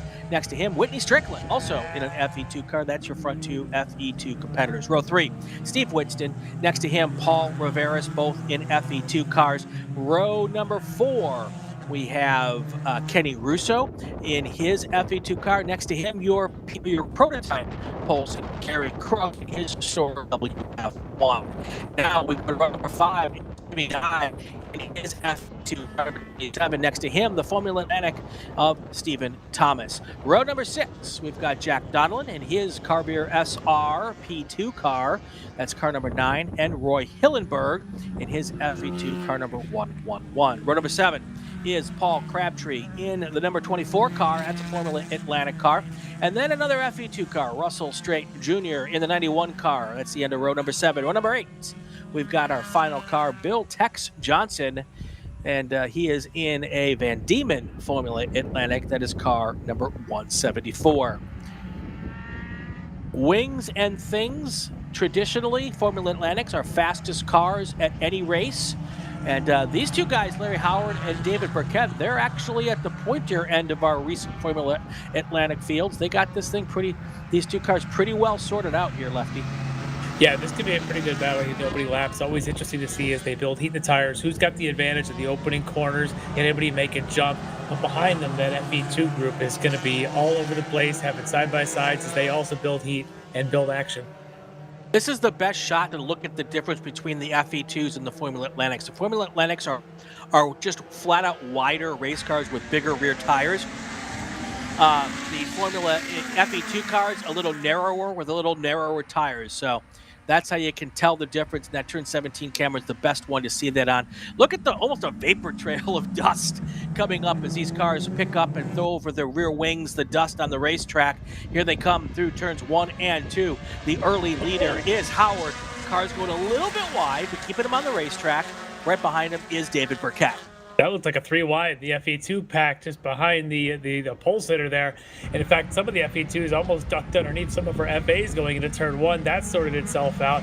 Again, who's got more grip in the opening lap? An FA car can be a little bit dicey, a bit of a handful. All that power, wait for the heat tires to really get there. Yeah, it does appear that the tires come in quicker on the FE2 cars, and they are able to hang on to the back of the Formula Atlantics for the first couple of laps. Yeah. But if the Formula Atlantic is a good car with a decent driver, then it tends to just drive away. Yeah, so much more power, more downforce, wider car, just bigger, but a little bit sketchy in the opening laps. The FE2s, though, they're ready to battle. They will gain speed the first couple laps where they really have full heat, but these things are ready to battle right away. They're a much smaller, more nimble car, easier to handle on a cold setup. Yeah, we also have the old Formula Mazdas in the Formula Atlantic class, and they are not balanced or performanced very well, unfortunately. And they tend to not be as competitive when there's old school Formula Atlantics like we have this weekend, the Swifts. And the Van Diemen that Tex Johnson is running back in the day was a stout Formula Atlantic car. So I'm not sure if that car is still needing some work to it or whatever the case may be. But that can also be a very good Formula Atlantic car. Yeah, they certainly can. A big mix in the True Atlantics between the old Toyota motors and some of the ones that are updated with the more recent Mazdas. So you get a lot of that going on, as well as you said, some of the older Formula Mazdas getting thrown in there. It's kind of become a bit of a mixture of things there. And you even have the old Formula 1000s that are available. I don't think we've got it this weekend, but certainly they can run the FA class as well. A little bit of gap starting to build there. Former leader Larry Howard already down to the 41s in his first time round. Yeah, waving yellow in turn 3. We've got car number 47, Paul Riveras, is off in turn number 3. Looks like it's continued, so we're good there. Yeah, he may have suffered a missing wing there on the front of his car, unless my camera's not all that clear, but that could have been an issue for him in the opening sequence of corners. We also had one car that's being looked at for potentially doing some shenanigans at the start, at the green flag start. That's the 91 car of Russell Straight came on a line, and they're deciding whether that was egregious enough to warrant some action from the stewards. If you were watching Formula One, that's the SEC way of saying that incident is noted and the stewards will investigate. Here are our cars coming through here. Now, you'll notice here on this camera, the Formula cars just use the very end of that curbs, as opposed to when we saw the Formula Mazdas earlier, Lefty, who are all over, driving straight over the curbing and out towards the wall. Yeah. Formula cars don't like that. No, it disrupts the whole car. They're a lot stiffer. They're a lot more delicate for sure. They don't like all of that banging around, where the Spec Miatas, they just open the wheel, let it rip. We also saw that even in the B-Spec practice qualifying earlier this morning. Again, those kind of cars, very durable, run over those curbs, use the momentum. But here in the wings, not so much. You got to really take care of the car. They're a little bit more delicate. It just means that this place is rough enough around here with the bumps here at NOLA. They don't need to add to that by going over any kind of gator curbs. Yeah. Yes, the bumps here make me think that these guys are 47. Riveras has ended his race for the day, so he's gone behind the wall. The two cars didn't start, Lefty. Gary Crook and Tex Johnson have not taken the green flag today.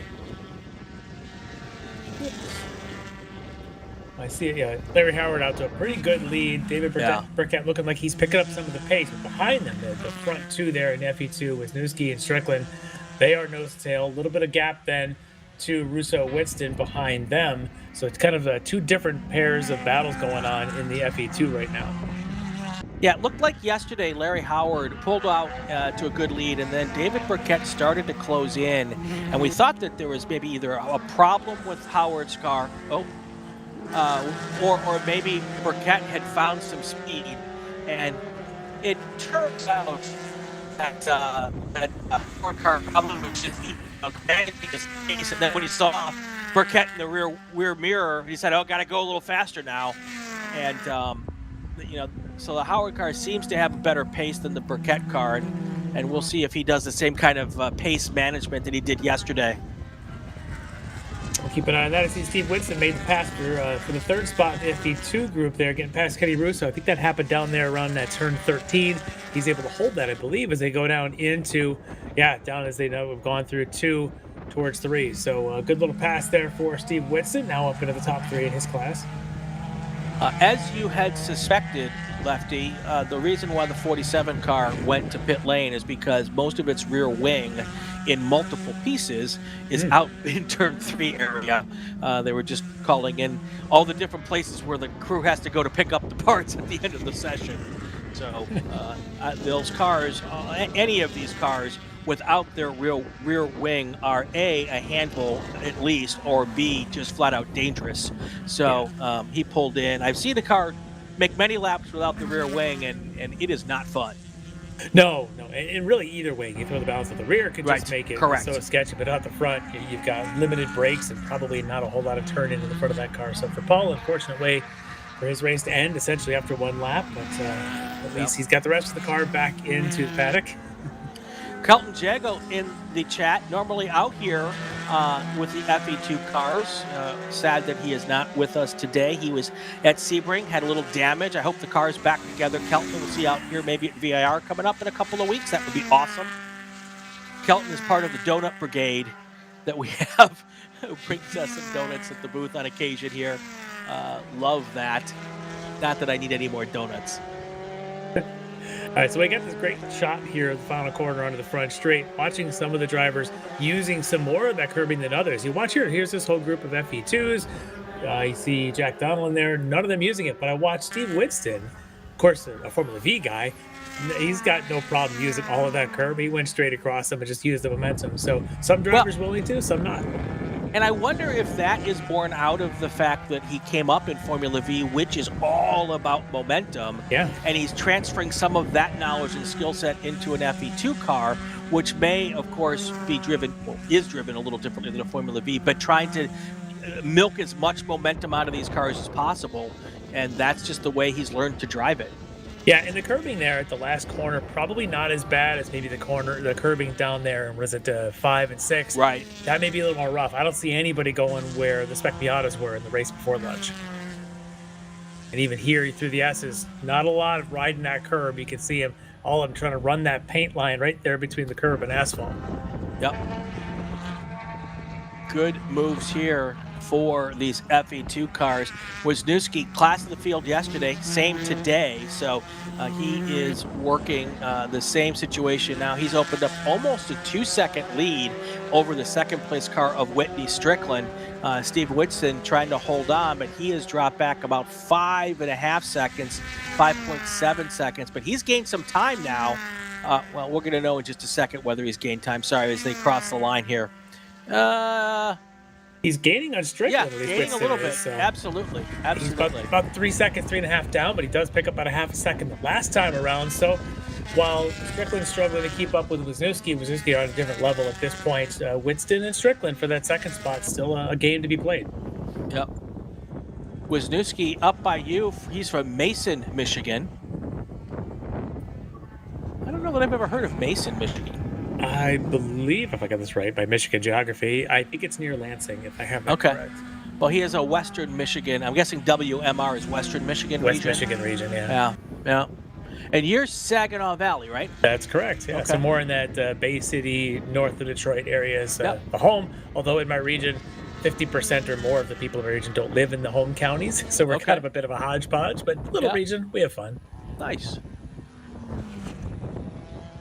All right, so right now, your top 5 on the racetrack.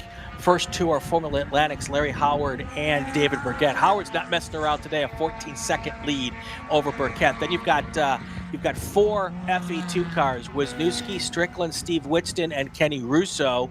Then your third place car is Stephen Thomas in the 14 car.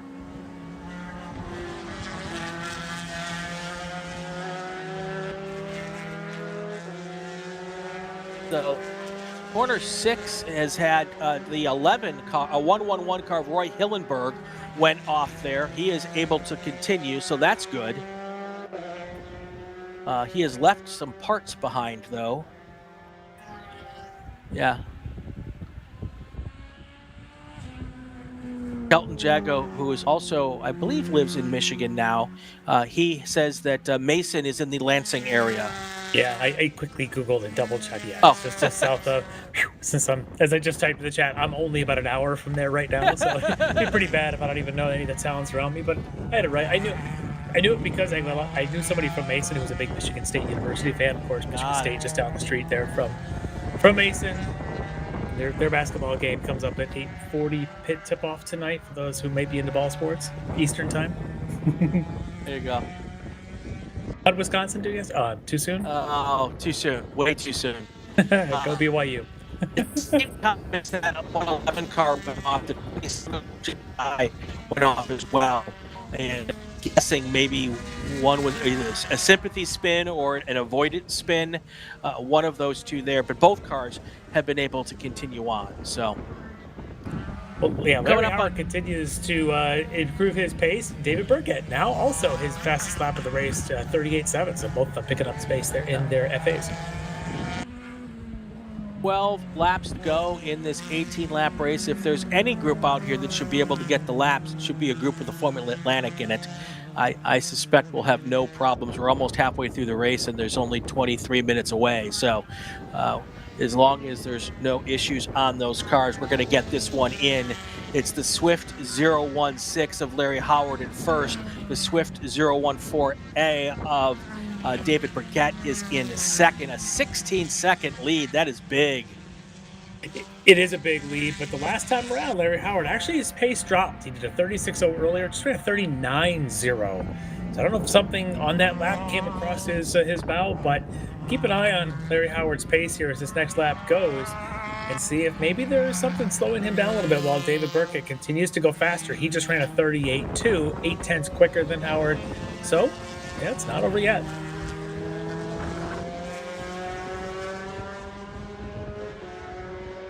No real changes here in our FE2 order. Wisniewski, Strickland, Whitson, Russo, Russ Straight, Jimmy Dye just flipped spots for 5th place. So Jimmy Dye has now moved up to 5th place after his little off course. Russell Straight Jr. has dropped down to 6th in FE2. Our sold prototype on the track is Jack Donnellan. He's an 11th overall in that Carbier SR. I'm not even going to try the name where Donnellan's from. My Oklahoma expert, I believe it, Chickasha? Chickasha. See? I knew as soon as I said it, I'd get corrected. You better know that when you get to Hallett. Well, I am not going to Hallett this year. That's going to be Greg. I'll be on the broadcast with him. But he's going to have to, because if I get it wrong, no one can come after me. If Greg gets it wrong, then go hunt him down. I'm keeping an eye on the pace of Steve Whitson, continuing sitting 3rd in FE2, 5th overall, just a tick each sector faster than in front of a Whitney Strickland. Although that lap, Whitney responds and he ends up with a 41.3, his quickest lap of the race, 4/10 quicker than Whitson's last lap. So they're cat and mouse, back and forth, 3 seconds total separating them as we get closer and closer to the halfway mark here. But Whitson not going away yet. He wants a shot at that 2nd place. There's smoke coming off of that pair in front of this, and I see a yellow waving in that corner. And 13's calling in a waving yellow. Yep.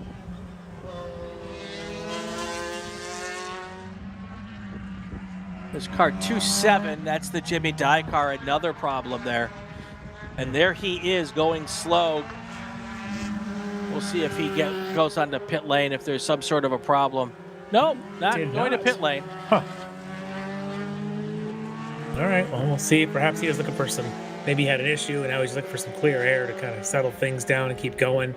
It may have been a tire smoke, maybe a spin issue there at 13. 10 laps to go here. Let's do this. Let's take our break, and when we come back, we'll have the rest of this race. So let me do a quick call to grid. Attention to the paddock. Attention to the paddock. Group 3 cars to the grid for your race. Group 3 cars to the grid. That is E Production, F Production, H Production, and B-Spec. Group 3 cars to the grid.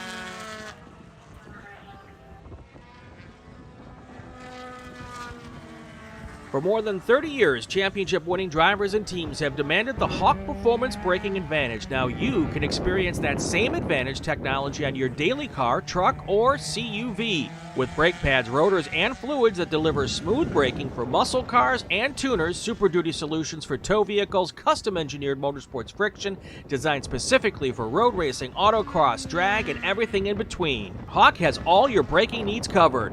Visit hawkperformance.com to learn more. Hawk Performance, what's stopping you? Summit Racing is a proud partner of the SCCA and its nearly 70,000 members. Get more bang for your buck at summitracing.com. Choose millions of in-stock parts from over 1,500 name brands, parts for racing, street performance, trucks, plus tools, accessories, and more. Shop anytime, anywhere with the Summit Racing app. Ready for a new race trailer? Bravo Trailers is the exclusive partner of the SCCA. Owned by longtime SCCA racers, Bravo Trailers work better, load easier, and tow better because they build them with the racers in mind. Visit bravotrailers.com to see your new trailer in aluminum or steel. For more than 100 years, Sunoco, SCCA's official fuel partner since 2001, has been fueling victories on and off the track. which is why Sunoco has trusted to fuel over 50 series of racing, driving, and winning, including the SCCA National Championship runoffs, SCCA Pro Racing, Trans Am, and NASCAR. To find race gas near you, visit SunocoRaceFuels.com or call Sunoco at 800-RACE-GAS. Mazda Vineyards is the exclusive sparkling wine for podium celebrations at the Hoosier Racing Tire SCCA Super Tour, SCCA Runoffs, and Tire Rack SCCA Pro Solo. Celebrate your racing weekend with Mazda Vineyards and learn more at enjoymazda.com. Did you know SCCA members can save $20 on every track night they sign up for? That's right, Track Night in America, driven by Tire Rack, now hosting 150 events at more than 30 tracks across the country. It's the easiest and most affordable way to get you and your friends on track in your street cars all year long. Visit tracknightinamerica.com to learn more and get yourself on track. It's the 2025 Hoosier Racing Tire SCCA Super Tour, the premier amateur road racing series bringing together top SCCA road racers from across the country. The Hoosier Super Tour visits some of the greatest tracks in North America, showcasing each of our 23 car classes. From production to GT cars, prototypes to Formula cars, the Hoosier SCCA Super Tour packs a ton of wheel-to-wheel racing action into every event.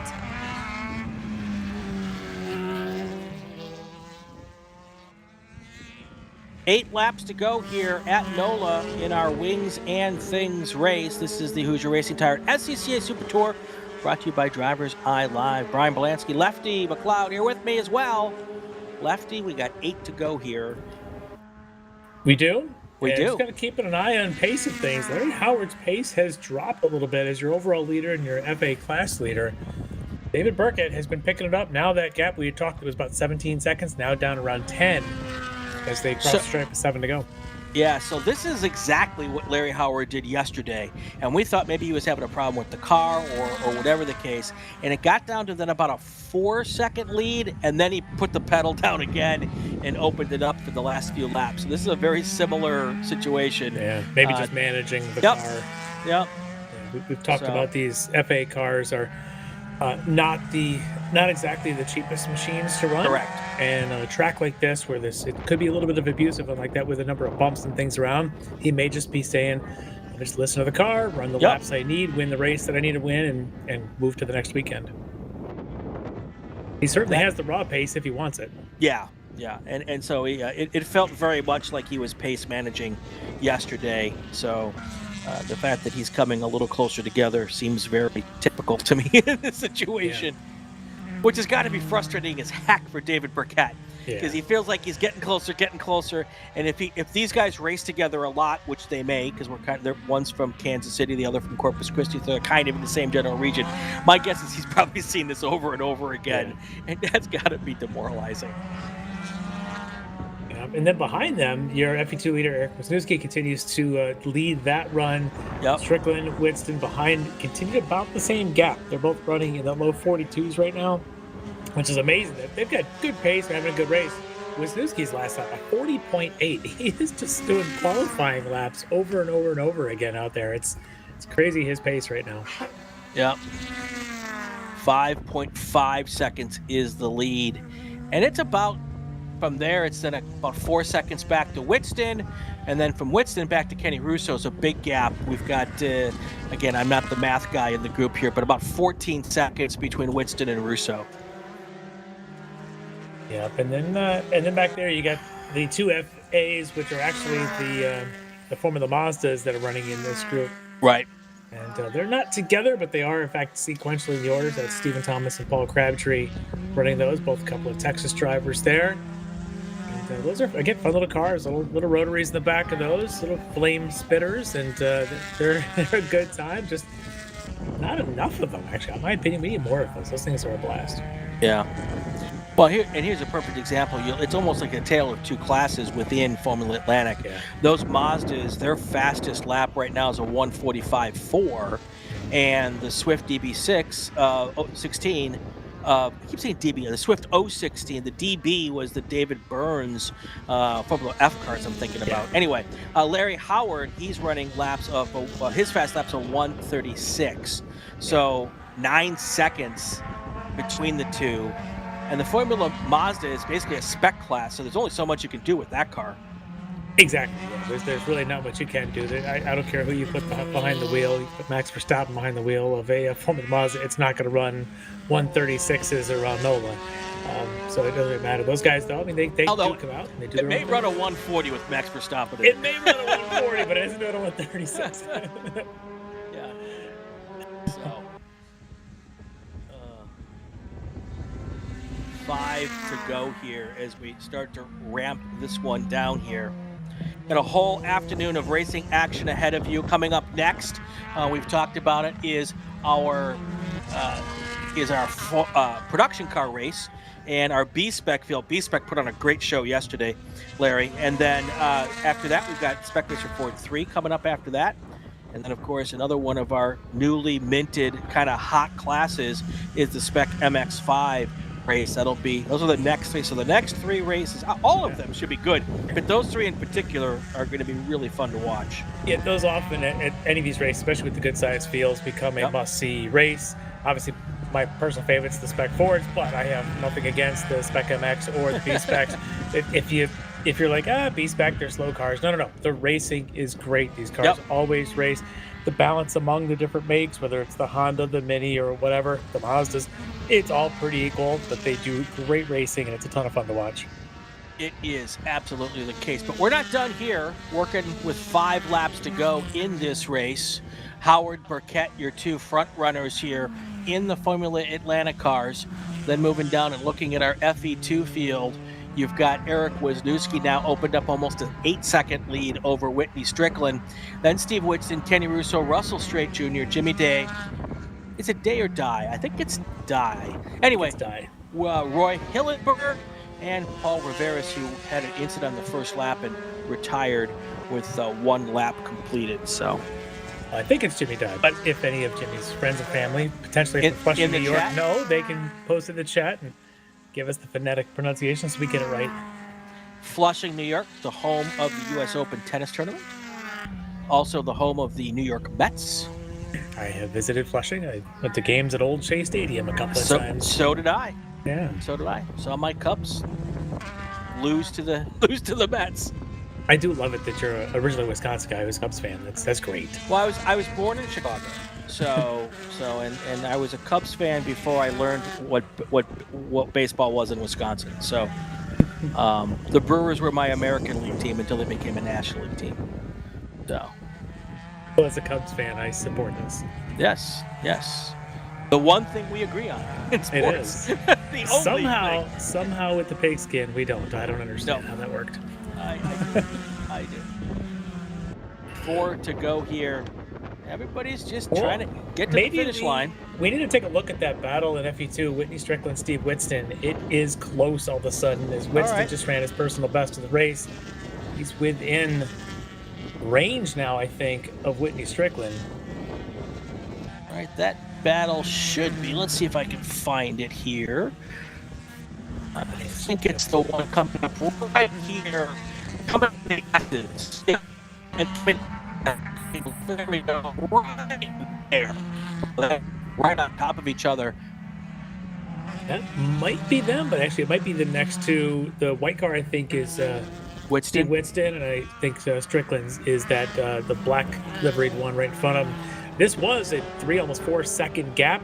And now you look at Strickland coming up onto the battle he's about to lap in front of him. That could actually slow him a little bit if he doesn't use the draft right. With 3 to go, again, Steve Whitson is running his best laps in the race right now. But look at Whitney Strickland, just ran his best lap of the race and opened that back up a little bit. So with Strickland, he's keeping an eye on that gap. Yeah. So the cars that Strickland are trying to get around are Jimmy Dye and Russ Strait Jr. And then you're right, Lefty. The white car trying to catch that trio is Whitson. Yeah. And Whitson's making up in pace here. You're right. These slower cars have made it a little bit more difficult for Strickland, and that's been a door opened for Whitson to try to catch them. Of course, Whitson is our defending Formula V national champion. Yeah. And if you didn't watch that race last year, I got to call that race. It was one of the best races. Came down, of course, as V does, to the last corner, the last straightaway. Yep. You know, with his brothers out there. Oh, it was so good. All right, so Whitson's got to get around Russell Strait Jr. here to have a shot at catching Whitney Strickland. And that's lap. So Strait is a lap down. Should be the next 2 cars through. There you go. Looks like Strait let him by. It's the white car we were watching. That was actually Steve Whitston. It's going to come into our view right now. That's the gap. There's your second place car. And now your third place car. That was Strickland and Whitston just coming through. And here they are again. They're going to get 2 more laps after this one to try to get this whole thing done here. Yeah, I think if you're Whitston, you're hoping to have that around 1 second before you came around with 2 to go. He's going to end up being about 3 seconds, I think, when they cross the stripe here. Yep. We've already heard word from race control that the next time Larry Mason comes across the line, he'll get the white flag. So probably about a lap to go for him, half a lap, lap and a half, and almost a full lap for this group. It doesn't look like Whitston's closing down a whole lot, but now we've got some more slower cars that Strickland is coming up on, so that's going to make it easier for Whitston to try to get a little bit closer. And that should be Paul Crabtree, one of the former Mazdas, and Jack Donald, of course, in that more full-bodied P2 car. And that will be a tough pair to go by. They're just bigger cars, and the 2 of them are running somewhat similar paces, but different ways of making speed. And you can see already Strickland stuck behind one of them for a second, and look at this. We're definitely now down to a couple tenths already between them with a lap and a half to go. And you could tell Whitston's driving hard. A couple of laps ago, I saw a little bit of rear brake lock up, but now he is right there on the tailpipe of Whitney Strickland, and they're going to have a big battle here as they go into the last lap and a half. Look at that little bit of curb riding there for Strickland, trying to show. It should be Paul Crabtree in front of him that, hey, I'd like to come on through. But it's tough in the S's. Even if you're the car being lapped, you can't just pull off line into marbles and stuff. Look at that little brake lock up. It looked like there from Strickland going into 13. Yeah, it looks like they've gotten around one of the cars. Now they've got to get around that prototype 2 car. Hopefully, maybe but they won't catch him on the main straight because that P2 car should be faster. Yeah. Maybe he'll get far enough ahead where they won't become part of the discussion here. And here is Strickland. He's got 2.7 miles to try to get it done to take the second step on the podium. Let's see how this plays out. Yeah, I expect Donnellan, when they get through turn 1, will very likely pull far offline. He often does that, just kind of familiar with him in different races. He won't obstruct this battle once they're up to him. Let's see if he does that here coming around towards 3 and 4. And there he goes. Yeah, he pulls far. Oh, he looked like he was going to pull right, but look at that side-by-side. Tries to stick his nose in side-by-side. Now he's going to try to do the over-under. So frustrating for both those drivers to have to deal with that slower car. Checkered flag is out. Larry Mason is your race winner, but we're going to stick with this battle for second place in FE2. All right, they've both gotten around, but it's going to be really hard for Whitston to catch him now. It's going to be tough. He needs to get maybe a little bit of draft, a little bit of run. The last time through the S's, Whitney Strickland had a little bit of maybe using some of the curb because he had a lapped car in front of him. He also looked like he had some brake lock up when they got to 13, 14. Let's see if perhaps if Steve Whitston was watching that and is ready to pounce, should there be any slip. A little offline for Strickland there through 9. Too big. Without a mistake by Strickland, he is going to be able to come home in second place, but there's still a couple corners to go. We don't want to call it over. Brake lock up there. That's the kind of thing that Steve Whitston's hoping to see a lot more of here, and that helps close the gap a bit, but not enough. Yeah, not quite. He's just got this one more sweeper to go. This has been pretty much easy going here for Strickland in this area. It was that brake lock up at 13. It would have been an opportunity, but it minimalized. It looks like Strickland's going to be able to take that second spot. Yep, Strickland will come home second. Steve Whitston will be your third place finisher as they come across the line right now. There you go. All right, so let's go through our top 10 here. Your first and second place FA cars, Larry Howard, David Burgett. Then you've got Eric Wisniewski, Whitney Strickland, Steve Whitston, Kenny Russo. That's your top 4 cars in FE2. Then you've got Stephen Thomas, Jack Donnellan, Jimmy Dye, and Paul Crabtree. That's their top 10 here as we get it all wrapped up for race number 2 here at NOLA. Up next is EF, and H production and B-Spec. So let's do a quick call to grid. Attention to the paddock, attention to the paddock. Group 3 cars to the grid. E production, F production, H production, and B-Spec to the grid for your race. That's up next. Stay with us, everybody. We'll be right back.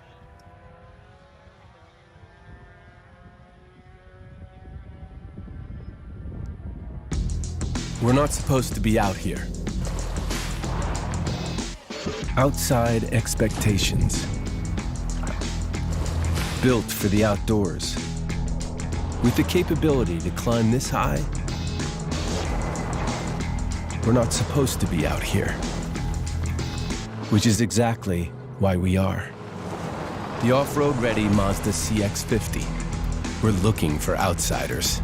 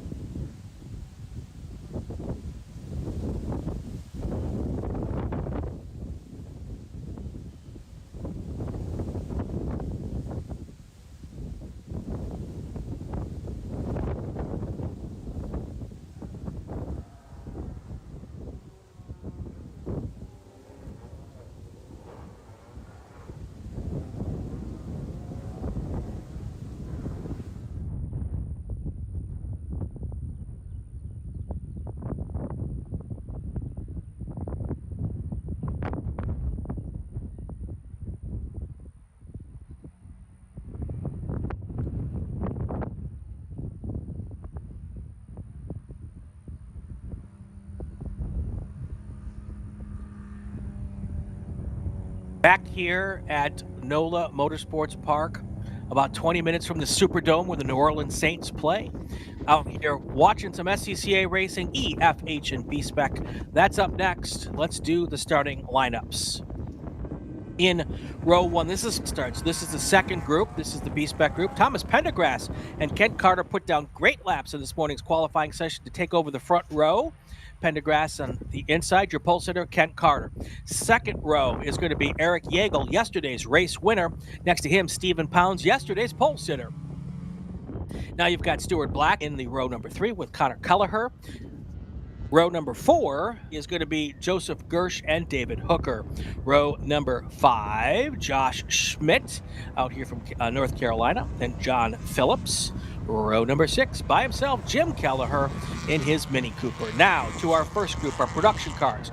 Tyler Ladd in the number 51E production, your defending national champion. He is your pole sitter. Then you've got Steven Simons in next to him on row number 1. Row number 2, Don Tucker and SCCA Hall of Famer Mark Webber in row number 2. Then you've got Webber Manning, not the same Mark Webber, in the inside of row number 3 with R. Paul Evans and that great Datsun 510. And then your only car on row number 4 is Carl Mayer. He is in the number 21 F production Honda Civic. And of course, being a Honda guy, that car is close and near and dear to my heart. That car may not be out there to take the green flag today, but I wish it was, because, you know, I'm a Honda guy. All right, there is our B-Spec field lefty as they come through turn 6, as they get a little bit of heat in their tires, hopefully. Yep, and that's going to be the battle we expect is going to be in the B-Specs. I mean, we may find some others in some of the prod groups there, perhaps in the EP group that might be able to stick together. But, you know, Tyler Ladd's had such good pace in his EP BMW. He's going to be tough for anybody to hang with. But over in the B-Specs with that group there, this could be a lot of fun. There's been some shakeup from qualifying that's going to change maybe how yesterday's race went. Now with Pendergast being up on the front of that field, this should be a good B-Spec race. B-Spec drivers ask you to thank Steven Simons for being a fantastic sharer of the racetrack yesterday. He gave up a whole lap behind the B-Spec lead pack when he needed to go around him to lap them yesterday. Gave up all the lap from the twisty bits, basically from turn 1 all the way to turn 17, and passed the whole group on the front straight, but did not get involved in their race. And they wanted me to thank Steven Simons for his awesome sportsmanship yesterday. That's what sports car racing at this level is all about. Yep. Should be about. Let those in a battle have their battle. It's awesome. There we go. All right, here they come down to the line for the first time. Here are your production cars. Green flag in the air as we get this race underway. 18 laps ahead of us, or 35 minutes. And here they are, going past the start-finish line. Our B-Spec car should be coming into view here pretty quickly as well. But here comes our production through turn 1 for the first time. That blue and white BMW is Tyler Ladd. No surprise there for Ladd to take the lead into 1. He has definitely got the field covered there, but look at the B-Spec group ready to do their thing. And here they come, perfectly lined up 2 by 2 as they come down towards the start stand, waiting to see the green flag fly. Green flag is in the air, and here they come, 10 cars, all trying to get the right spot to go into turn number 2. Kent Carter in the lead. Early on, right next to him is Pendergrass. Let us see where they sort it out here as they come through turn 1. You can see a 3 wide when we get between 1 and 2. We just might. Yeah, and it looks like Thomas Pendergrass able to get the early lead. Right behind him, Eric Yeagle. Kent Carter slots back to 4th place, right behind Stuart Black as they go through for the first time turn number 2. And already a little bit of a gap between Pendergrass and Yeagle here. Pendergrass in the black car, Yeagle in the red car. Then you've got Stuart Black right behind them. You'd think Stuart Black would be in the black car, but he is not. He's in the white and blue car. And now you see Kent Carter in the purple car trying to make a move underneath Black to get in a position there. We'll see if that worked in just a second. Look at the front too, though, and staying in line. Yep. Carter and Black still kind of side by side, but Black pulls out in front and Carter slots in right behind him. Yeah, just watching the front too. I think there were opportunities there for them to maybe get side by side, deciding to hold off because they could pull away from 3 and 4 while we watch 3 and 4 go side by side through about 3 straight corners before they get sorted out. And now you've got this second half, maybe 2.5 second gap between them. Jägel in a Honda Fit, Pendergrass in a Mini Cooper. This is a series, this is a class where finding a partner to dance with is really, really important. And oftentimes it's like makes, but that's not the case up front right now. If they want to pull away, Pendergrass and Carter are going to, or Pendergrass and Jägel are going to have to work together. Well, that battle behind, though, of the two going side by side there with Black. I would say it was Jägel. Is that Jägel? Yep. Yeah, the two of them. A couple of spots there, they were side by side. Good little bit of racing, respectful stuff, but not as fast as the front two. You watch that front two already. We got about 8-10 car lengths as they go down the front straight. Yep, it is so important to work together here, especially in the early laps, and it is paying off. Your leader right now, Thomas Pendergrass, followed by Eric Jägel. Then you've got Stuart Black, Kent Carter, Steve Pounds, Joseph Gersh, Connor Kelleher, David Hooker, Josh Schmidt, John Phillips, Jim Kelleher. That's how they cross the line in B-Spec. Two cars that did not take the green flag today, Don Tucker and Carl Mayer.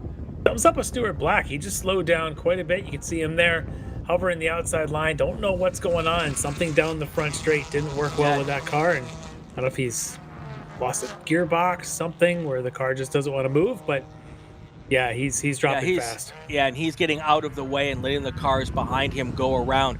That's not good news for that second pack, though, because Stuart Black, often a front runner in B-Spec, knows how to help those cars bridge that gap.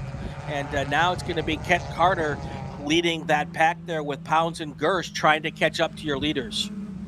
Yeah, well, the front two, Pendergrass and Jägel, really are working well together here.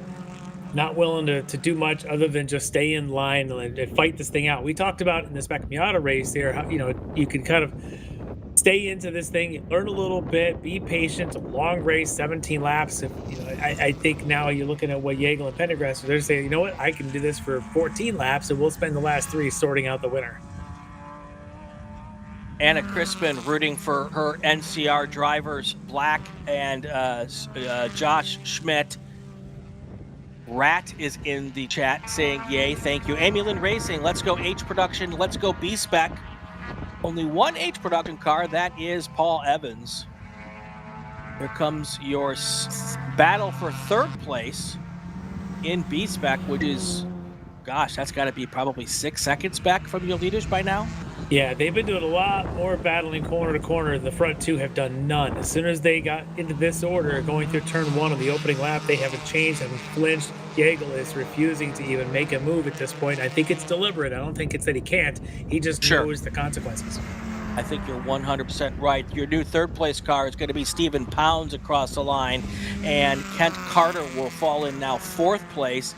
But Carter's got to get back up to the rear bumper of Pounds, even just to keep the third place fight alive. Well, Carter's been one of the aggressive ones back there. He had poked his nose in on Pounds, and when it was when Black was up there, Stewart was still in this group. He was doing the same thing to him. In fact, he may be a little bit of the reason why there is so much separation. He was getting aggressive, trying to really see if he could pop that position. Now, of course, he's faded back a little bit. I don't know if he's lost a little bit of his tires, a little bit of his momentum. He's going to have to work to get back up, but he's been aggressive. If he continues to be aggressive, maybe he can lead this pack. You can see him here again, going to pop to the right side. There you go, right in front of him. Now trying to make the move to get into third place. We're keeping an eye on this B-Spec field because there's a huge gap between first and second place in E and F production at the top of the field. Tyler Ladd, last time I looked, was 15 seconds. It's going to be even more this time by, as we're still waiting for Steven Simons to come across the line. He will be your first place car in F production. We'll give you that time in just a second, but this B-Spec battle up front is good, and this B-Spec battle for third place is really good. Well, Chris Taylor in the chat may have confirmed he may have insider knowledge that Stewart lost 4th gear in that car, and that caused his race to end, or at least to slow down quite a bit. I think he is still out there, running, 3rd and 5th gear maybe. Yeah. Who needs 4th gear, right? Yeah, you can work around it.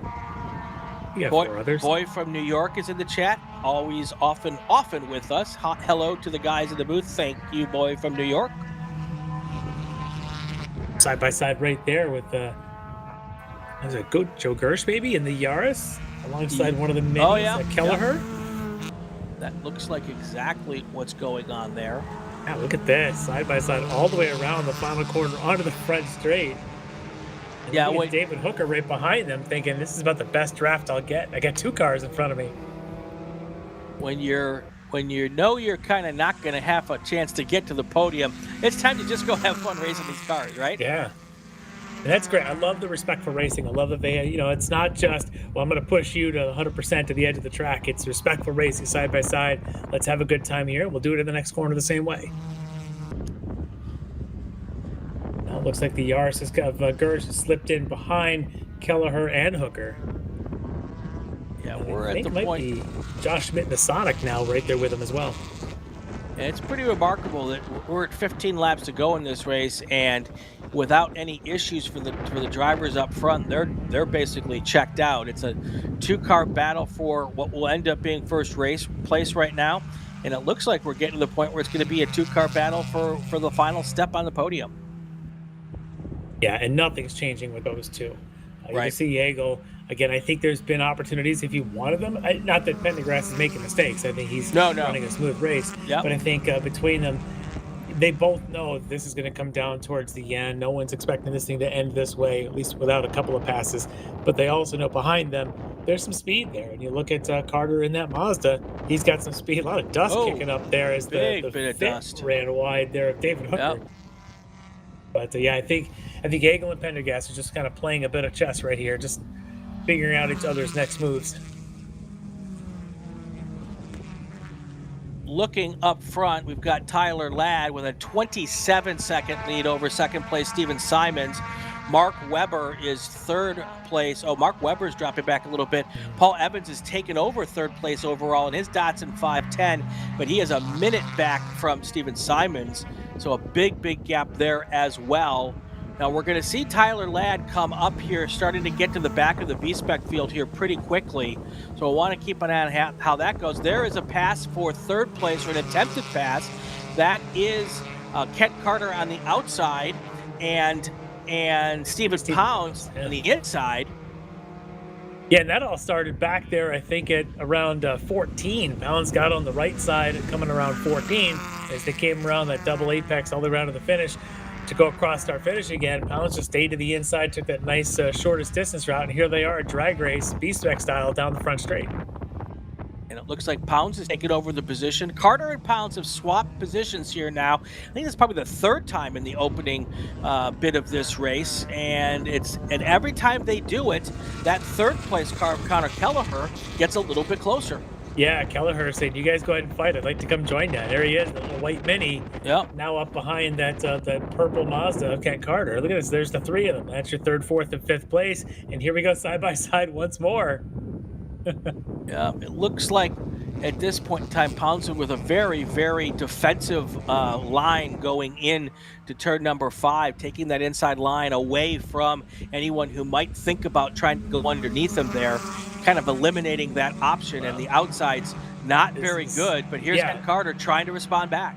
Well, there's the result of that is in a car like a Mini, you need good exit speed. Kelleher now able to dive down around, it looks like, Kent Carter. So look at all this behind them as well. That was right on the edge of okay for that that last B-Spec car. I believe that's the Toyota Yaris. No, that's the Yaris of John Phillips.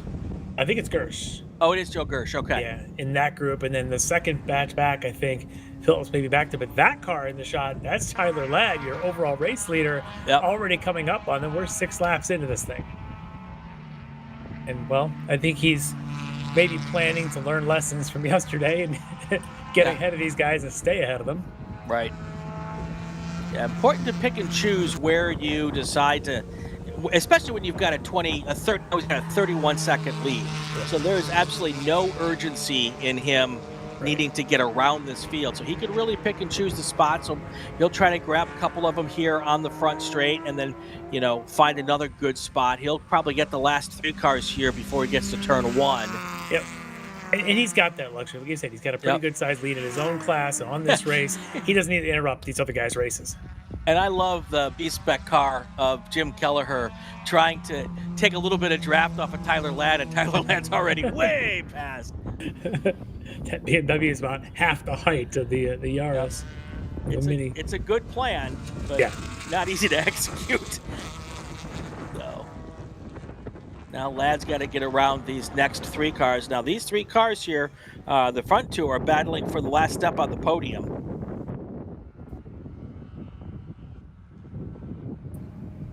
Well, this time no side-by-side as they come through 4. Maybe at this point, Carter's thinking, let's run this thing all the way around the 6, 7 into 8. Maybe pull a side-by-side up there somewhere before we get to the S's. Let's see how they look as they come in towards 6. WC in the chat says they feel like Jägel is toying with Pendergrass. That may be the case. Yeah. Because there's enough margin there. They could start to actually play and swap without really hurting their lead. But he may just be thinking, I'm just going to stay here and not give Thomas any chance to learn something behind me. Where I'm just going to keep my position and wait until I need to make my move. Yes, they have a 12.6 second lead over 3rd place. All right, so here is your overall race leader, Tyler Ladd, coming up on the battle for 3rd place in B-Spec here as they get into turn 14. And Ladd will sit there, I think, all the way through 15, 16, and then just pounce and motor right by when he gets into the S's. So yeah, this is the right thing to do if you're Tyler Ladd. There's no need to push this too much. Let these 2 in front of you have their battle. It's been a great battle. Yep. He's got the motor to go well past these guys in the front straight away. No need to mess around. There he is. And there he should have no problem dusting these guys. He'll probably be in turn 1 before they get to the start-finish line. Yeah. Maybe not quite so much, but...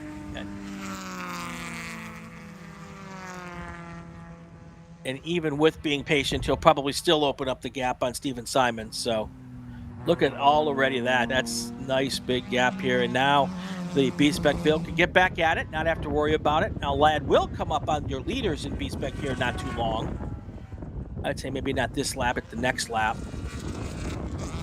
Couple things. Looks like Stuart Black did finally pull that in, and John Phillips actually only did take the first lap, and then it looks like he has pulled off as well. So those 2 races unfortunately ending early.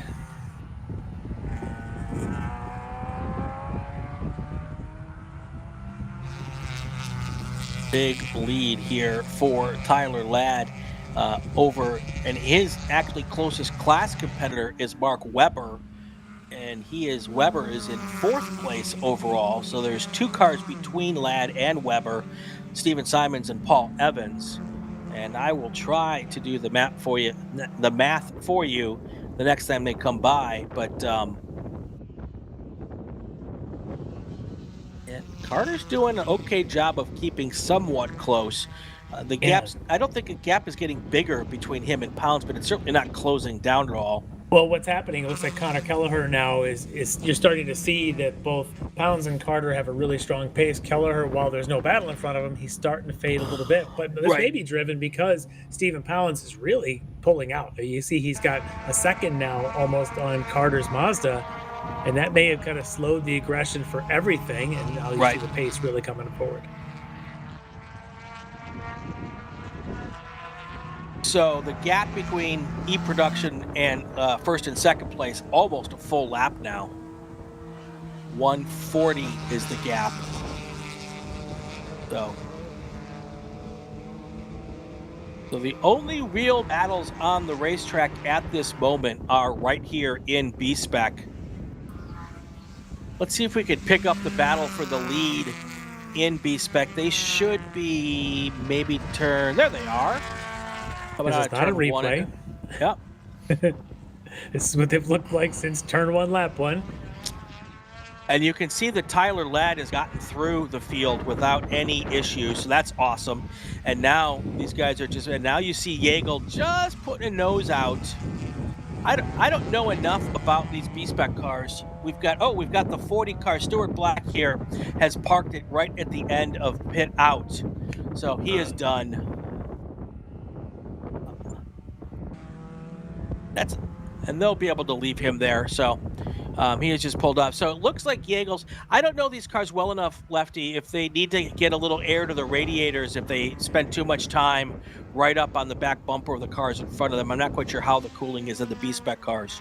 I can't imagine he's going to have too many issues, these being a little bit closer to a factory spec type of car. Again, it's a spec class. There's not a whole lot here. It's not your full prod build or something. So your cooling systems are pretty much as they were. I don't think they'd have much of an issue there. He certainly doesn't look like he's fading for any reason at all. In fact, as WC said in the chat, he could be a bit toying. Like, he hasn't been more than a car length off the back of Pendergrass's bumper since that first corner, first lap. So he may be just waiting for the opportunity, waiting for Thomas to make a mistake and see if Eric can kind of really jump in and take advantage of it. Yeah, it's 77 degrees outside right now, the hottest temperature we have had all weekend. There is a car pulling out of the way to let the leaders through in B-Spec. Very nice job. Thank you very much. Yeah, if this event were in, let's say, July or August, the weather would be a little bit different down here. Yes, no question. It's still rather humid, though, so Yeah. The yellow flag you're seeing on the start stand is for the Stuart Black car, which is pulled off right at the end of pit lane, but it's so far off the racetrack, the drivers already hopped over the Armco, so they're just going to leave that flag out for just 2 laps. Usually that's the kind of the unwritten rule here, so that all the drivers know that there's a car off over there. Then they'll pull it down and let them race. All right, we're at 9 to go. Let's do a call to grid and take our break. Attention in the paddock, attention the paddock. Group 4 cars to the grid. Group 4 cars to the grid. Spec Racer Ford 3 to the grid. Spec Racer Spec Racer Ford 3 cars to the grid. Let's take our break. We'll be right back. Hoosier Racing Tire is proud to be the presenting sponsor of this year's Hoosier Racing Tire SCCA Super Tour. As the world's largest race tire manufacturer, Hoosier has been at the forefront of motorsports innovation for more than 65 years. From local tracks to the global stage, Hoosier is dedicated to delivering high-performance tires that meet the demands of champions. Whether you're a seasoned competitor or an aspiring racer, Hoosier tires are engineered to help you push the limits. For more information, visit us online at HoosierTire.com or visit us trackside, and remember to connect with us on social media. For more than 100 years, Sunoco, SCCA's official fuel partner since 2001, has been fueling victories on and off the track, which is why Sunoco has trusted the fuel over 50 series of racing, driving, and winning, including the SCCA National Championship runoffs, SCCA Pro Racing, Trans Am, and NASCAR. To find race gas near you, visit SunocoRaceFuels.com or call Sunoco at 800-RACE-GAS. Tire Rack was established over 40 years ago by an SCCA member with a passion to find the right tires, wheels, and now brakes and suspension products for racers and enthusiasts on both street and track. As official tire retailer of the SCCA since 1995 and sponsor of the Runoffs Pole Award, along with the National Solo Program, National Time Trials Program, and Track Night in America, Tire Rack is proud to support the SCCA and its members as they go have fun with cars. Mazda Vineyards is the exclusive sparkling wine for podium celebrations at the Hoosier Racing Tire SCCA Super Tour, SCCA Runoffs, and Tire Rack SCCA Pro Solo. Celebrate your racing weekend with Mazda Vineyards and learn more at enjoymazda.com. Hagerty is the official and exclusive insurance partner for SCCA. Hagerty provides affordable off-track insurance protection for motorsports vehicles while in the paddock, in transit, in storage, and at the shop. They provide guaranteed value coverage and even have protection for your trailers. SCCA members can save 5% on insurance through Hagerty. Hagerty, let's drive together. Learn more at Hagerty.com. Want to try SCCA racing, but with an approach focused on fun and learning? The SCCA Experience program is exactly that. With both short sprint races you can drive by yourself and endurance races you can do with friends. All you need is an SCCA membership, a driver's license, a properly equipped car, and the right driver gear. Visit scca.com/racex to find more information and events near you.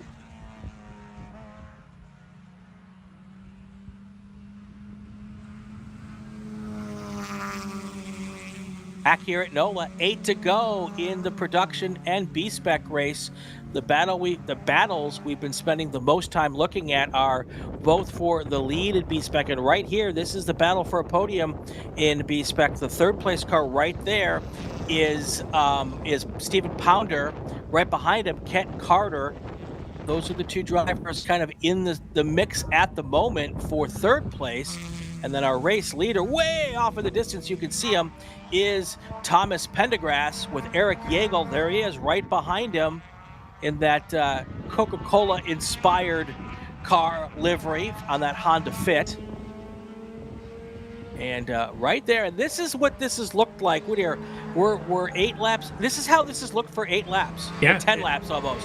Has not changed a bit as these two continue this. And I think a lot of this is Yeagle playing the chess match, because if he pops out and he does get around him, well, it's just going to leave an opportunity for Pendergrass to do the same thing coming back. Right. And Pendergrass gets to see what kind of pace Yeagle can hide his pace a little bit. And as WC said in the chat, maybe toying a little bit here. Yep. Although, as I say that, here we are side by side into one. And Yeagle has the best spot, it looks like, but now coming through this corner, Pendergrass has the best spot. This is how this passing has gone every race that we've had here, is it's kind of a 3 or 4 or 5 lap process to get a pass done here. You see Pendergrass in a good spot there. He's able to pull back in front, and now Yeagle does the over-under, but he won't be in the right spot here. Now Pendergrass is back in the right spot. But the outside line here gives you a better run to 6-7. The inside, you're a little bit pinched on the entry. Let's see if Yeagle can do anything with it through this part.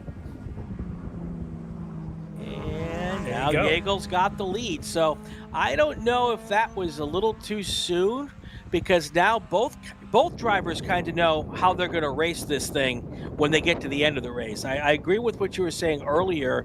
You don't want to show your hand too early. Yeah.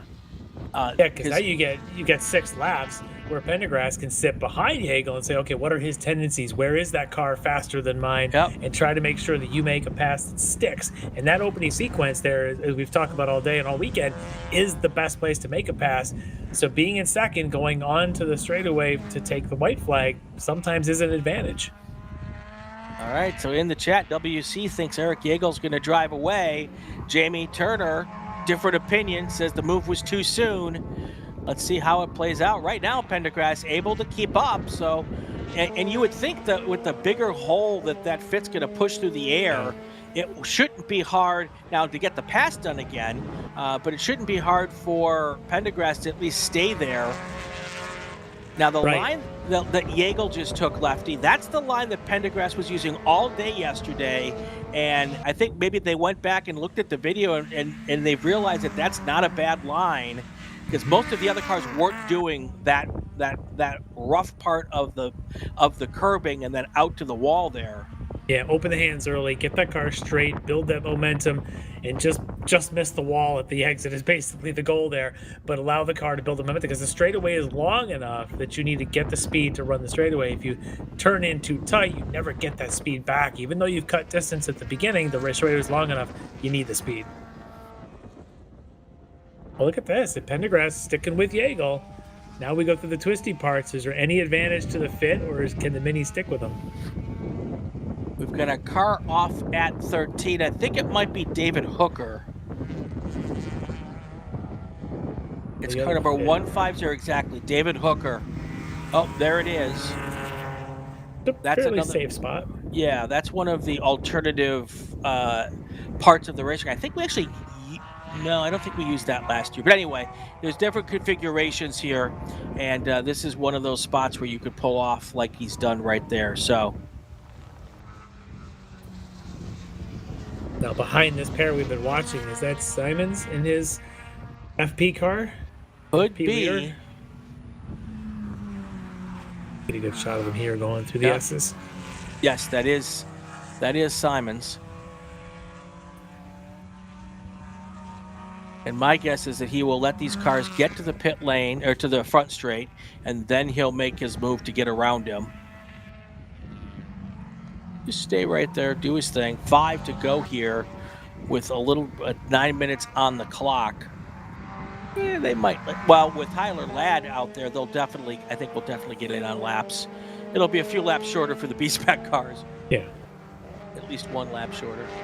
All right, here you see Steven Simons. He's going to pull aside and then put the hammer down here, and he will be well beyond the leaders here before they get to turn 1. Nicely done there. Not interrupting the race at all. Very nice and sportsmanship-like. Jägel trying to get a bit of draft off the back of the Miata as it goes by. I'll tell you, though, Thomas Pendergrass is not letting Eric Jägel drive away. So my concern a little bit was that Pendergrass might have used way too much tire up trying to stay in front. But it looks like he's done okay. And these Goodyear spec tires on these B-Spec cars really strong. They're getting several weekends out of them. So, I'm not surprising that he's able to keep it going. But sometimes you drive it hard, even on that particular heat cycle, you can overcook them. That'll be good for another race, but if there's nothing left for this particular race. Yeah, I wonder how much tire Pendergrass actually was using, how hard he was pushing. Because watching the language of both cars, it didn't look like Jägel was even trying for those first 10 laps so to even make a pass, which means you could settle in if you're in the front in that pairing. You could see it and go, you know what? I don't have to push this hard because this guy's not making a move yet. Let me save this for later. Look at the dropping a wheel for Jägel. That's a big ride. That's going to be a big opening for Pendergrass to be able to pull right up beside him. You got to imagine he had to lift a little bit at that point because he was way off. That's a lot of wind blowing across there too. That's is that true. Wind? Is that a headwind down the front straight? I don't know, but I will tell you that Thomas Pendergrass is your new race leader. It is. Yep, 4 to go here. We were talking earlier about whether he was possibly dipping out to be able to get some air to the radiators. Chris Taylor, who I think has prepared at least one B-Spec car in every one of the makes. He knows a thing or two about these. He knows a thing. He got on the chat here and said they're all running stock radiators and stock thermostats, but in this weather, drafting should not be a problem. In the summer, sometimes they get temps above 230, and they have to do a little bit of management with that, but it's not that hot. We shouldn't worry about it today. You just worry about racing. And here comes Jägel now. Looks like with a really good run off the last corner. Let's see if he pops to the inside like he did when he took the lead a couple laps ago. Yeah, we'll know a little bit more about how good that Eric Jägel car is by what he does now, how quickly he decides to try to get this pass back and make it done. Because he's going to try again. The question is going to be, when is he going to try? Yeah, so interesting. And maybe part of the making the move forward was to learn, can it stick and what happens afterward instead of waiting to the last lap. Well, now that he's through his own mistake, cost himself the position, he has a chance to say, maybe I don't have to do it until the last lap now because I know I can make it stick with certain tendencies and certain grip. But look at this now, side by side going into 4, but he knows he's not going to take the lead on the way in, but we did see him pop to the inside when he did make the move 2 laps ago. Let's see if going out through 6, if he's got the nose ahead. Right.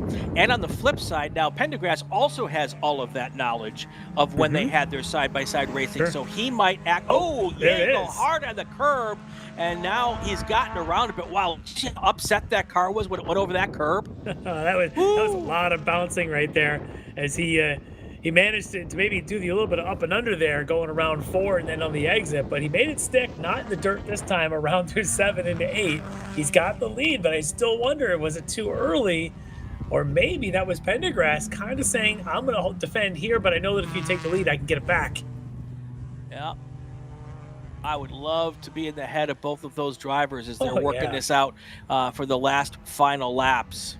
Does Chris Taylor know what they're thinking, too?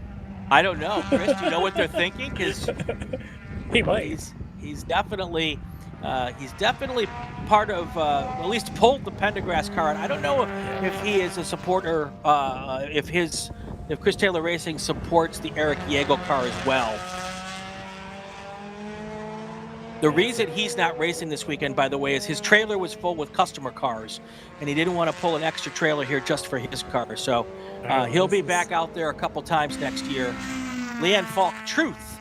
Drivers don't think, Chris Taylor says. Leanne Falk responds, truth. Ain't that it? Ain't that it? That's good stuff. Let's see if Pendergrass tries to go anywhere on the straight. It does not look like it. He's going to stay behind. But he had some good lines through this whole 2, 3, 4 section here. Let's see if maybe he tries to up and under like what Jägel had done to him the last lap. You know, it's funny. Pendergrass, not a regular. He just doesn't have the time to be out here as much as I know he would like to. But given that he is not a regular, he is out here just mixing it up with a guy, Eric Jägel, who has been out here on the Super Tour so much over the last 2 years. Eric Jägel got his first win last year And such a big effort here by Pendergrass and a great run, regardless of how this finishes. Yeah, good defensive positioning there for Jägel as they came into 4, not really allowing any side-by-side for Pendergrass, which on the lap before rolls reverse. Pendergrass defended so hard that he actually gave the outside line to Jägel. So at this mate, with just now with 2 to go, I'm starting to wonder if you're Pendergrass. A big slide there for the Miata, who's going to try and keep it together. He's going to go off. Oh, I hope he doesn't get into. Oh, look at that right in front of our camera. That could be. That is a heck of a run there. Oof. Yeah, I think that was Weber Manning, if I got that right. That is crazy. All right, back to this Pendergrass battle. If you're Pendergrass, you've got to hit the exit of the last corner. Yep. Give yourself a chance to at least be side by side through 1 and then fight it out before you exit 5. And there he is, right on the back bumper. Yep. And that Datsun 510 of Paul Evans right in front of him shouldn't play a part of this now, hopefully. All right, they're going to get 2 more laps here because the white flag's going to come out next time by for Tyler Ladd. Tyler Ladd's going into 14 for the first time. So Tyler Ladd will be coming around right soon here. We'll stay with the B-Spec run here. And Fitt's got pretty good pull down the straightaway. I don't know if the Mini can out-drag him. He may have to find another way. May have to kind of do a little a bait of a move, maybe through 14-15, to get the Fitt off its line and compromise the straightaway speed. If you're Pendergrass, you got to be looking for those opportunities. Yeah, we're going to have to see what happens with this Datsun 510 in front of them. And there's Pendergrass trying to make the move underneath Jägel there. Looks like he got it done. That's not a spot where I've seen a move initiated, but wow, got the job done. Is that 1 lap too soon, though? Might be. Yeah, or maybe he realizes he can't do it on the front straightaway, and he's got to do a move like that. And then as he comes into 4, defensively, not hard defensive, middle of the track defensive, he should still hold the position here as they come off of 5 and 6. He does. So Pendergrass at least giving himself a chance and forcing now Jägel to do it on the front straightaway, perhaps. And if Jägel gets around him again going, both of them put a tire off there, a little bit of a tank slapper, but the momentum, it looks like probably both of them lost a little bit of momentum at the same time. Synchronized tire dropping in B-Spec. Now it looks like they're going to stay in front of Tyler Ladd, so they're going to get 1 more lap here. They are so much quicker, though, through the S's than Paul Evans in the Datsun 510. And look at the compromise now as Jägel's going to pull alongside.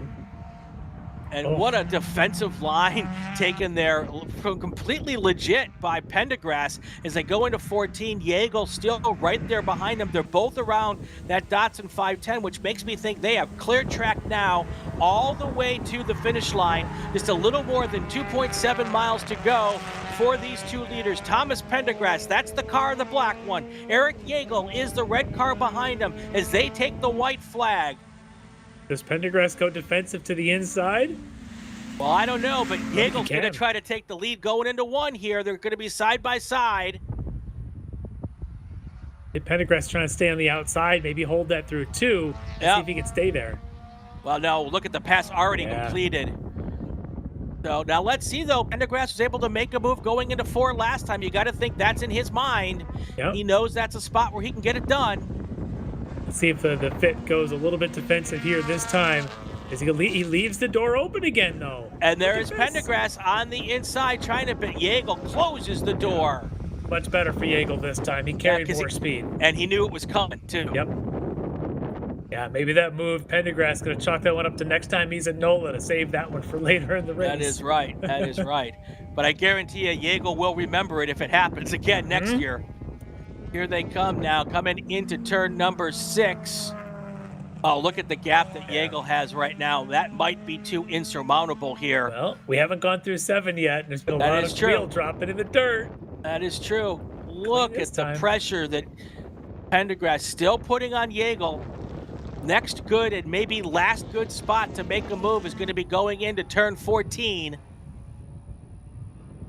Unfortunately, the turn 14 opportunity, not as good as the previous couple opportunities, but Pendergrass going to have to be a lot closer to have any chance of doing something going into the last set of corners. The Mini's good here. He's got a really good run going, good rhythm. He stayed ahead of those S's, like back what Greg and me talked about, how you've got to get ahead of them, but I don't know that it's going to be enough here into 13.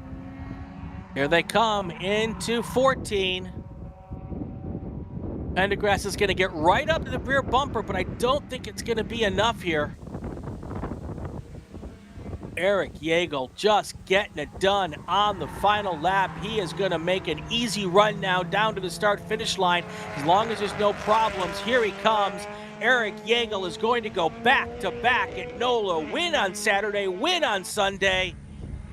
And that is how it's going to finish. Eric Yeagle first, Thomas Pendergrass second.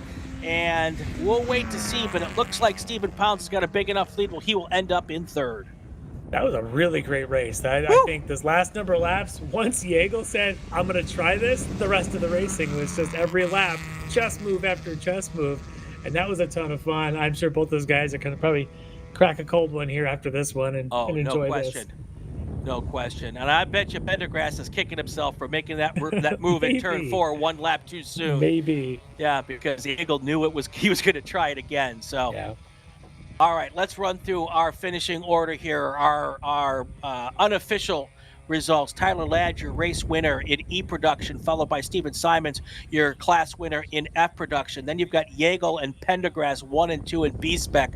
R. Paul Evans, your H production winner. Then you've got your third place car in B-Spec is Stephen Pounce. Fourth is in B-Spec Kent Carter, followed by your fifth place B-Spec car of Connor Kelleher.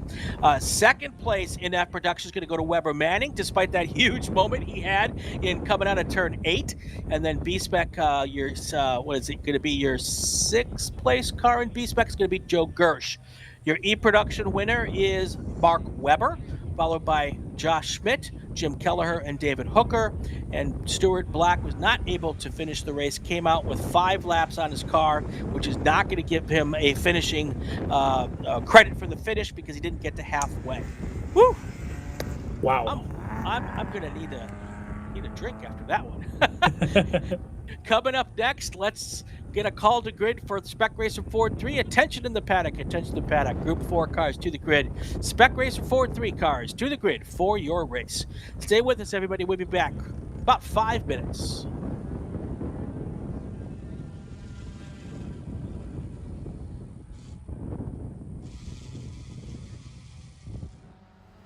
Mazda's been very supportive of racers within the SCCA and all the other grassroots organizations for many, many years. Really, their support for racing and our type of racing is unmatched from any other manufacturer. They've been a great partner for many, many years.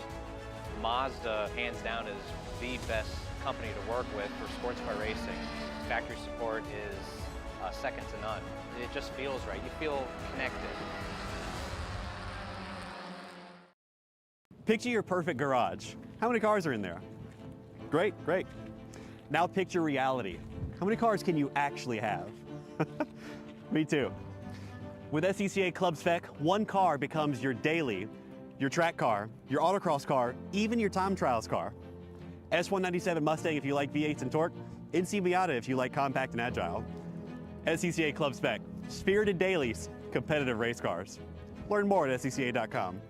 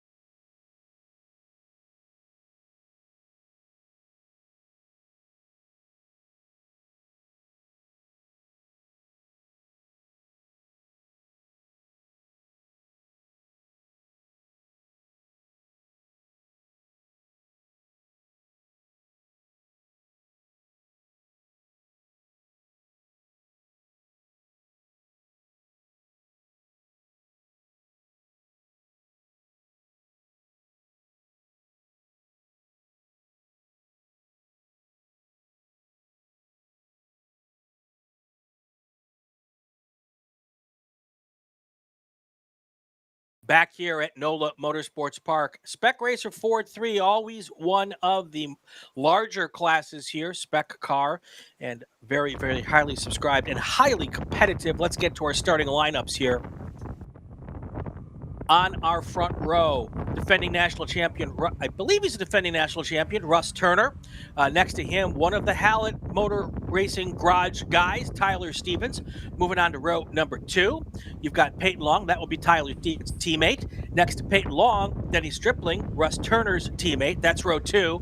Now you're moving on to Richard Baldwin in row 3 with Richard Stevens, who happens to be Tyler Stevens' dad. Lots of combinations here to talk about throughout the race weekend. Row number 4, Joseph Malley and Scott Monroe. Now we move on to row number 5. We've got Gianclaudio Angelini and Tyler Fox in row number 5.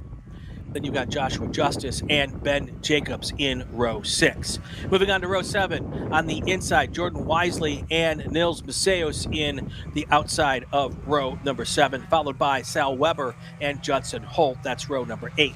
Now we go on to row number 9. You've got Kelly Toombs and Tom Burt in row number 9. Row number 10, Paul Miranda and Charles Pigeon. Now, row number 11, you've got Corey Ruth and Edward Cavalier in row number 11. Row number 12, Ashley B. Oakes and Chris Funk. Row number 13 is Carl Hayward and Ben Pigeon. Then we move on to row number 14, Kevin Malley and Brad Gorandana. Row number 15, Craig Lee, Kirk Collier. And that was our final row, Craig Wheatley and Kirk Collier. So that's how they're going to start here. We're going to have 18 laps, 35 minutes, whichever comes first. And this always tends to be a really, really fun group. Lots of drafting, lots of pack work if the pack can stay together, which is sometimes an issue. The front 4 cars, all teammates, so they'll try to pull away either as a teammate and go away or keep the 4 together and get them away from everyone else, and then possibly work their magic for the last few laps, and it tends to be fun to watch. Yeah, I'm Brian Bielanski. Yep, Lefty is back with us for the rest of the afternoon. Thank you. I'm so happy to have you here with us this weekend, Lefty. I am so happy to be here, and this is obviously one of my favorite races, and I think this front 4 is interesting. We're going to focus on it a little bit, but they're not the only ones in the race. We know that. They are neither paired up in rows or even front to back for their own pairs. They're kind of crossed up. Russ Turner's buddy is Stripling. He's the outside of the row behind him. Stevens and Long, they'd like to be paired up, but they're also in opposite rows. Be interested to see if it stays that way, or do they try to work together where they can push each other down the straightaway side by side. But don't count out Baldwin and the other Stevens, Rich Stevens, on that third row. That could be a big part of this fight. Got Tom O is in the chat. He had so much fun with this group yesterday. Tuned in to watch it today. Dave Ogburn, one of the three fast guys in Denny. He also is in this class. He's going to watch and we'll see what he says. Tom O's in the chat. I love the trash talk, and he's asking Ogburn to put his money on who he thinks will win this one. Go ahead, Dave. Show us who your friends and your allegiances are. Come on. That's awesome. Here they come. Green flag in the air. 30 cars all going down to the funnel that is turn 1. We will find out if all of them make it out the other side and in what order as we watch them come through. And there is, it looks like Russ Turner taking the early lead with Peyton Long cycling in right behind him going into turn 1. Everyone seems to have made their way through already. Single file for the first 10 cars. Oh, there's a car going off from the back. Way off there. Not quite sure if there's anything to hit out there, but we'll keep an eye there.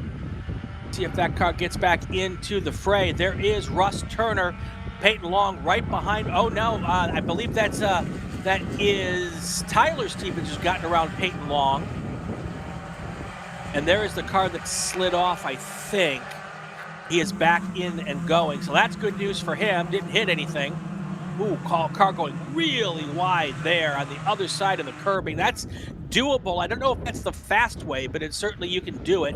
Big car off there with a lot of dust. If anybody actually goes off. No, everybody seems to stay on the racetrack.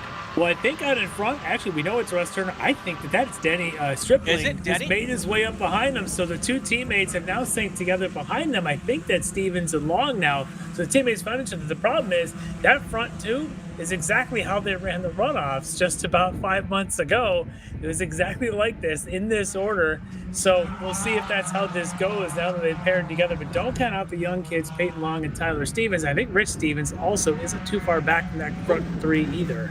There's a car who's off in the distance there. That was a car from close to the front, too. Is that Russ Turner? That is Russ Turner in the 23 car. Not quite sure what happened to him, but he is mired all the way back in probably 25th place right now. What in the world happened? Across the line first is Denny Stripling without a teammate. Then you've got Peyton Long, Tyler Stevens, Richard Stevens. Those are 3 teammates back to back. They're followed by Richard Baldwin, Joe Malley, Tyler Fox, and Jordan Wheatley. Don't know what happened to Russ Turner, but my God, she's got a long toe to row here. Yeah, it was something back there around that 13-14 because he and Denny went through the S's, nose to tail. Everything seemed fine, but then it all sort of fell apart for the defending national champs. So now this leaves Stripling now to lead the youngsters, Peyton Long and Tyler Stevens, with Stripling's other buddy, Rich Stevens, of course, Tyler's dad, right behind Tyler. So there's a whole lot of familiarity here in this front 5 here when you throw in Rich Baldwin, who's just up the road here from Covington, Louisiana. So a pretty well familiar group up there. Let's see if any of that comes into play. Unfortunately, our call from the corner station didn't indicate how Turner went off there, just that he did run off and continued. So that is no new information to help us out here with that. But he has got back in the racetrack, but he went from first place going into lap 14, into turn 14, all the way back to 26th place. That's huge. Well, I'm sure he'll have a different kind of fun for the rest of this 17 laps and trying to work his way through some traffic. It's going to be a little bit different. He'll get to race against some folks he hasn't seen lately. But there's a little bit of smoke coming off the back of one of the cars. That silver car there. I don't know if there's a little bit of body work rubbing, maybe a loose rear deck or something like that. But we'll keep an eye on that. And Denny Stripling's got to feel like a sitting duck. He's got 3 teammates right behind him, and his teammate has gone for the time being, and there's probably no way that Russ Turner will be able to get back to the front at this point. No, I think Russ is kind of being tough on his own thing. So Stripling is going to have to. Stripling's one of the most experienced drivers in this field when it comes to this car. He's been at it for a number of years. He's been in every position at almost every track you can imagine. So he knows the moves. He's got the experience advantage over Peyton Long and Tyler Stevens behind him. But Long and Stevens coming out of that Hallett group, they work together very well. They study. These kids aren't just a couple of newbies that just got thrown into a race car at 16 years old. They study the art of racing. They know all the moves. And as we've talked about, Richard Stevens and Denny Stripling are good buddies, teammates. Richard's kid. Tyler's been around Denny probably since he was 3 years old. So a lot of familiarity. It's whether or not Long and Stevens now can put all that aside in their relationships and try to just work together as teammates now to push their way past Denny Stripling. A great comment from Dave Ogburn in the chat. He said, Peyton and Tyler are teammates. Russ and Denny are teammates. Richard caught in the middle between his kid and his friends. So, yeah, absolutely. That is the situation we have out there. Jamie Turner now is going to go with Denny as the pick. Gotta go with the teammates, right? Yeah, can't root for his brother anymore. He's got to start rooting for the teammate there. And the smartest move, honestly, that Peyton and Tyler can do is just to let Denny run out front. Yeah. And let this happen for maybe another 10 laps or so, and then start going and coming up with however they're going to do whatever they do. Talking with Russ Turner, talking with Dave Ogburn about these we call them kids. There's so much respect for what these youngsters have done to learn how to drive these cars fast. They want to beat the kids, no question, but they also know that these kids are really, really fast and really clean race car drivers. Yeah, and they're being smart about this because they know that Rich Stevens, Rich Baldwin, Joe Maley are right not that far back. So any sort of fighting, they're going to lose touch with Stripling, but they also know they're going to bring those other 3 into it. They just don't want to do this. That's where the studying, that's where the knowledge that Peyton and Tyler have really learned that comes into this. This is very much a long play that they're taking right here. Well, and those three cars in fourth, fifth, and sixth, Stevens, Baldwin, and Malley, they're no slouches either. Right. So you do not want to have to deal with your rear view mirror and your front view mirror. So that is something you can avoid by just driving and keeping in line and trying to pull away. Look at the way those cars go over those bumps. You can just see how light the Spec Racer Ford is when they hit those bumps. Other cars go over those bumps. You barely even know they're bumps on those curbs, but you could really see it with the Spec Racer Fords. Yeah, we saw a little bit there of Rich Stevens, a little bit shaky coming around through turn 4, and you could just see the Baldwin and Malley right on his rear deck there. So I think those guys maybe looking to pounce. Maybe they're thinking they're faster in a different order. That'll be interesting because out front, I'm sure Peyton and Tyler know that they're not going to outpace Denny Stripling. All three of them know they're pretty equal. I just wonder if perhaps Baldwin and Malley are thinking the same thing about Stevens, or perhaps they could be faster with one of them leading it. Right. And But if they're they going side by side through 14. Yeah. And if they do choose to go around Stripling early, they know that he'll just stick around behind him and push one or the other to the lead, and then they have to wonder which one is Denny going to choose to push. You know, so you don't want to play that game either. Yeah, because Denny certainly, in all of his experience with Russ Turner, with Dave Ogburn, they know how to push each other and how to be fast as a twosome. But I don't see anybody yet, and maybe it's because you don't have a leader of a pack with his own teammate behind him. So I don't think I've actually seen pushing. We're seeing a lot of just close, but we haven't seen a physical push like we did between the actual teammates by Road America, for example, or VIR in the past, some of those really long straightaway tracks. I just don't know if I see that yet. It could just be that Peyton's not quite sure where to pick up Denny, or how, if Denny's confident that perhaps that Peyton's going to get up under him and push him. Right now, they're just sort of playing the draft game and keeping it close.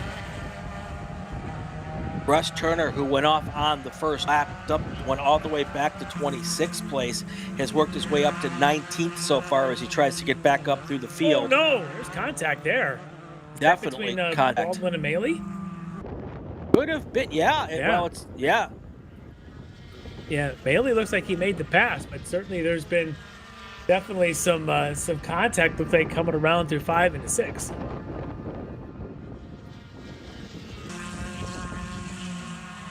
Let's just let Rich Stevens now in the 4th place car gain a little gap. But I tell you, Malley's car looks very quick. Tomo in the chat said Malley's looks totally composed. That car looks quick. Maybe he's feeling it, and that's why he's being aggressive here to get around Baldwin. Well, and if he can catch up to the front 4, then that makes this a very interesting situation. Who would Malley decide to work with if he could get to the front? You know, does he want to work with Denny, or does he want to try to push the kids to the front? Because I think if coming down to the final laps left, I think the 3rd place car basically dictates who wins the race at that point in time. Yeah.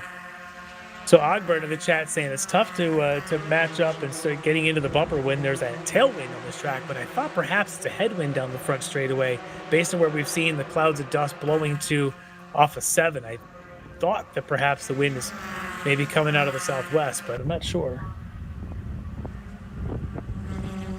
Looks more headwindy than tailwindy. On and off, yes, it's from 66. Also, looks like perhaps a little bit of tailwind. Yeah. There. Down the front straight. Yesterday, Malley had problems. He closed up his front nose pan yesterday to probably get a little better aero off the front, and it overheated. So I'm going to guess he's not going to let that happen today. Yeah. That air intake underneath the front of these cars all takes a little bit of bump draft. You close that thing up a little bit too tight. There isn't much of an air gap. It's critical to keep that open. No, the gap for the radiator is pretty much the size of your fist if you hold your fist up and down. So, and it does not take much to curl up that belly pan. Ask me how I know.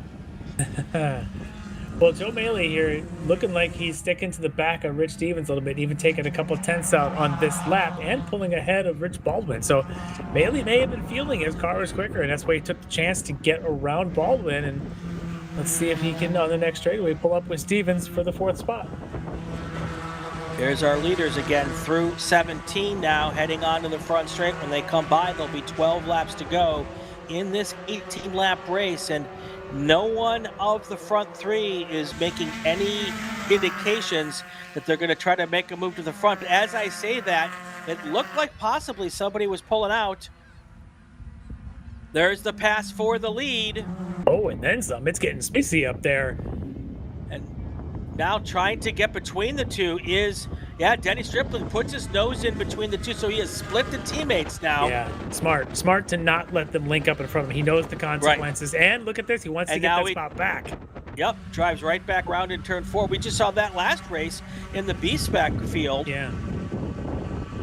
Maybe Denny was watching the B-Spec race.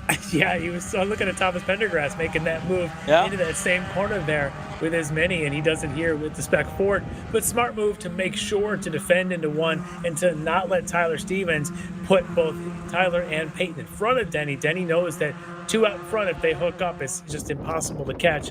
But Denny now playing that game, as Denny is now back into the front of them. And with that little bit of fighting, I was thinking maybe Rich Stevens was going to take a better advantage of it, but even fighting, those 3 out in front are super fast.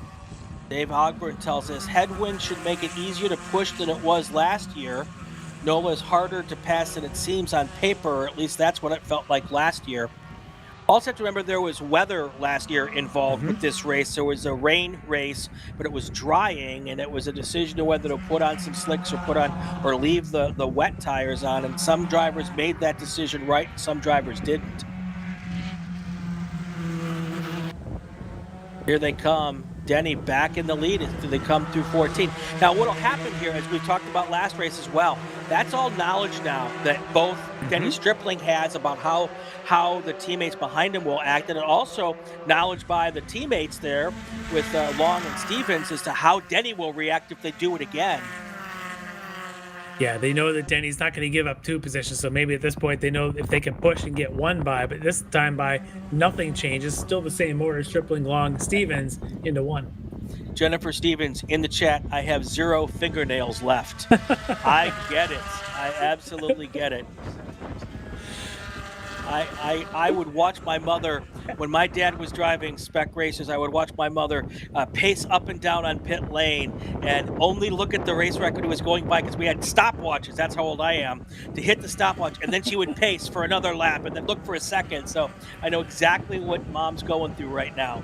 Yeah, well, and we're only, as our producer just told us, we're only about a third of the way through the race. If she's out of fingernails already, it's time to start toe tapping and tapping the table and maybe pacing a little bit, because this is going to be a long one. We are nowhere near the end yet.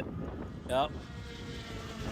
And the front 3 are putting on a masterclass. But I got to tell you, 4, 5, and 6 putting on a masterclass too. There's that gap, but the gap's not getting bigger and it's not getting smaller. So they're running pretty much essentially the same lap times as the leaders. They're just doing it in a second pack. So Stevens is, but Maley's caught Stevens, and that was where we talked about Maley getting that kind of aggressive pass, but he felt like he needed to pass Rich Baldwin. He's now to the back, so he's that white car now up underneath the back of the blue Rich Stevens. Let's see if he continues to be aggressive, or maybe he pushes Rich Stevens. Look at him, even to 14, he's practically pushing. I'm waiting, though, for this other one. It's the Tyler Stevens and Peyton Long to do a better job of hooking up coming off of 16, because Stripling, as O'Gorman noticed in the chat, Stripling is nailing the exit of 16. He's getting a great run down the front straightaway, and that's how he's holding these guys off. The 2 teammates are not doing as good a job, and they're not able to take advantage of their own cooperation to make a push by. Looking back also, Russ Turner up to 11th place in this race right now. So he has made up 15 positions after losing that lead early in the race. He is on a move. I don't think he's going to be able to get to the front, because the drivers he's driven around to get to 11, not as nearly as quick as the drivers he's got to get around to get to the front. And his wife apparently using Denny's chat account. So we're seeing an actual poster we think is Denny. It's not. He's not some millennial out there texting while driving. It's his wife in the chat. That's right. Tom O makes a good point. If for some reason we had a moment where this was going to go full course yellow and bunch this group up, all of a sudden Russ Turner becomes a discussion point again, because he is moving really, really fast through this field. That's why Tomo is the Tomo and the legend. He's looking at those things. He's even looking ahead 3, 4, 5 laps going, all we need is a full course yellow, and it's a different race again. And I'm sure that's probably what Russ is thinking here. And these things happen, but for Russ Turner, he's going to need a little bit of that kind of luck to help him out. But look at this. Is that a pass now?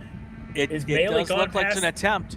And yeah, so there's a lot of things happening. Tyler Stevens gone around Peyton Long. I think Maley's gone around Rich Stevens for the 4th spot. Yeah, look at the white car now. And Stevens back to 6th behind Richard Baldwin. This is all kinds of stuff. Now, with Tyler Stevens ahead of Peyton Long, is there a different dynamic between those two teammates? Can they make the push pass? Well, maybe this is kind of a planned thing where they've done it this way for half the race now, and now it's Tyler Stevens' chance to see what kind of move he may or may not be able to make here. This could be kind of some strategy going on here. He's got a better run. Oh, here we go. There's an attempt. Look at that. That looked almost easy. Tyler Stevens driving around Denny Stripling, but right again, Stripling now splits the two teammates. Will he try to answer back in turn 4 like he did last time? Let's take a look. More defensive line here for Tyler not this Stevens. time. Yeah, because Tyler Stevens learned from what Denny did the first time they did this, and was not able, or didn't let it happen actually. Oh, look at now this, you've got Peyton Long trying to ground Denny Stripling to get to the front. Yeah, Long with that opportunity to say, well, if Denny's going to play conservative, I'll go in front. This could be huge for those two teammates here if Peyton Long can get in front of Stripling, and he did. Yes, he did. Yep. And that look, Joe Maley. Yeah, look at the 4th place car getting a little bit closer with all of this argy-bargy going on in front of him. Meanwhile, fastest lap of the race now belongs to Russ Turner at a 51.7, about a half a second or so faster than the front pack is running. That's what happens when you drive ticked off. Yeah, I'm sure he's got a bit of rage going right now. Yeah. All right, we're at the halfway point. Our top 5 right now is Tyler Stevens, Peyton Long, Denny Stripling, Joe Maley, Richard Baldwin, Richard Stevens. That's your top 6. Let's take a break. Let me do a call to the grid here for our next race group. Attention in the paddock. Attention in the paddock. Group number 5 to the grid. Group 5, Spec MX5. You're up next and head to the grid. We'll take our break and we'll be right back.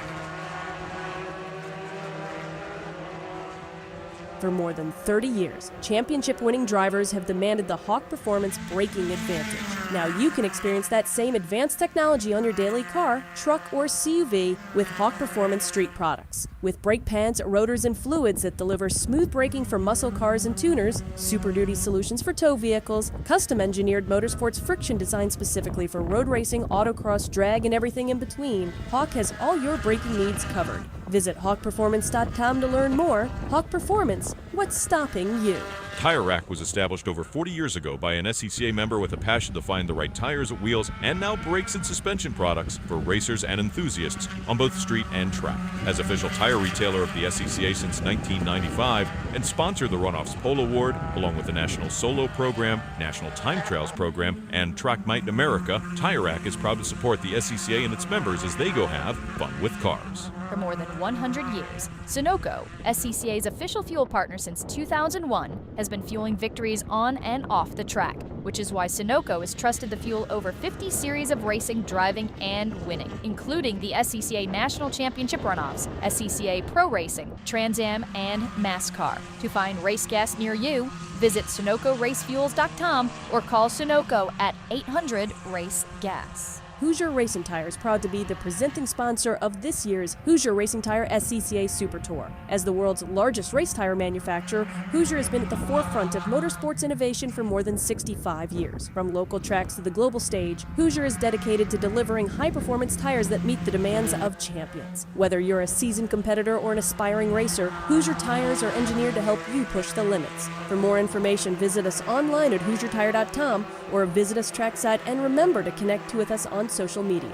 If you like what you see today, become part of the action by joining the Sports Car Club of America. Whether you want to drive, flag, organize, officiate, have fun with cars, or meet 65,000 enthusiast friends, SCCA offers plenty to feed your motorsports obsession. Ask someone trackside about how to get involved or visit SCCA.com for more information. It's the 2025 Hoosier Racing Tire SCCA Super Tour, the premier amateur road racing series bringing together top SCCA road racers from across the country. The Hoosier Super Tour visits some of the greatest tracks in North America, showcasing each of our 23 car classes. From production to GT cars, prototypes to Formula cars, the Hoosier SCCA Super Tour packs a ton of wheel-to-wheel racing action into every event.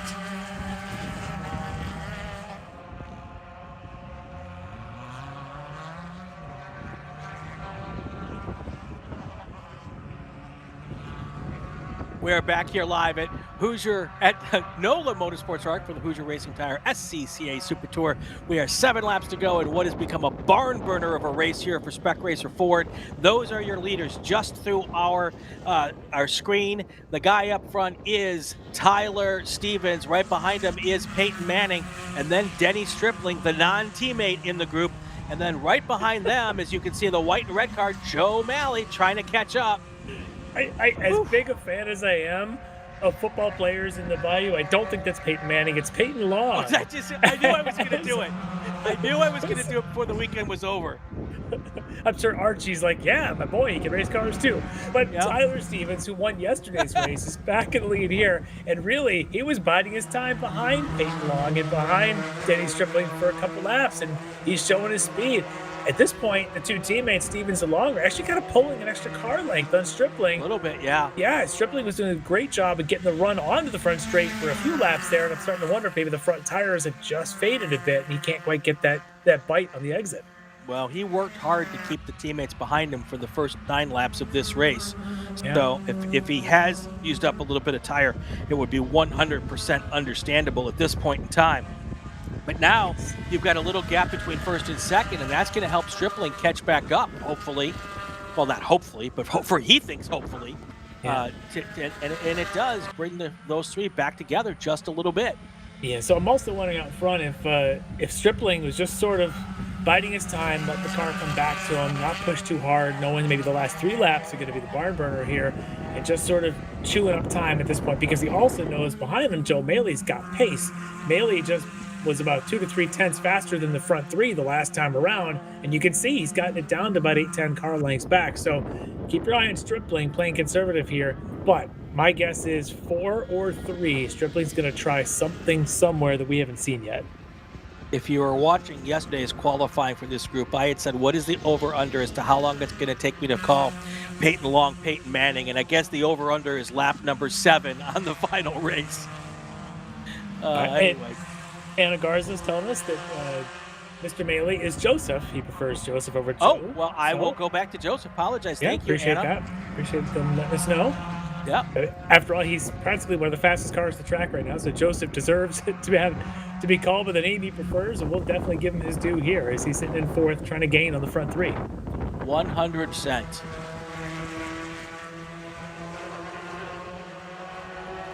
And it's just over and over. It's like wash, rinse, repeat here, lap after lap. Those front 3 cars, now they're pulling away a little bit more from Joseph Maley in 3rd. He is not making up pace like he was earlier in the race.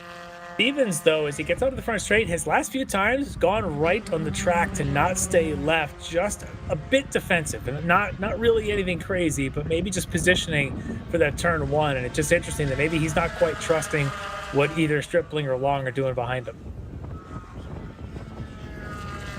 And Denny Stripling just dropped the fast lap of the race at a 151.6. While we say that, his teammate Russ Turner now up to 7th place. Yeah, who is saying his tires are worn out? God, that commentator's no good. I guess not. No. He may be managing tires, though. Yes. Oh, look at him right on the back bumper now of Peyton Long. This is not over, folks. 5 to go with a little under 10 minutes. We're probably going to get to laps here, so that's good. I said earlier, I believe the car, if they can stay close together, I think the car in 3rd place decides who wins this race. If you got to go to the last lap, he is going to make a choice whether to push somebody or not to push somebody. And if he chooses to push, the person in 2nd could have a really good opportunity here. Yeah, and that'll be interesting. I have a feeling that in this situation, knowing a little bit of Denny, I can't imagine he would push someone in front of him. I think he's going to do what he can to help himself. Yep. So I think he's going to try and get to 2nd before the last lap, because I don't know that you can go 3 to 1. I think you've got to get to 2nd So now with the gap forming between Stevens and Long, Denny may have an opportunity to get to second. Right. Yes, if the gap stays there, that's absolutely the case. If the gap does contract, though, the best way to second place is to push the guy in second to first, and you follow him right through. So, meanwhile, Russ Turner just keep tabs up to seventh now, but it's a pretty big gap then from him to Rich Baldwin in sixth. wow, but look at Tyler Stevens. He is about to make this not even a discussion. Another maybe 10 car lengths. And there's no, now look at this. That's going to help. It's definitely going to help Tyler Stevens side by side as they go through turns number 4 and 5. Denny Stripling trying to get around Peyton Long here, not getting the job done, but that's going to help Tyler Stevens. And he is not far from basically breaking the draft. Yeah, once you get out beyond probably about 1 second, the draft is no longer really that effective. But look at that. That's a huge margin. He may have done it already because the battling back there between Peyton Long and Denny Stripling. Stripling forcing Long off his mark. Stripling maybe thinking he's got a good shot at second, but I don't know at this point if he can get to the lead the way Tyler Stevens' pace has been the last 2-3 laps. Next time by will be 3 to go here. Tyler Stevens looking in his rearview mirror if he is, or if he's got someone on his radio telling him what's going on back there. I don't think Tyler's even considering his mirrors right now. Right. The way he's driving, he is just, look ahead, don't matter what's happening behind you. Let's just go and 4 to go.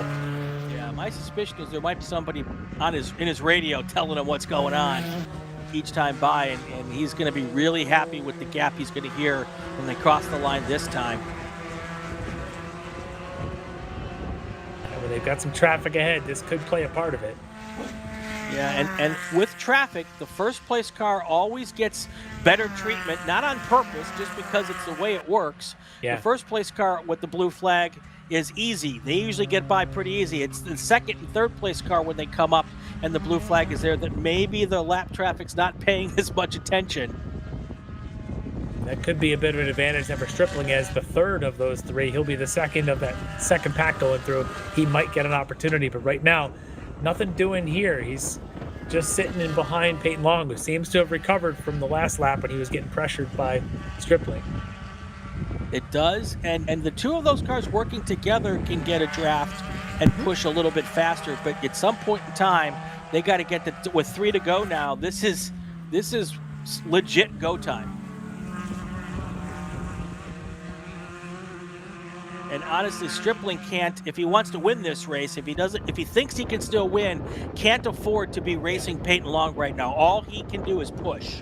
Right. I think he knows that. He did that attempt back there in that turn 2 to 3 move that he tried that didn't quite work. He knows, well, you can't keep doing that, and it's just going to take you further back to Tyler Stevens. He's got to spend the next lap and a half attempting to get through here. They do get around that lap car, but in fact, it looks like Stripling kind of gets the worst of that. As we were talking about earlier with Greg and me, if you hit that first S good, it's good for the rest of them, but it looks like going around that car kind of gave him a weird line going into the S's, and it's allowed Peyton Long to pull away a little bit. Yeah. Well, it looks like a bit of puff of tire lockup for Tyler Stevens going into 13 that time. Didn't look to really hurt him too badly. We're just going to keep an eye on that. He may have to see if he can adjust his braking technique there the next time through, but I'm sure Peyton Long saw it and thought, okay, with 2 to go, maybe there's still an opportunity here. Well, and Tyler Stevens just put down the fastest lap of the race at a 1:51.680. He is not taking anything for granted. We have a problem at turn 6. We have 2 cars who have come together at turn 6. And we've got a car with a big, the whole front of the car is off there. What is it? 17 Pigeon?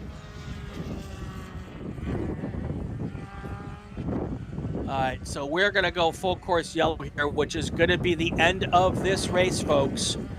It is going to end up with Tyler Stevens, your race winner. Peyton Long will finish second. Denny Stripling will finish third here. Unfortunate that this won't go the distance, but I will tell you, I don't know that either Peyton Long or Denny Stripling had anything for Tyler Stevens, even if we had gone green all the way to the finish here. it was going to take a couple of perfect laps from both those guys to have anything. Tyler just had great pace. By this time, as the race opened up and got to the first half, third way through it, and Tyler just sort of said, okay, here's my chance, got ahead, and nobody can touch him. So he's going to end up winning both days here at NOLA. Yeah, what a great race for Tyler Stevens. What a great race, honestly, for all three of those drivers. They did all the things that they were supposed to do. Denny Stripling, when he lost his teammate, that became, I think, kind of the big problem for him, not having that help from Russ Turner. Russ Turner comes all the way up to 7th place to get back up there. What a great drive for him when after dropping to 26th on the first lap. I'm hoping to be able to find out what the situation was with him once he gets done, to find out how he went off there. But let's go through our top 10 here before we take our break. Tyler Stevens, your race winner. Peyton Long is in 2nd. Checkered flag is in the air as they come across the line, this time by. And here they come. The teammates right there. Then there's Denny Stripling. Then there's Joseph Malley. So Tyler Stevens, your race winner again. Peyton Long, Denny Stripling, that's your podium. Then Joseph Malley, Richard Stevens in 5th, Richard Baldwin in 6th. Russ Turner finishes 7th. 8th through 10 is Jordan Wisely, Tyler Fox, and Scott Monroe. Yeah, great race for the front 2 and 3. That was fantastic. Great run for Joseph Malley to be able to get past where he was running in 6th for a while, then up in 4th. And ton of fun, no matter what would have been for Russ Turner in that opening laps issue. All right, let's take a last call to grid here for the next race. Attention to the paddock. Attention to the paddock. Group 5 cars to the grid. Spec MX-5 to the grid for your race. Lefty, if you thought this one was fun, Spec MX-5 is next. Don't take a moment to rest, because it's going to be a big one. All right, we're going to take our break. We'll be back in just a few minutes, folks. Stay with us.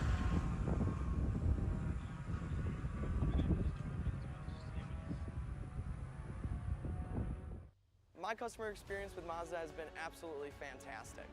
I'm probably not the richest person out here, and they're extremely reasonably priced, and you can buy parts easily, and it's a class that fits both what I want from a racing standpoint and what I can afford.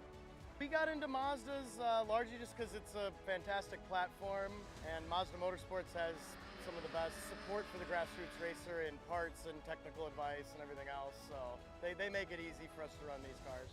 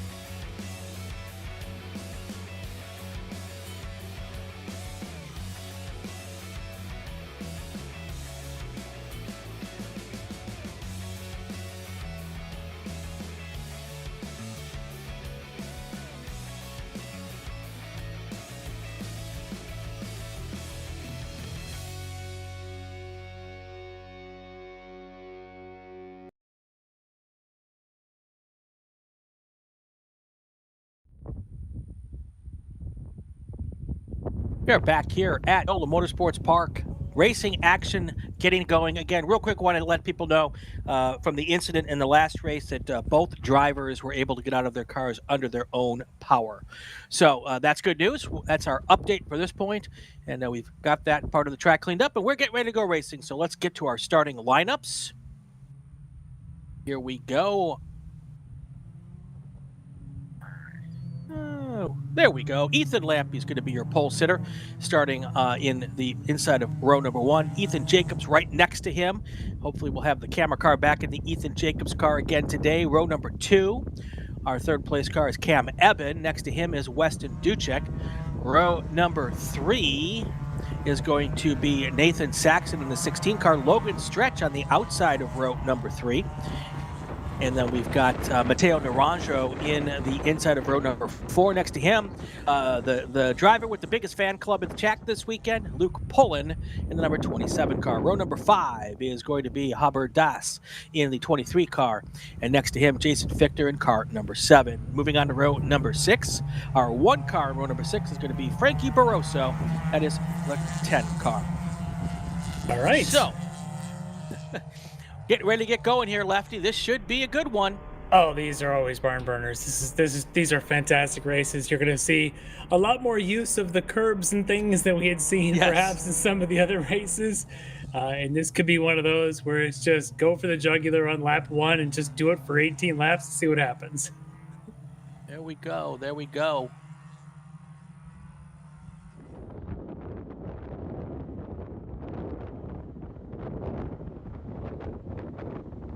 As we get through turn 8 here. And we're going to get about a half lap to go. There is Ethan Jacobs with the camera car. This is a view that we saw a lot yesterday. Ethan Jacobs right behind Ethan Lampy until Ethan Jacobs decided to drive around Ethan Lampy, and they swapped positions a couple times. But in the end, our finishing order yesterday was Ethan Lampy and Ethan Jacobs. Nathan Saxon finished 3rd, but was sent to last in the race for an infraction. And I don't have the rule book in front of me, so I don't know what 19.1.7 is. Yeah. You don't have it memorized? We actually have our driver advocate with us, Greg Amie. You might have some information on this. I do. Nathan had a missing bump stop, and the team was incredibly embarrassed. It was non-intentional. Somebody just forgot it. So bump stop was missing. It is a required part. And Nathan got sent to last in class for the race. Go. So his qualifying time is still set because it was taken in qualifying, and there's no way to know whether that bump stop was in during qualifying. So he doesn't lose his qualifying times from yesterday, and that's why he gets to start the race in the normal spot today, because they don't check that part at qualifying. So it could have been there qualifying, it might not have been, so that's why he gets to keep his starting spot today. Had some questions in the chat about that, so now we have the answer. We get our green flag in the air, it looks like. Yes, we do, and we are racing here at NOLA. 18 laps, 35 minutes, whichever comes first. And here comes the entire, look behind him in that little cam, you can see the entire field behind him as they start to come and make some moves. Whoa.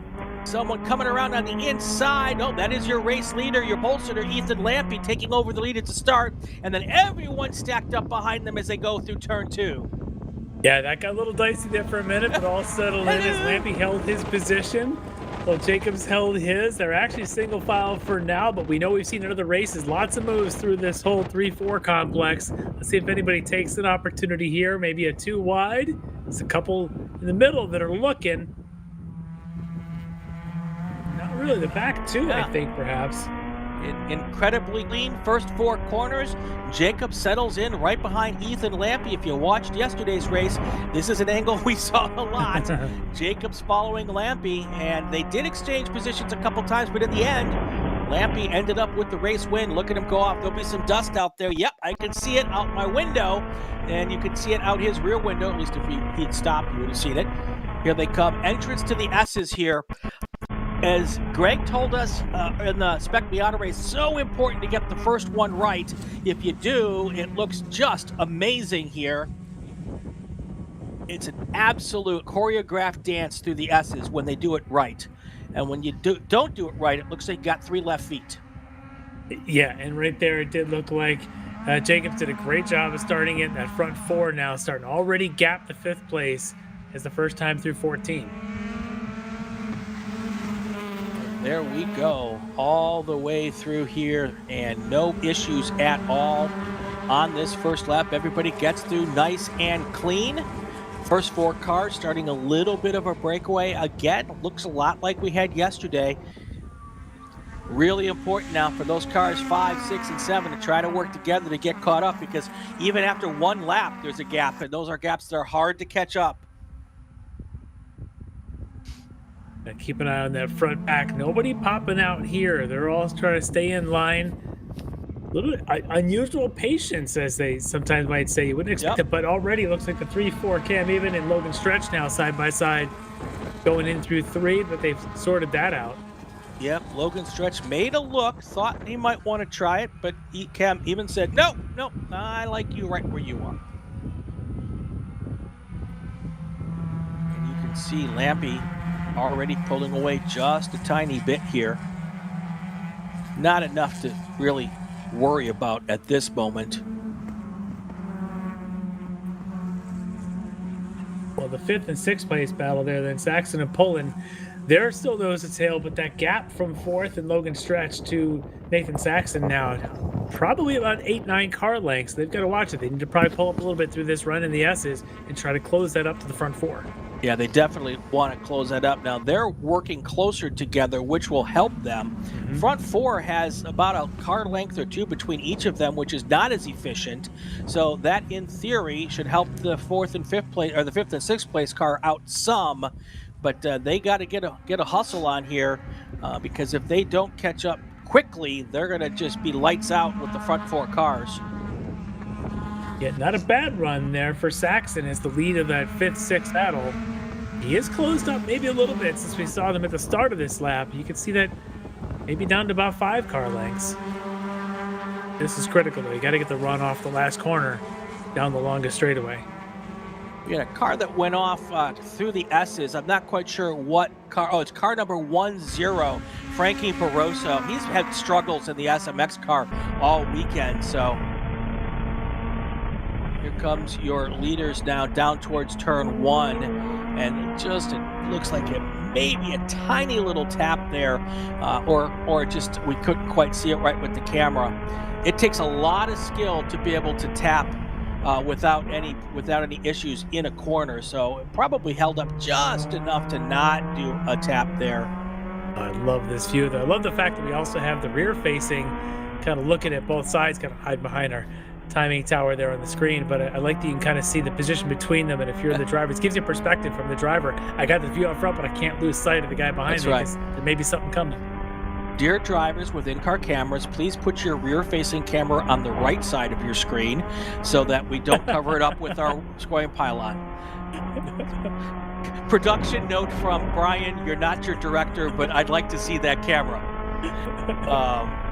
Thankfully, I know the system works really awesome and they can move it, so maybe they will for our next race. But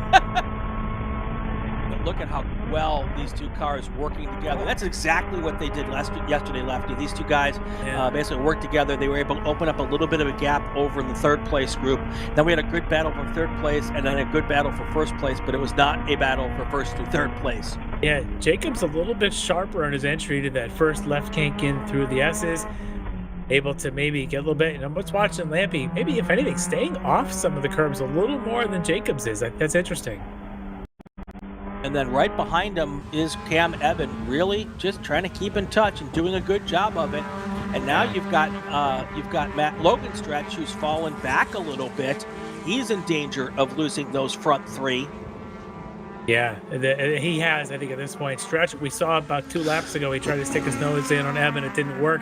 And now we're seeing him fading back a little bit. That front 3, the pace is just tremendous. They all just clicked into the 157s the last time around. And there is a potential pass for the lead going into turn 1, side by side. Lampy on the inside. And then you've got, now looks like Cam Evans trying to take advantage for going on the inside there as well. So we got a lot of questions here. And Logan Stretch is going, yes, you guys keep racing so I can catch up. Yeah, a little bit of a risk reward did not pay off there for Jacobs, as Evans able to take over the second spot. I think Jacobs was hoping to maybe shove his nose down inside of Lampy. It didn't work, and Evans took opportunity, jumped right through it. Now we'll see if Evan can get up onto the back of Lampy and maybe pressure a little bit more than what Jacobs was doing. Well, there's that, and you'll see that Jacobs will try to push Evan right up there for the entirety of this lap, so they don't lose the guy in front together. That would be problematic, obviously. You know, and it's interesting because we saw how good Jacobs worked with Lampy yesterday. Now we can get a chance to see if Evan does the same thing. Frankie Barroso had some service done to his car on pit lane. He's going back out now, but he will be several laps down. It doesn't sound right as it drives past us, so definitely working through some stuff with that car.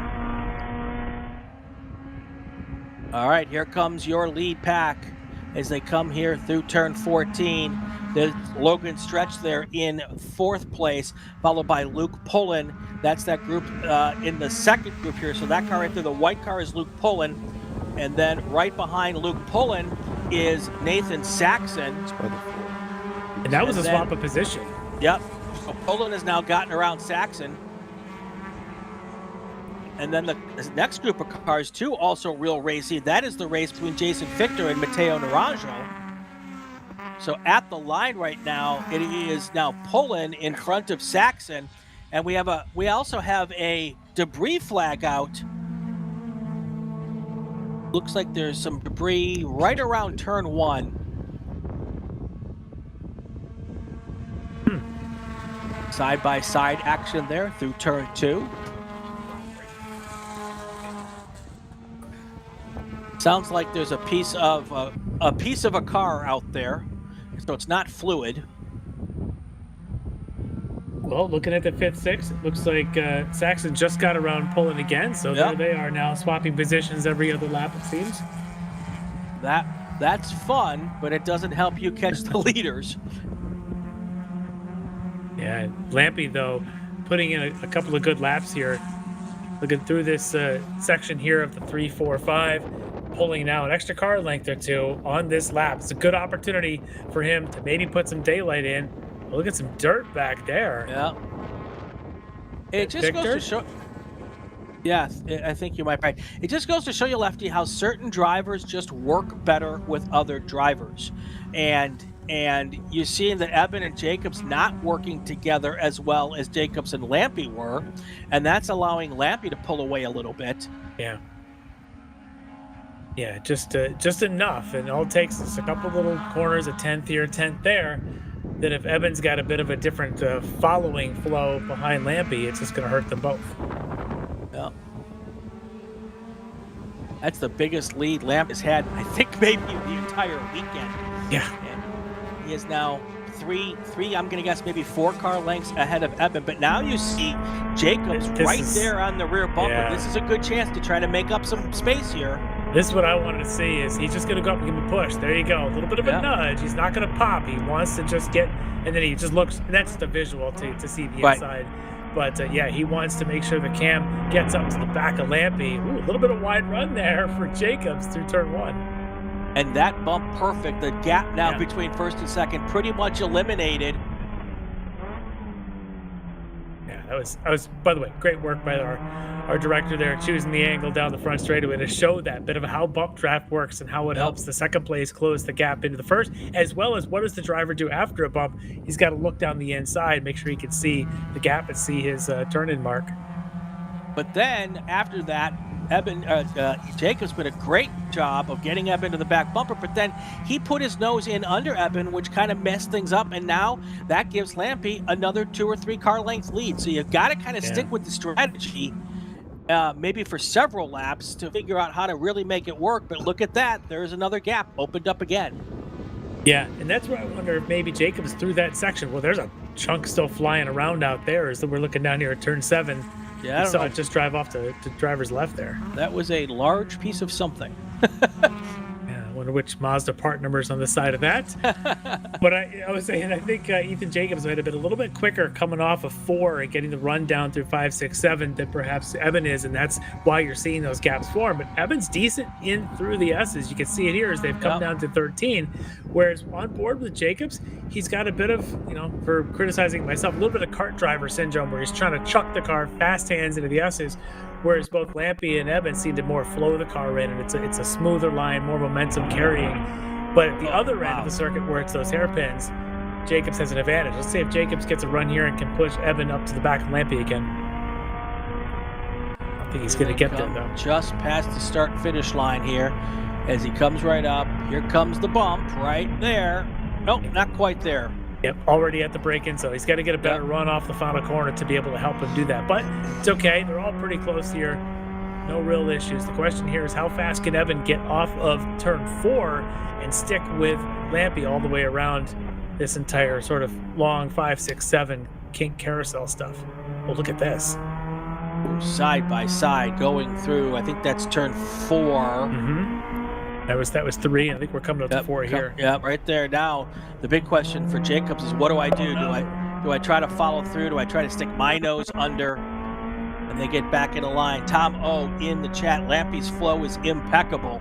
Yeah. Really the guys behind they're bumping each other a little bit. It almost looked like Jacobs it got into the back of Evan there coming out of 4, which caused a little bit of side sliding. Lampy, though, just very smooth. He's not really under threat by the guys behind because he's just keeping the car perfectly level, perfectly square, keeping the tires under him for this longer race. Our top 10 here as we get through working lap number 12 here, or 12 to go, I should say. Ethan Lampy's your leader, Cam Evans second, Ethan Jacobs going back from there 4th through 10th. You've got Logan Stretch, Nathan Saxon, Luke Pullen, Mateo Naranjo, Jason Fichter, Weston Duchik, and Habir Daz. That's how they stand right here at the 12 laps to go mark here as our leaders head through turn 15.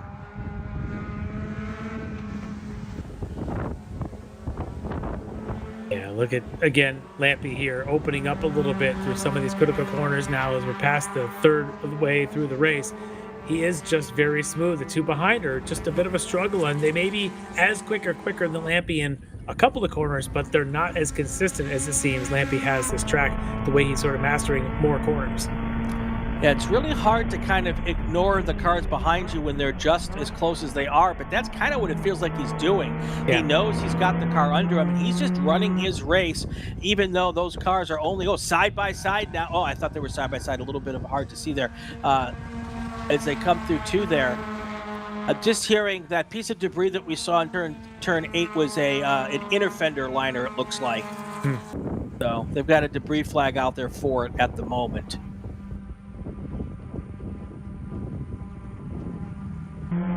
Our 2 leaders, our 3 leaders have essentially driven away from Logan Stretch. So as long as they don't make any mistakes, it is now a 3-car battle for the lead here with 11 to go. Coming up on halfway in just a lap or 2. Not a ton of really close battles even behind this group. Saxon and Pullen have got a second or so between them, and another second and a half back from Pullen to Naranjo. So, yeah. So Stretch dropping a tire there, coming out of 7. Yep. I said 6, I guess. And these front 3, they're just kind of doing their thing. Yeah, Jacobs doesn't have an advantage, it seems, over Evan in any place where he could do something with it. And so he can't really get that second place back. And Evan, kind of the same thing with Lampy. Doesn't have an advantage in any place where he could do anything. But Lampy is just playing the smart race. He knows those things. He knows that he can hold his position where it matters. He's getting great runs off of 16. Clearly the most critical corner on the track. And you can see it there. Extra car length going onto the front straightaway. That's a huge benefit all the way down. The fire builds in the chat. Those fender liners are held on with hopes and dreams. Somebody's hopes and dreams collapsed. There's Ethan Jacobs taking a look on the inside. You got to wonder how patient he can be, because it doesn't appear that Eben is fast enough to get side by side. You've got to think that Jacobs thinks he is. Every driver thinks the guy in front of him is holding him up. So whether or not you've got the patience to find the right time, or you want to get impatient to get behind the guy who you knew you were fast with yesterday, because they put on the show yesterday. So you're always, no matter what reality is, the third place driver always thinks that the guy in front of him is not fast enough. Yeah. Well, what I'm seeing is Lampy's getting great runs off of 16, and there's no threat for Eben to get alongside him. Jacobs, if he thinks he has an advantage, has to do it. He's got to execute a 16 so that he can get a run of the front straight. He just hasn't been able to do it yet. I don't know if the car is getting a bit slidey coming off of 16, and that's part of the issue. But at the end of the straight, he seems to have some pace. Just got to find a way to get that launch and maybe take over second to try and pressure Lampy. But look at this. Lampy's so quick coming out of 4 through the 5, 6, 7 complex. Look at this. He opened up another 3 car lengths there.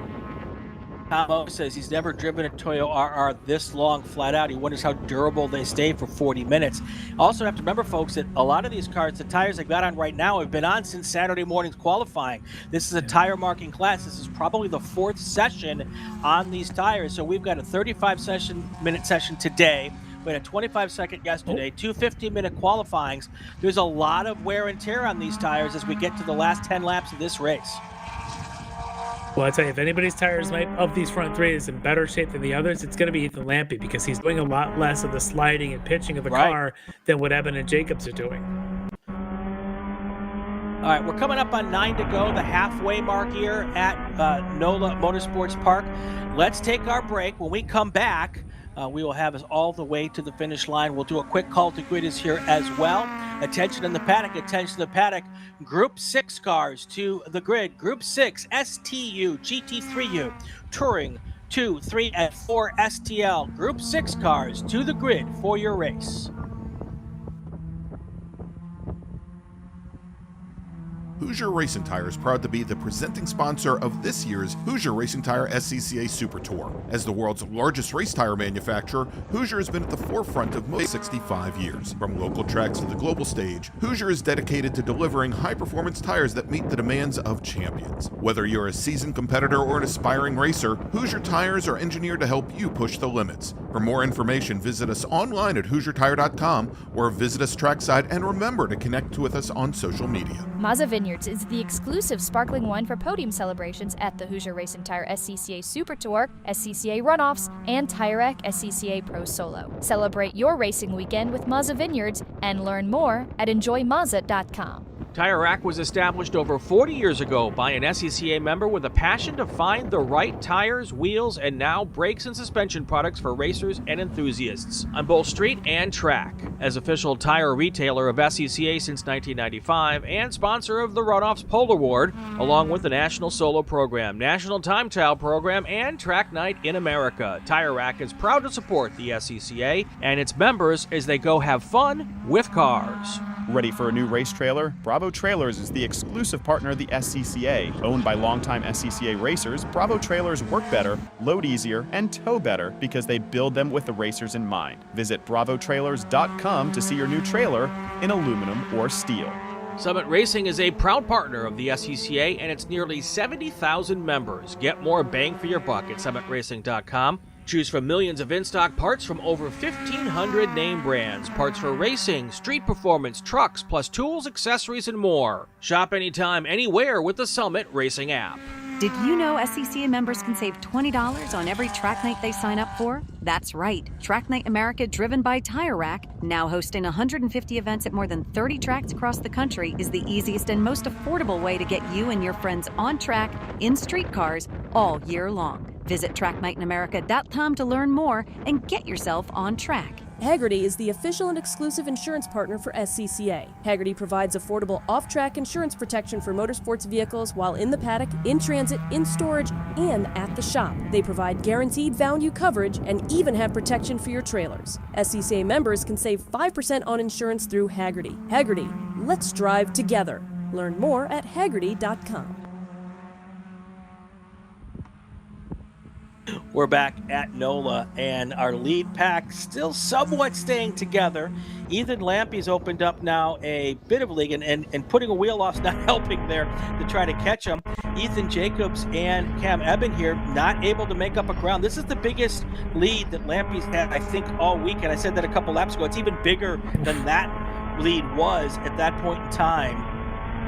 At some point, you got to think, and you never want to give up second place, but maybe Cam Evans got to say, maybe me pushing Ethan Jacobs is our best chance to get back to the rear bumper of Lampy, but you don't want to give up that spot if you don't think he can actually get around Lampy. I can't imagine any of these three are thinking, I'll let a guy by because we might be faster than that. I'm not sure that's in their arsenal. Yeah. But watching them both here on board with Jacobs looking at Evan, both these two cars seem to have a lot of tail slide, certainly through the S's. I didn't think I saw any of that out of Lampy, and that's at this stage, 10 laps in, it's got to be an advantage for Ethan Lampy to have a car under him that isn't sliding around and pitching. Look at that. Now we're about 7 car lengths between Lampy to Eben. At some point, Eben and Jacobs are going to lose the benefit of some of that draft, and that might be an opportunity for Jacobs to get to second, but by then it'll be too late to catch Lampy. Well, that is true. And look at the gap from third all the way back to fourth. Yeah. I'm going to pull up the timing screen here. And last time it was 10 seconds back to Logan's stretch. It appears to even be longer now. But that just shows you, Lefty, how big the draft is here, that these two cars working together have been able to get that big gap. And Logan Stretch, who is no slouch of a race car driver, in a really good race car, because he didn't have the benefit of that, has not been able to catch up at all. And he just keeps falling back and falling back. And Frankie Barroso back in and out of the pits again. They're just trying to work that car and figure out where the kinks are here. Yeah, and hopefully he can for future weekends get that thing sorted out. But you're right about the pace, this front three, a little bit of draft helping them, but they're all just so precise. I mean, I'm sitting here criticizing a little slide here and there, but we're talking fractions of seconds that's costing them because they're in such a tight battle. The reality is they are at 99.9% of what this car can do, and that's tough to maintain pace with. Logan Stretch is doing all he can. Same with Nathan Saxon, Luke Pullen. They're all doing it, but this front three just seems to have a real grasp of what these cars need and want right now. Yep. So smooth for Lampy though as he goes through the S's. Yeah. Which means that draft effect starts to go away. So with Jacobs now facing a decision, either he really has to get close enough to push or he's got to get closer to pass. He's got to change something up, because at this point it's going to end this way unless Jacobs makes a move, and there he goes. He does. Yep. He makes the jump into second. Whether he let that happen or didn't let that happen, now we're going to get a chance to see if Ethan Jacobs has got anything and if Cam can push him to the front. I will say that now that lead is 1.7 seconds. Ethan Lampy had a 158.7 the last lap. Cam Eben had a 159.1. So there's your 0.4 right there. Shows up without any question in the gap. Well, now Ethan Jacobs has to prove what we think he may have been thinking, which was, if I could just get this guy out of my way, I can catch the leader. Well, now he's got his wish. He's got to go do something with it. And not only that, but he needs to keep Cam Eben close enough to help him get to the leader. He's not going to get there by himself. Yeah, getting a little bit of push down the long straightaway. Give him the hand signals of stay in line, let's do this. Of course, that's always the, I'm in the lead now, push me.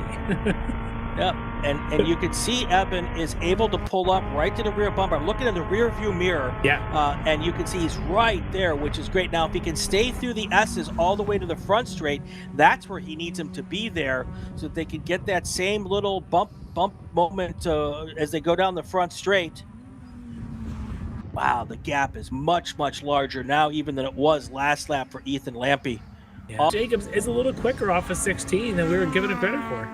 Yep, last time by, the gap 1.3 seconds. This time by, the gap 1.6 seconds.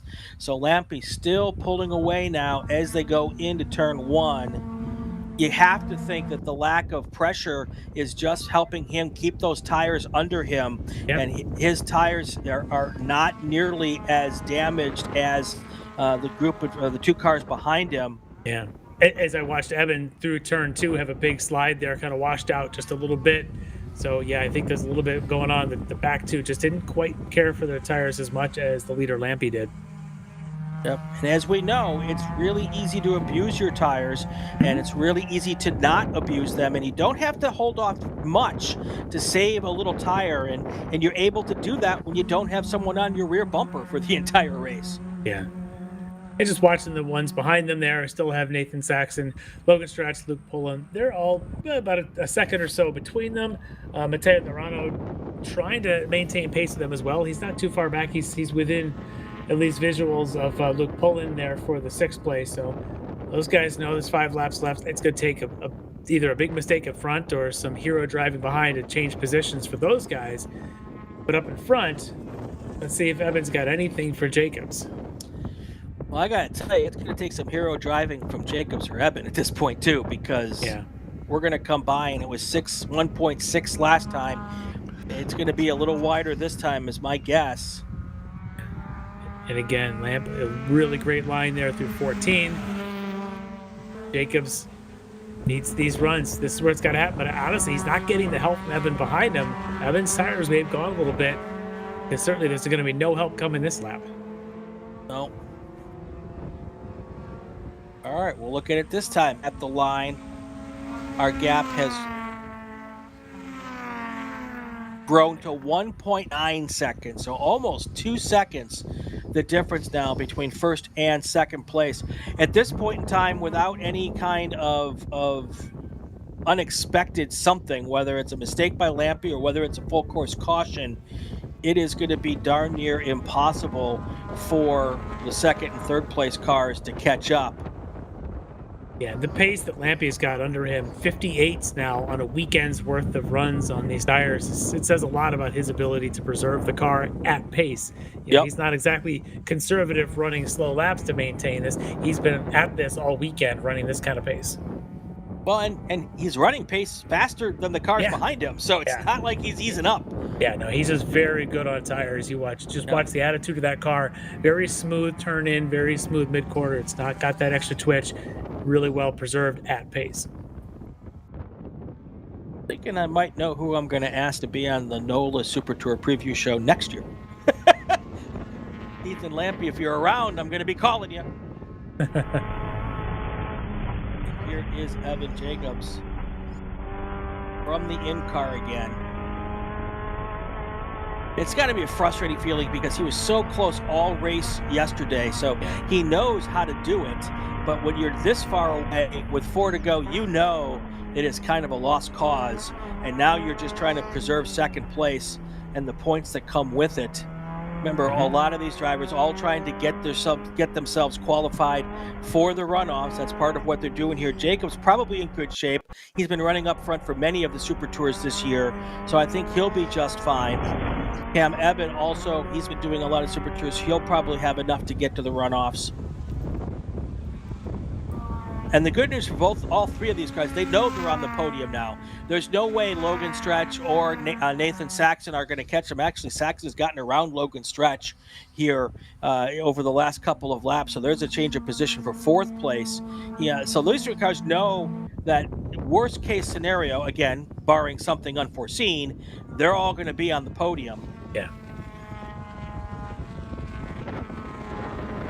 Yeah, and this has just been Ethan Lampy, just precision. He was under pressure, but he, like you had said a bit ago, it didn't look like he cared where they were behind him. He had confidence in what he was doing with the car, that there was no opportunity for them, and he just ran his line, ran his race, and eventually the 2 behind him just kind of ran out of steam, it seems. They just kind of slowly have lost pace a little bit, and Lampy's been able to continue at the same pace the entire race. And then behind them, I think Logan Stretch maybe also struggling with a car that's kind of going away from him, and that's why Saxon's gone around, and now Luke Pullen may be getting closer to Logan Stretch, who, remember, 2 laps, 3 laps into this thing, Stretch was the 4th of the front 4 pulling away. Yep. 3.5 laps to go. Your top 10 right now: Ethan Lampy, Ethan Jacobs, Cam Eben, Nathan Saxon, Logan Stretch, Luke Pullen, Matteo Naranjo, Jason Fichter, Habir Das, and Weston Duchek. There's your top 10 here as we get to the closing moments of this race. Got 2 more races to go after this. Do not go away. The STL GT3U STL race was also a really good race yesterday. Hopefully we'll get the same out of them today. So still got some great racing action to go here. Also want to remind everybody that you can check any of these Spec MX-5 races for all of the Super Tours. If you enjoyed this, go back and watch all of the races on the SCCA official channel. Like and subscribe so you know the next race coming up. We're at VIR next and then Hallett after that. So still 6 races left after this one for the Hoosier Racing SCCA Super Tour ahead of us. So definitely want to keep an eye on all of that. Next time by, we're getting the 1 flag to go. Just heard that word from race control.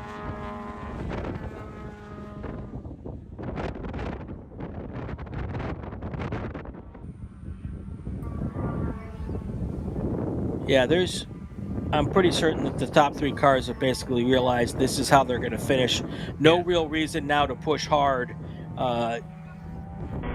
Just want to make sure you're close enough in range that if one of those cars has an issue, you can still be close enough to drive by, but not gaining a whole lot of effort here, and not really worth expending the energy, honestly, to try to catch up at this point. I mean, Lampy again just ran a 58.8 his last time around, continuing that super strong pace. The only battle I'm kind of keeping an eye on, and the pace got to keep an eye on, is Logan Stretch continuing to struggle with that car late in this race.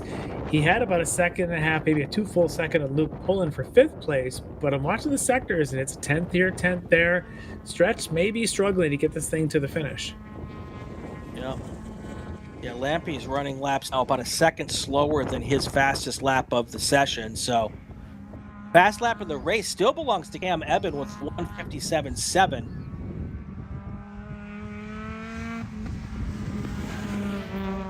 All right, leaders are going to come onto the front straight. The white flag will be in the air for Cam Eben.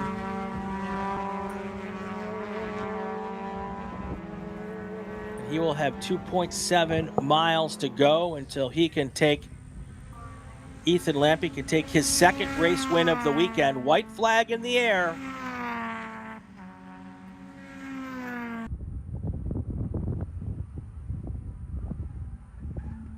Basically just has to keep it between the white lines. And double checking, yes, this racetrack does have white lines. Actually, it doesn't have them all the way around. Yeah, apparently they aren't around somewhere around, like, I don't know, around 6. Doesn't seem like they exist.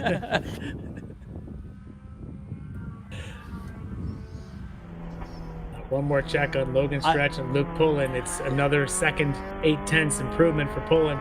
As they come to last lap, he's about 1 second back, so 5th place not decided yet.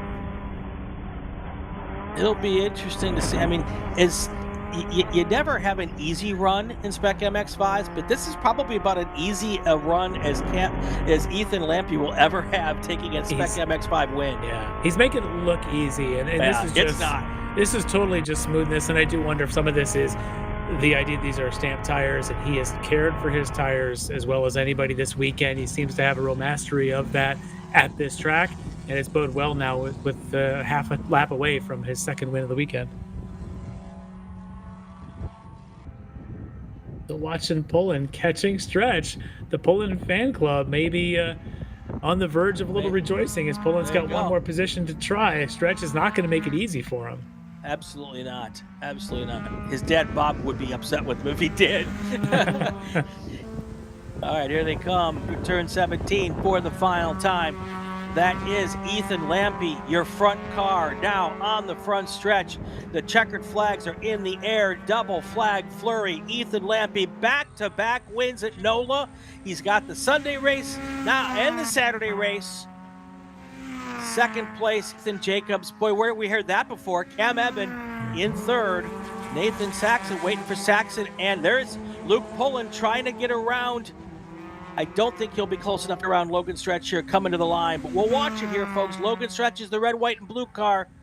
Luke Pullen right behind him. That's how they're going to finish. Yeah, Luke needed one more lap. Good pace at the end of that race. Logan, though, had enough pace to hold off for 5th. But these kids, I call them kids, and not all of them are, but they have got some serious pace. These are some skilled drivers, and I'd love to watch the way that they control this. Wasn't a full barn burner of just mayhem, throwing it around. This was calculated racing, precision, and it was a lot of fun to watch. Nathan Lampy, a dominant weekend, as dominant as you could be in a spec class. Absolutely. All right, let's go through our 10 finishers here. Ethan Lampy, Ethan Jacobs, Cam Eben. That is your podium, followed by Nathan Saxon, Logan Stretch, Luke Pullen, Mateo Naranjo, Jason Victor, Habir Das, and Weston Duchek. That's how they finished here. Let's do a call to grid. Attention in the paddock. Attention to the paddock. Group 6 cars to the grid.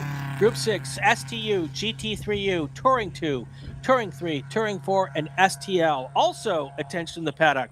The drivers of number 17 and number 129, Spec Racer 4-3, please go to the event center to see the steward of the meet. Drivers of car number 17 and car number 129 in Spec Racer Ford, please head to the event center to see the stewards of the meet. We'll be right back after a short break. 2 more races to go. Don't go anywhere.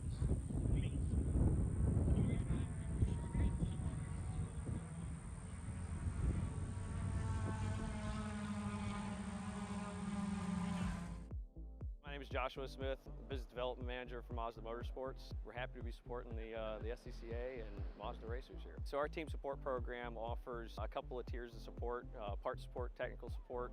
All of this is done through our MazdaMotorsports.com parts store website. It's basically like signing up for an Amazon account. Simple information, prove that you're a racer. It gets you access to our 800 hotline that you can call and speak to one of our parts representatives 5 days a week.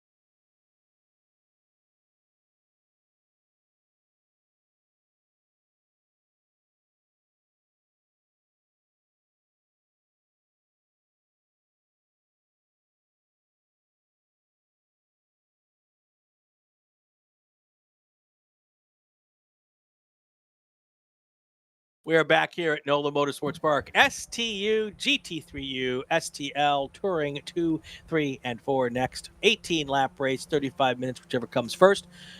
Pace lap is underway. Let's get to our starting lineups. And on row 1, Richard Estacio in the Lotus Exige, in the number 72 car. Next to him, Jeff Durnell in the number 65 GT3U Mazda RX-7. Row number 2, Jorge Nazario in the 165 STU car. Next to him, Nick Leveroni. That's the outside of row number 2. Row number 3 is Mike Taylor, and he is in the number 39 Acura Integra from the peach state of Georgia. John Sewell next to him, also in an Acura Integra. Row 4, you've got Peter Federlin and James Dianto. Both of those guys are in, well, one's in STU, the other in STL. And then you've got Paul Azan in row 5. Will be a split start for this race. The second group, actually this will be the first group. No, this will be the second group. Alex Hocevar will be your leader of this pack. He is in a Chevy Corvette in the 126 car. It's a Touring 2 car. Then you've got the T2 car of Richard Baldwin on the outside of row number 2. Well, row number 1. Moving on to row number 2, Ethan Barker and Chris Giles in row 2. Now, row number 3, you've got Charlie Valey and Blake Thompson. Row number 4 is Richard Kulak and Leanne Falk.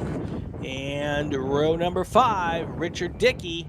He is the number 71 Mazda RX-8. That's your starting lineup here for race number 6. Big shout out to Leanne Falk in her new T4 car. First podium for her in that car as they start to really develop that car a little bit for her. And that is the number 27. First podium yesterday with that T4 car. Very, very excited for her.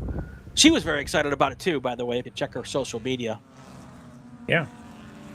I'll be interested to see how this goes with Estacio. Seems to have the car that's lightning out of the box.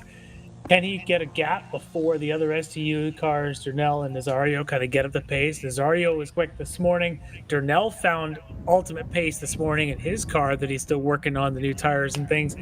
This may turn into a really solid front 3. It's just whether or not Estacio can build a lead in that little Lotus before the others get the pendulum swinging.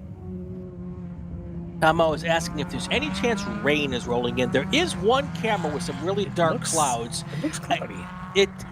I don't think it's close enough that it's going to bother us, hopefully. So that's the ultimate weather steward talking.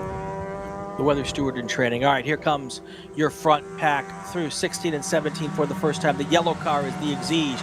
The maroon purplish car on the left is the RX-7 of Jeff Durnell as they come down towards the line, waiting to see the starter throw the green flag. And that green flag is in the air. We're going racing here. Look at those. Already somebody popping up to try to go 3 wide here as they come down towards turn 1 for the first time. Is it Nazario on the inside? Got to keep an eye on him. Could have been.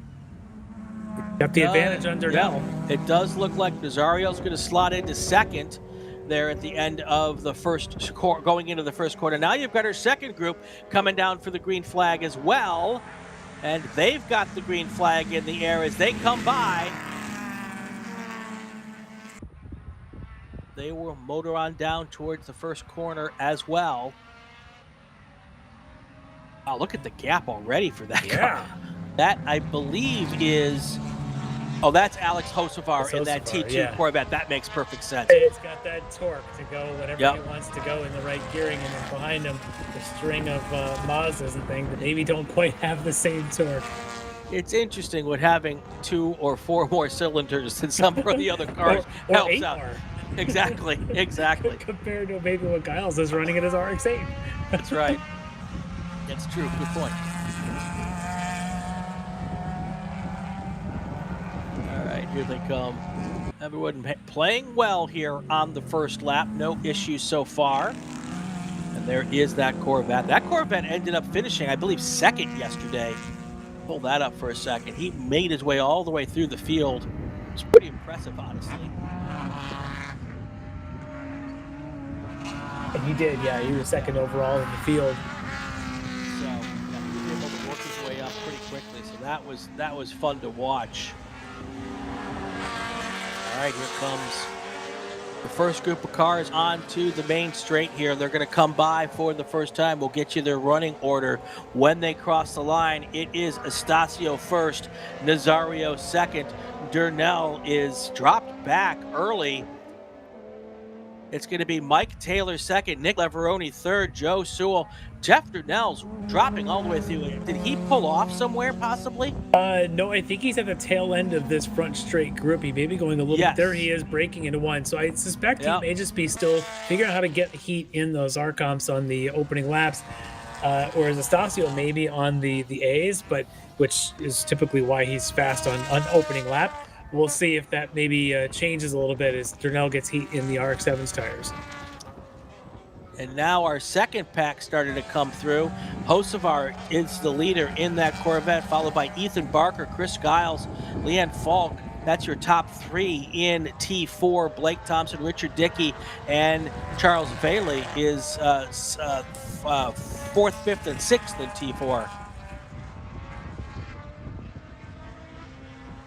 Once again, the start is calling in one driver to be looked at as far as an unsafe, not unsafe, but coming out of line too quickly on the start.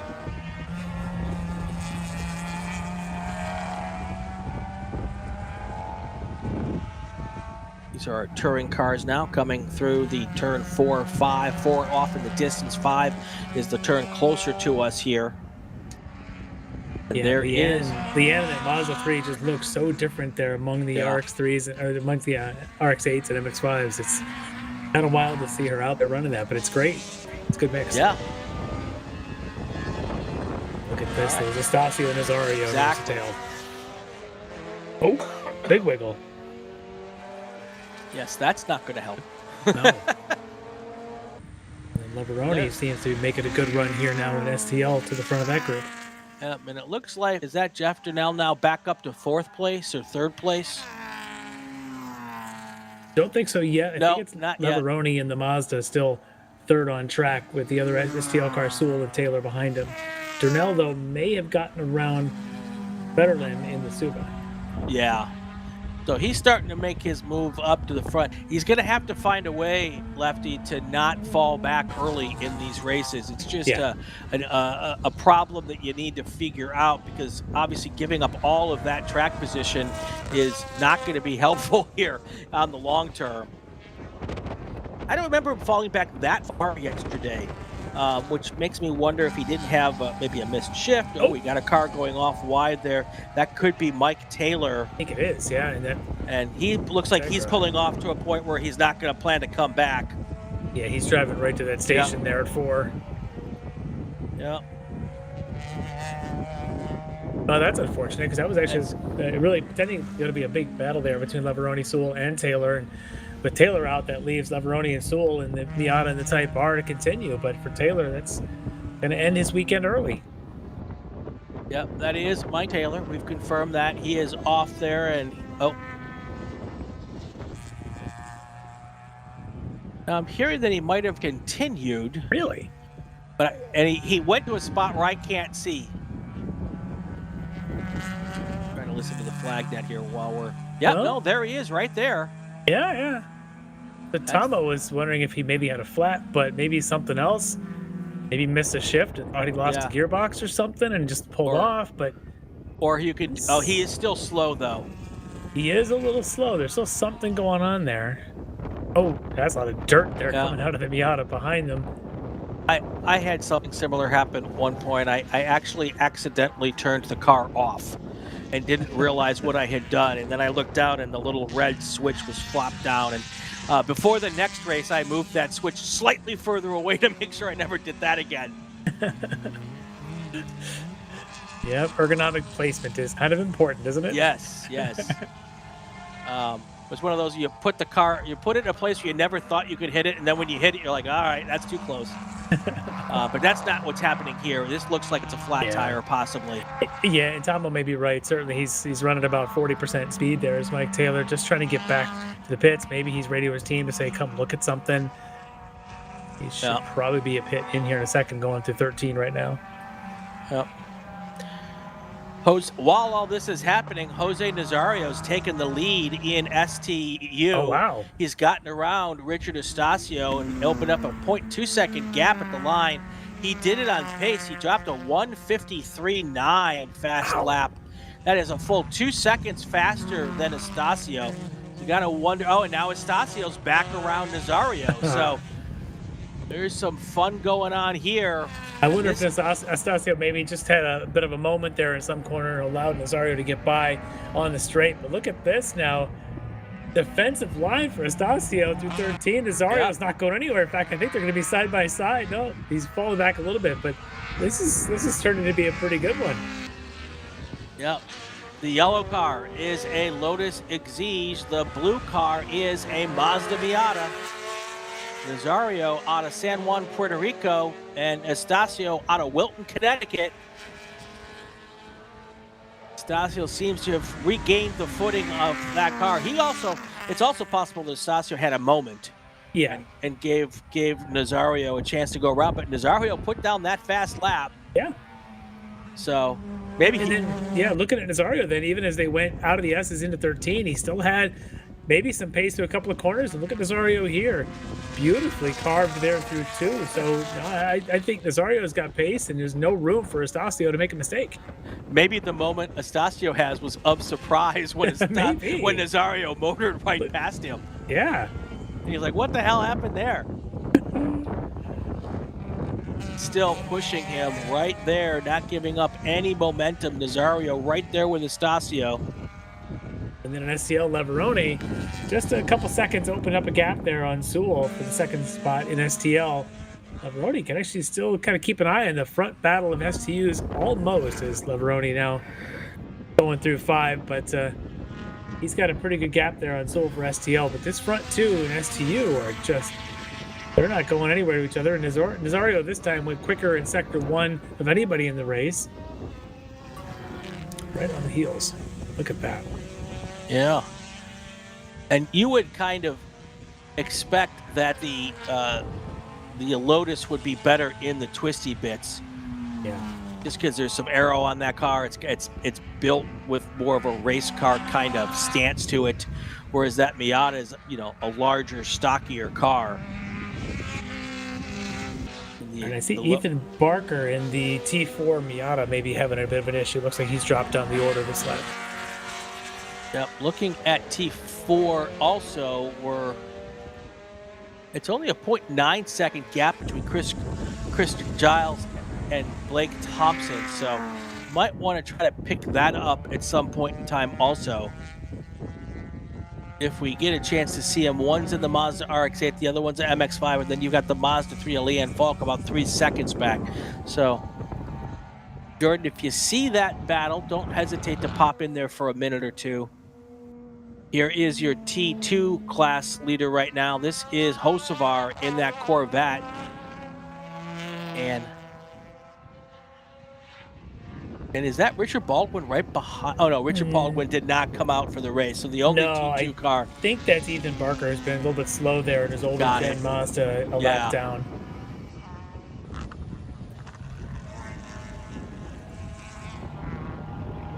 Oh, yep. There is the battle that we were talking to you about for T4.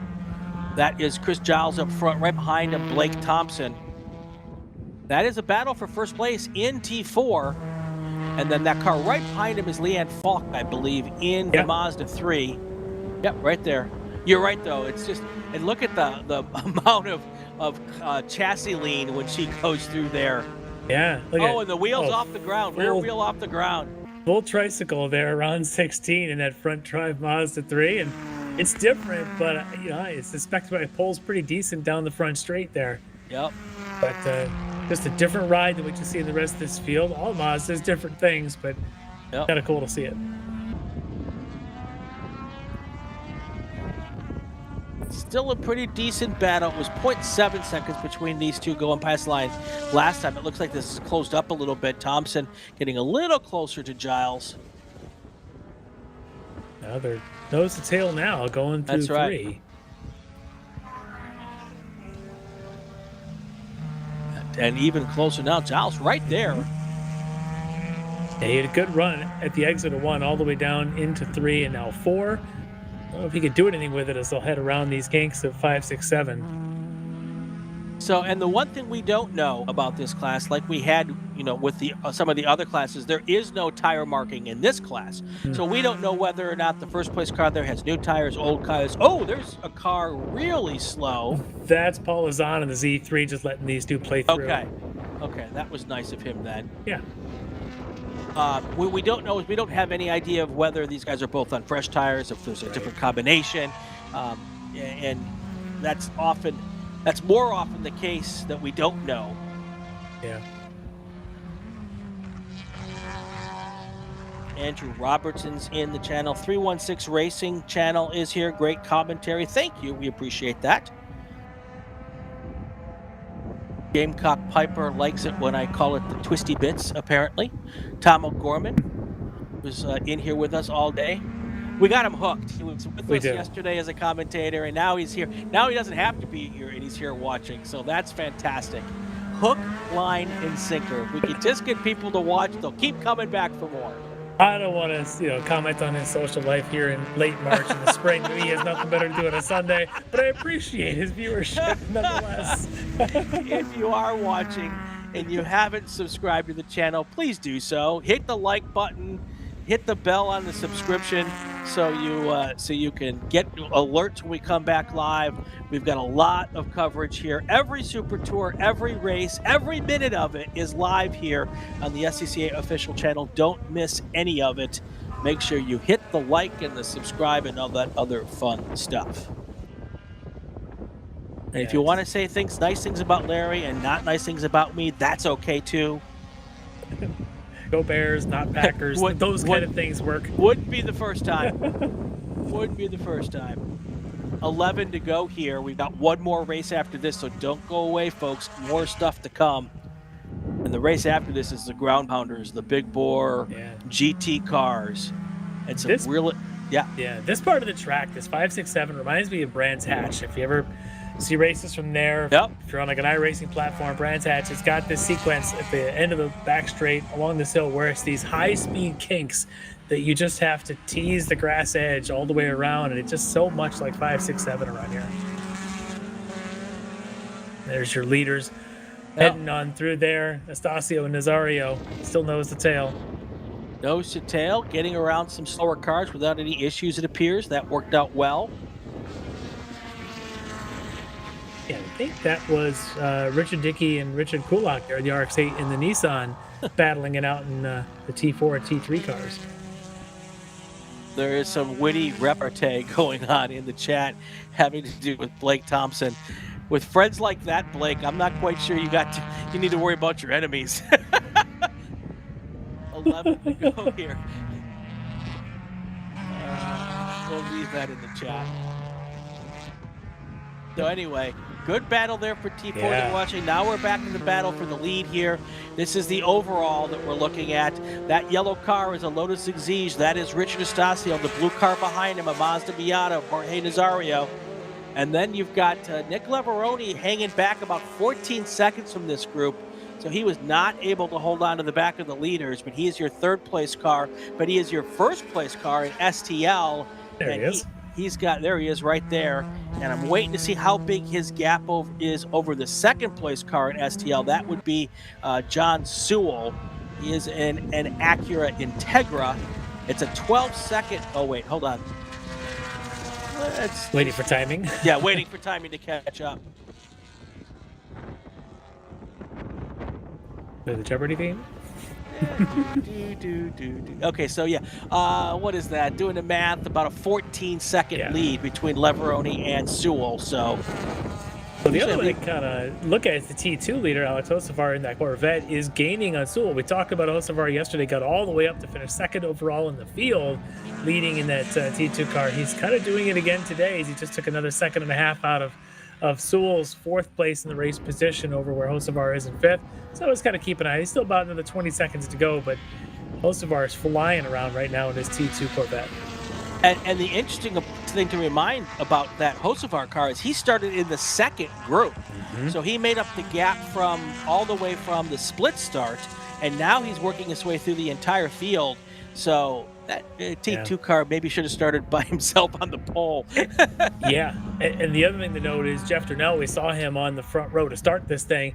Durnell actually now has dropped his pace, has really fallen off. He seems to have been struggling. We saw him in the opening lap struggle. I thought maybe he got his pace back his last time around, 2:03.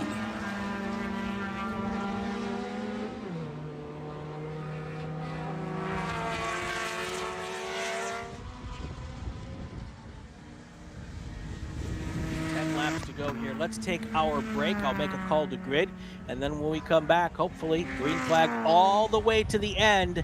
Let's do this right now. Attention in the paddock, attention in the paddock. Group 7 cars to the grid for your race, the final race of the day. Group 7 cars, GT1, GT2, GTX, Touring 1, and A Sedan. Group 7 cars to the grid for your race. We'll take our break. When we come back, more racing from NOLA.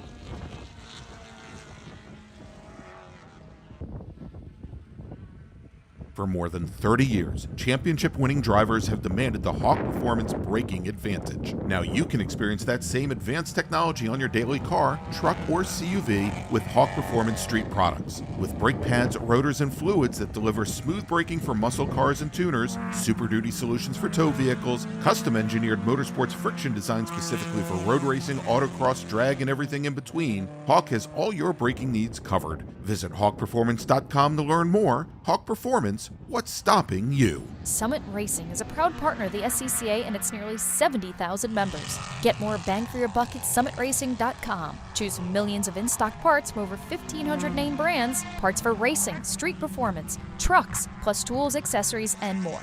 Shop anytime, anywhere with the Summit Racing app. Ready for a new race trailer? Bravo Trailers is the exclusive trailer partner of the SCCA. Owned by longtime SCCA racers, Bravo Trailers work better, load easier, and tow better because we build them with racers in mind. Visit bravotrailers.com to see your new trailer in aluminum or steel. For more than 100 years, Sunoco, SCCA's official fuel partner since 2001, has been fueling victories on and off the track, which is why Sunoco has trusted to fuel over 50 series of racing, driving, and winning, including the SCCA National Championship runoffs, SCCA Pro Racing, Trans Am, and NASCAR. To find race gas near you, visit SunocoRaceFuels.com or call Sunoco at 800-RACE-GAS. Want to try SCCA racing, but with an appropriate focus on fun and learning? The SCCA Race Experience program is exactly that, with both short sprint races you can drive by yourself and endurance races you can do with friends. All you need is an SCCA membership, a driver's license, a properly equipped car, and the right driver gear. Visit scca.com/racex to find more information and events near you. It's the 2025 Hoosier Racing Tire SCCA Super Tour, the premier amateur road racing series bringing together top SCCA road racers from across the country. The Hoosier Super Tour visits some of the greatest tracks in North America, showcasing each of our 23 car classes. From production to GT cars, prototypes to Formula cars, the Hoosier SCCA Super Tour packs a ton of wheel-to-wheel racing action into every event.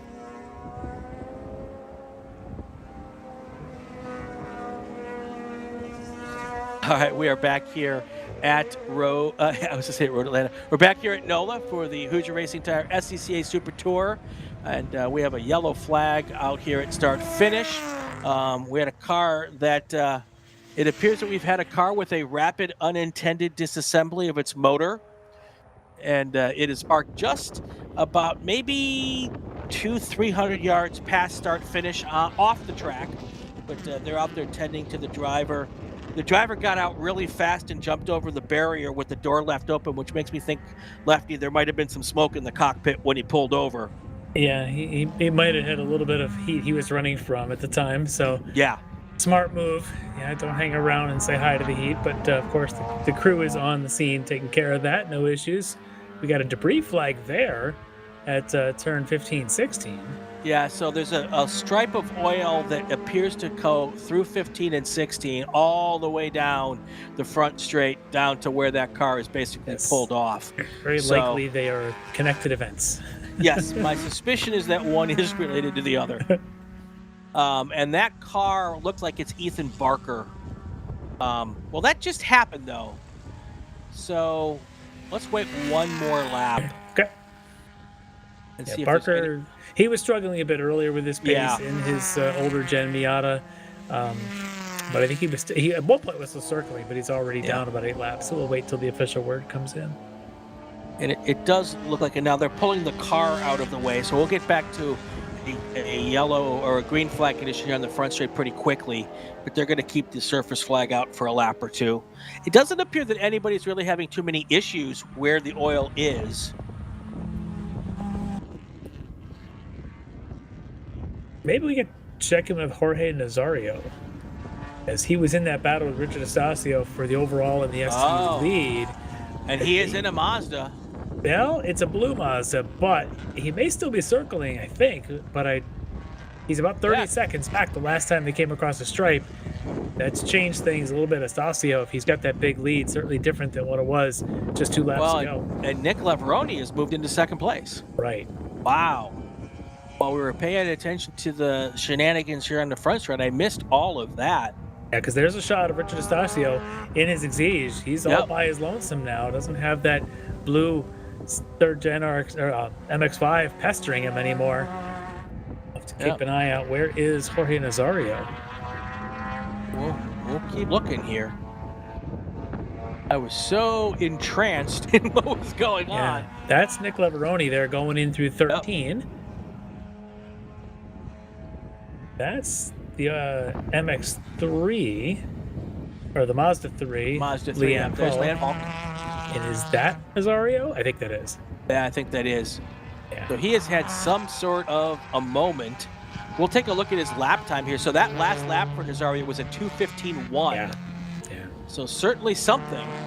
And his sectors, even on this lap, have fallen off. He's about 3 seconds slow in sector 1, about 6 seconds slow in sector 2 than what Estacio just did. So he's limping that car around. There's definitely an issue. I think he's just trying to preserve what he can and get to the stripe. The next place in class is Peter Federlin, who's back there in his Supra, another probably 40 seconds back. Right. And he's still in second place because Nick Lavaroni is not in his class. So it's in his best interest if he can keep the car together. So the car that went off is, I can see it now because it's coming right past the 47 car, is James Dianto. That was the car that done blowed up on the front straight. And it is taking the toe of shame back to pit lane to the paddock here. 6 to go here. 1 race left after this one, so don't go away, folks. John, there's a lot of dirt. There's a big spin. I didn't catch the number on that. It was one of the 3rd gen MX-5s that just went spinning off the driver's left there, going towards 4. I think that's what that was. Oh no, that's sorry, that's the exit of 6. Exit of 6 going into 8 there, yeah. And we haven't seen him return yet. There's a big sand trap down there. That was Giles, who was in that battle earlier with, I think it was an RX-8. Was it Blake Thompson that was in that battle? That maybe he was one of those? He's a silver MX-5. Yeah, could be. We'll have to wait and get an official word on that. See what happens when your friends troll you in the chat? Sometimes it's going to be all Dieter Lascelles and Dylan Carr's fault here. We'll blame it on them.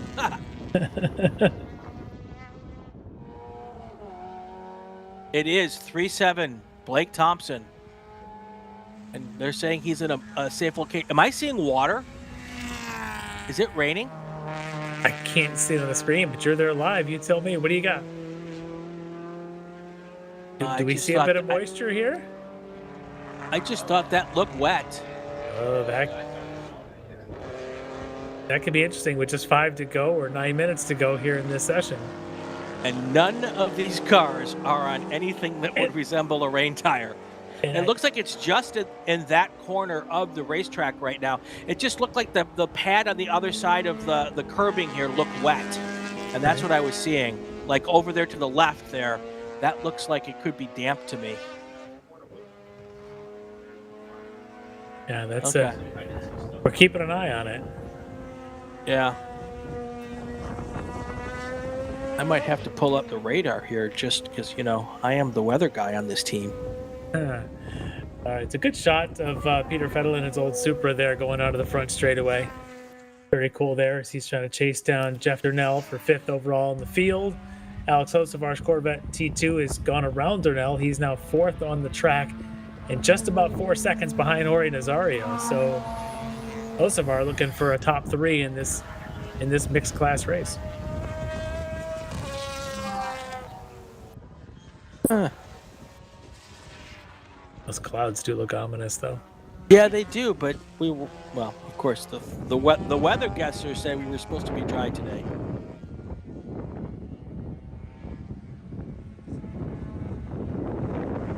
Yeah, my app is not working here at the moment. 4 to go here.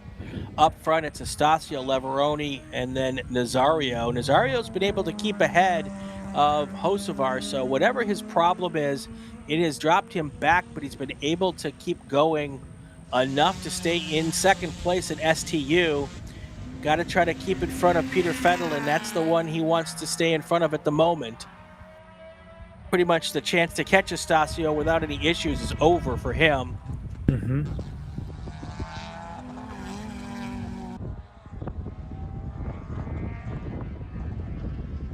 There's Leveroni right there. Yeah, solid run so far here for Leveroni. Just kind of pulled away from the Integras at the start, and he's had really great pace in this STL. What do we got? 4 cars here in this field in STL. Leveroni's kind of been the class of it so far today. Also getting reports that John Sewell is having some sort of problems. He is moving slow through the first section of corners around turn 5. They got the white flag out for him. Fetterlin, Sewell is that car, the 48 car. And now that car is supposed to be in turn 8. They say the car does not sound too healthy. That makes sense. Maybe it's already been through turn 8.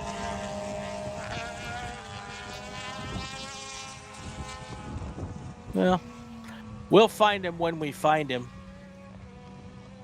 Your top 10 right now with 4 to go: Estacio, Leveroni, Nick Hosevar, Nazario, Durnell, Fetterlin, Sewell, Giles, Falk, and Kulak. That is your top 10 right now, with now 3 laps to go. Oh, there you go. There's your there Integra, is Sewell. 16. I wonder why he didn't pull in, honestly. Does staying out help him? No. Because the other car in his class, he might not know it, but James Dianto, the only car behind him, and Mike Taylor, they've both retired. So he might think he needs to stay out to keep where he's at in this class. And right now, where he's at is 2nd place. So even if he stopped now, he's got enough laps in, he would be your 2nd place finisher. If he were to look left right about now, he just might see his other nearest competitor. Yeah. Although it looks like he might be back up to speed a little bit. Yeah. Perhaps he's lost a particular gear that slows him. If you lose, could be. You lose 2nd through this part of the track. Maybe his 4th gear is fine. You lose 3rd, something like that. Yeah. Could be something like that. Here he is. Now he's definitely slow again. And he might not have somebody on pit wall with a radio to be able to tell him that, hey, there's no need to keep going.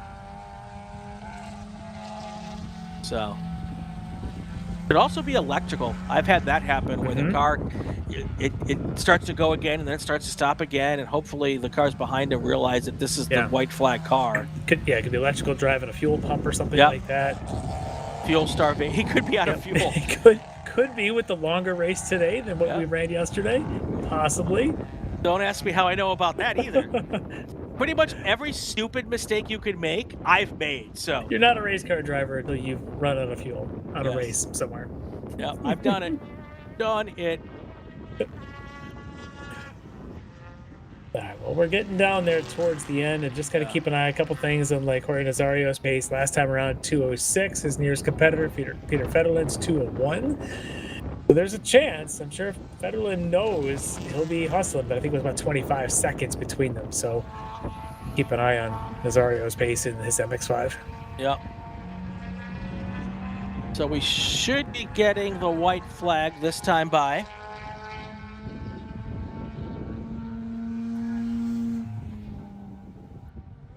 And Hocevar, great pace in that Corvette all day. Yeah. And I'm trying to see how close he is to Leveroni. Will he do the magic of getting back to second place again today? Well, there's Hocevar. Yeah, they're not even on the same straightaway. I think Yeah, Leveroni's safe, but Hocevar has just been lightning quick in that Corvette from the drop of the green flag.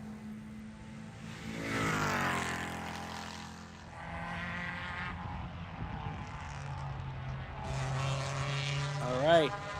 Richard Estacio is coming into 14 here for the second to last time. The second white car, that is the Lotus Exige. Oh, that's Federman going around Durnell there for 5th overall in the field. Love that old Supra. And on to the main straight is your race leader. He will pull in or pull through and under the white flag here. He'll have 2.7 miles to go.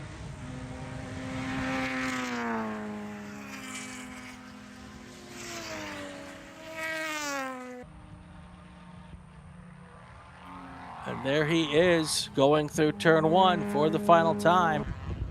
And he's been super quick today. Just a couple of corners, I think, is where Nazario was able to get an advantage somehow and get by him.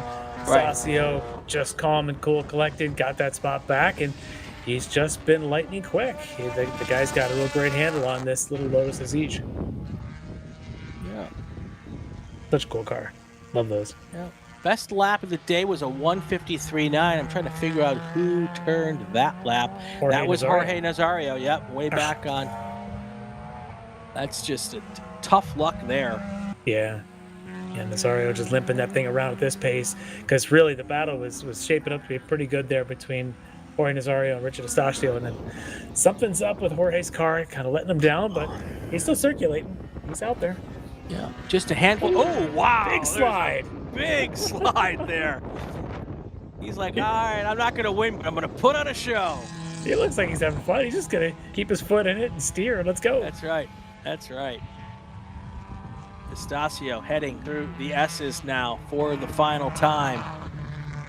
And he's actually coming up on the back of Jorge Nazario. Nazario should just kind of lift a little bit.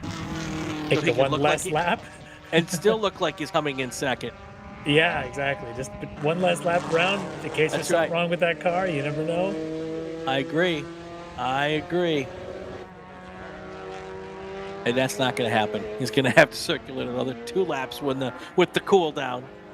Checkered flag is in the air. Richard Estacio's coming under the line, and he is going to take the win here at NOLA. Back-to-back wins for Richard Estacio. Look at the lap time on his last lap, a 53.2. He drops a fast lap. Wow. Show off. Estacio, a win with authority. Yes. That is so good. Back-to-back wins for him as well. Several back-to-back race winners this weekend. There's Jeff Durnell coming across the line.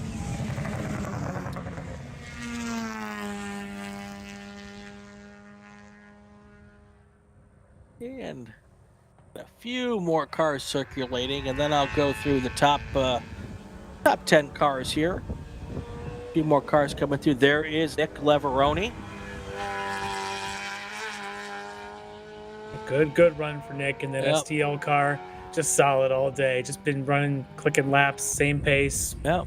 No issues. So well set up car, well driven. Yep. Here we go. Let's go through our top 10 here.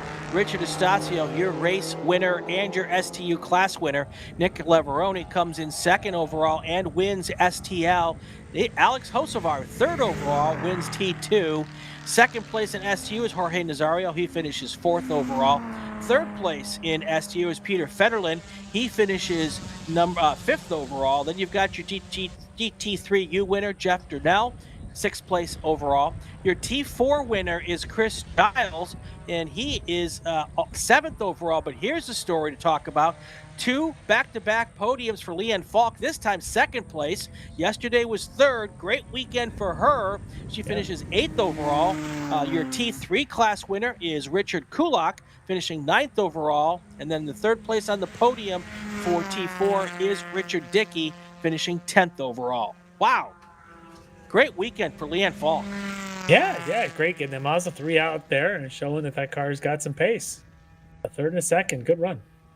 All right, we'll make one more call to grid here. Last call to grid of the day. Attention in the paddock, attention in the paddock. Group 7 cars to the grid. Group 7, GT1, GT2, GTX, Touring 1, and a sedan. Group 7 to the grid for our final race of the day. We're going to have a bit of a cleanup. We've got some oil that we're going to clean up. We've got a car to pick up, so it may be a little longer than 5 minutes here, folks. But don't go away. We will be back as soon as possible for our last race.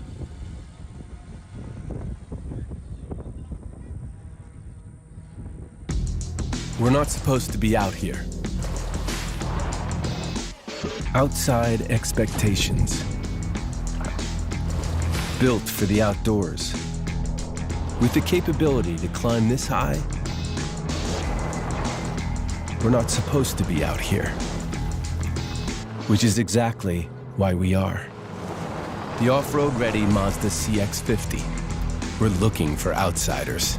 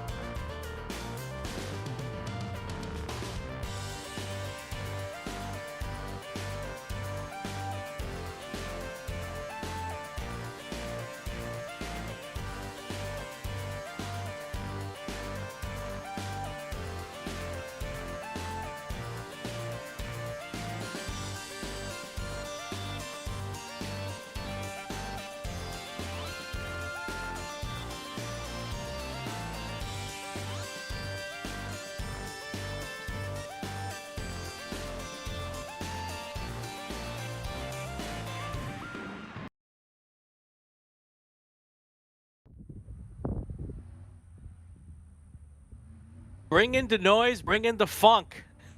It is Yes. the loudest cars we're going to have all weekend. Ground Pounders up next, Group 7, our final race of the day.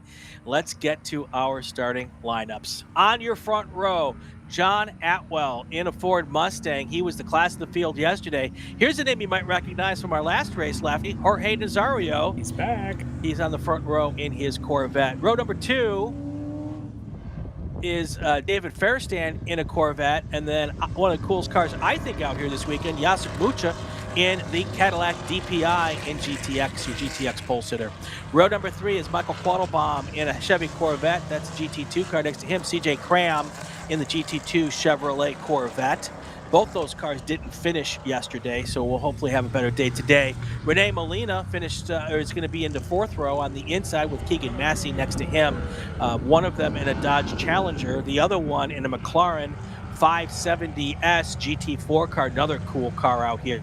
Then we've got Michael Steves in another McLaren. Next to him is Robert Kasprowicz. I am never going to be able to live this down. He's in a Ford Mustang, row number 5. Now onto row number 6, Kevin Rich in a Ford Mustang. Next to him, Brian Carrick in the Camaro.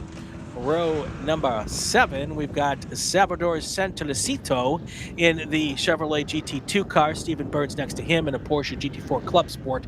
That's row 7. Now row 8 is Paulo Salvatore in his Ford FP350S, and Michael Kamalian in a Ford Mustang A sedan car. That will round out our field here. 8 rows, 16 cars. Hopefully we'll take the start. By the time we get to the end of the day on Sunday, sometimes 1 or 2 of them don't show up, Lefty. Well, fingers crossed we get them all. There will certainly to be no shortage of noise at this point. That's true. Everything's got lots of cylinders, and it is going to shake the ground out here. But we got the mixture, too. We got a few of the other ones out there, the GTXs, that are a variety of power plants and things. I do love seeing the McLarens out there. And, of course, who doesn't love to see a DPI out here at an SCCA event? That is too cool. But, I'm going to see if Atwell can dispose of the field early, or does Nazario have something? And maybe to bring his more production-based GT2 car to keep pace with the GT2, I think is that a TA2 car for Atwell? I believe so, Yeah. I believe it's one of the TA2 Mustangs. Well, this will be fun. Shout out, though, real quick, before we get started, to David Paterick. He drove the Trans Am race this weekend at Road Atlanta, finished on the podium yesterday. So we miss him here, but good for him out there.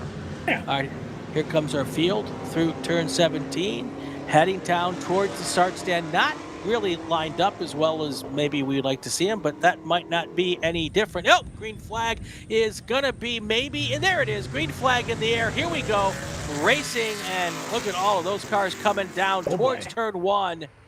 9,000 bajillion horsepower into turn 1. 18 gigawatts. Yes, and the DPI car gets a run on the outside. A couple of Corvettes in front of him might have been Fairstand and Quattlebaum.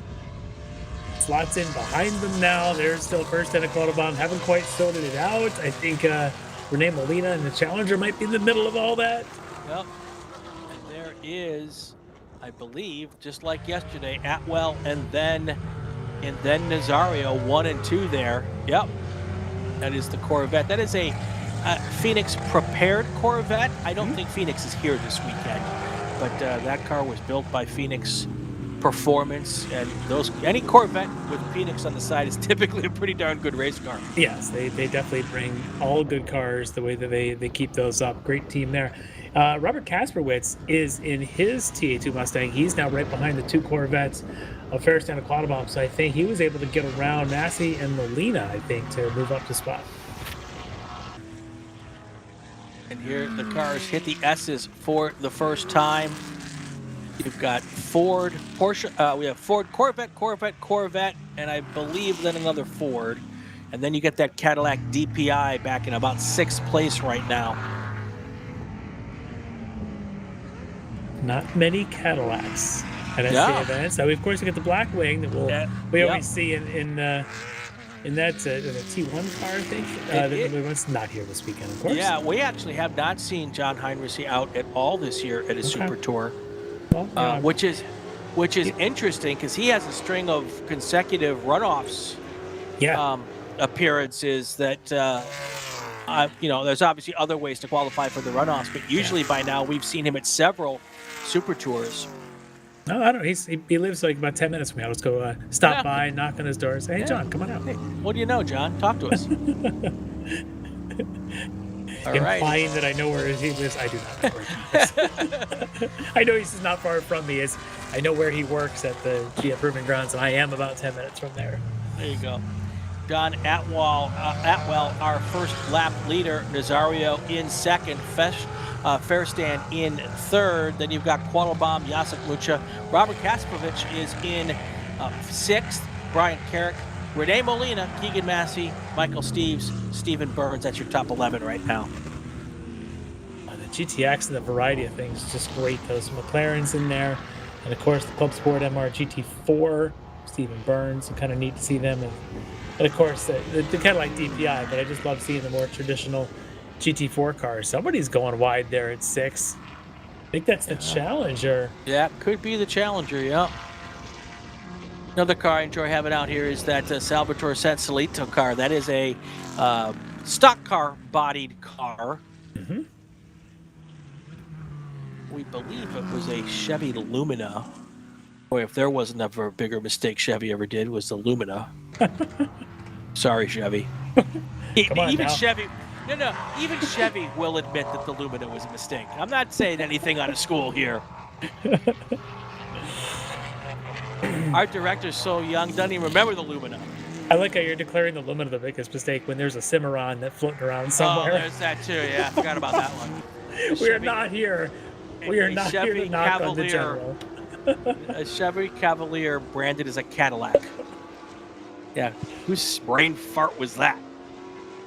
I should get John Heinrich on just to talk about that stuff.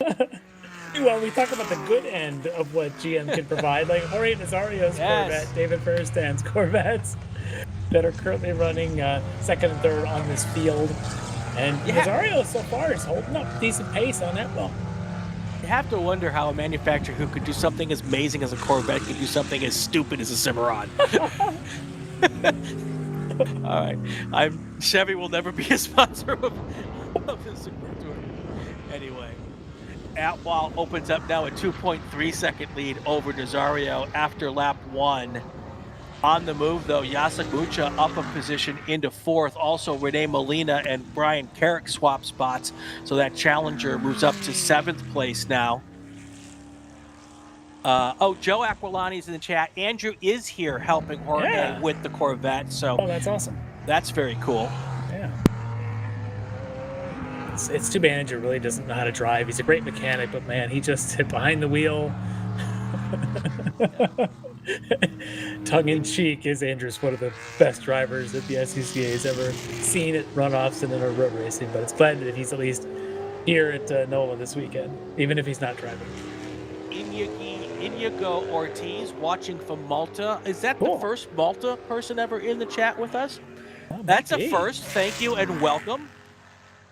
There was a pass attempted going down the main straight. We've got a waving. Oh, we got the 67 car just spun in turn 13. That's Carrick. Brian Carrick. Yep. Looks like he has continued at least. John Burns trying to help me with Kaprowitz. Thank you, John. I'm a Bielanski. There's no excuse for me, John. I see a Polish name and I say to myself, I have to get it right because I'm Polish, and then I completely destroy it. So I apologize, but thank you, John, for trying to help me through my issues. 15 to go here. That's all right, John. He almost called your name Burness instead of Burns. He's really struggling at this time. We should start like a ticker, how many names I screw up over a race weekend. At least you haven't called me Brian or Greg or any of the other names that I typically get called by your normal announcing partner. That's okay. I get called Larry when Greg is with me, so. I can't go broadcast without knocking Greg and is constantly calling me Brian. And I can't wait for it in the sim call that we have tomorrow night when he calls me Brian 2 or 3 times. Yeah. Well, and that's because he works with Brian in all of his. At least you haven't called Larry Brian. Yeah, exactly. Exactly. Oh my gosh. I haven't called you Tom either today, so I've done pretty good. You've done well. Oh, big we spin got a right car. there. That is Salvatore Sansolito in that stock car-ish car, and he is actually all the way into the gravel there. Yeah, that's and he's moving. Oh, come on, you got this. Yeah, he's moving. He's getting out of there. Trying to continue. Probably looking for a spot to trying, get out safely. Yeah. Beautiful. Yes, Look now at you can that. talk about the good things that the GM has done, like getting Yep. that car out of the gravel trap, as well as fastest lap of the race that belongs to a GM product in Mr. Cadillac Jason Mocho. DPI. Yep. Yes, at a 141.4, now 5 seconds behind GT2 class and race leader John Atwell, and closing. Yes, if he's going to be 2 seconds a lap, he's going to be right there quickly here. Another lap or so. There goes Atwell, and there Yep, goes and the DPI. there is that DPI. Yep, you got it. Yeah, I do love the Gulf oil livery on this car. I don't know if there's actually any of the logos. That blue and orange is just a classic livery. Yeah, it's a good color scheme on a race car.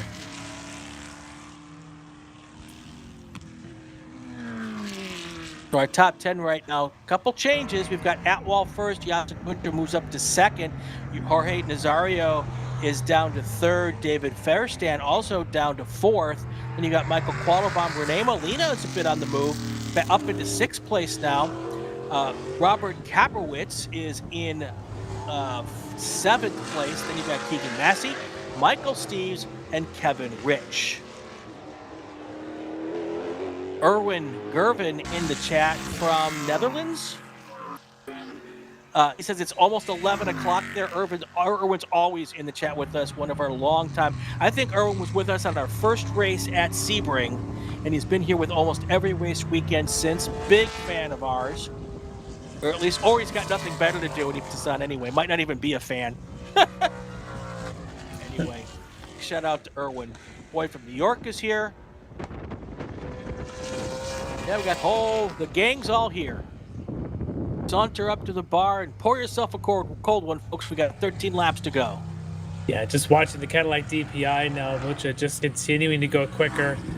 He's about 1 seconds quicker than Atwell the last time around. And look at this. We saw this shot 1 lap ago, and he's a lot closer. 3.5 seconds now between these two. And again, they're different classes, but it couldn't be more different between the GT2 Mustang and, of course, the Cadillac prototype. But it's cool anyhow. Well, and that's kind of what's cool about the GTX class in general. Even the cars within the class are very different. You've got the Cadillac DPI, you've got the McLarens. So there's a lot of, and a Porsche GT4 Club Sport, so lots of different cars in that class. Yeah. Maybe a little more this time through, as Atwell responded, went race fastest sector 2. So Atwell, maybe feeling that pressure, doesn't even want to lose the overall to anybody, even though it's not for class position. But you know, your ego always has to come in. You want to win all the things if you can. Well, there's two things in play, Lefty. There's the ego but there's also the fact that you always want to have a buffer between you and the second place car. And right now, Jacek Munter is that buffer between Atwell, the GT2 car, and Nazario, the GT2 car. So while ego may be part of it, survival could also be part of it also. Sure. Yeah, because Nazario, a little slower on that lap, in fact, but not too far back. Firsthand actually passed on track in his GT1 car, got around Jorge Nazario in that red Corvette. So there's a little bit of positioning going on here. So now 2 cars between Atwell and Nazario, make it 3. So Nazario actually may have an issue out there as Quattlebaum and his Vet also got by. We just watched him the last race in his STU Miata have issues. Nazario maybe having 2 cars here at the end of the weekend, letting them down. Is he stopped on track somewhere? Yeah, no, I just got a call. Car number 165, Jorge Nazario has retired from the race. Oh, that stinks. Yeah, that does. And it was interesting. Yesterday, it was Quattlebaum who retired early. And now today, it is Nazario. So unfortunate for both of them, but they're kind of flipping the script today from yesterday.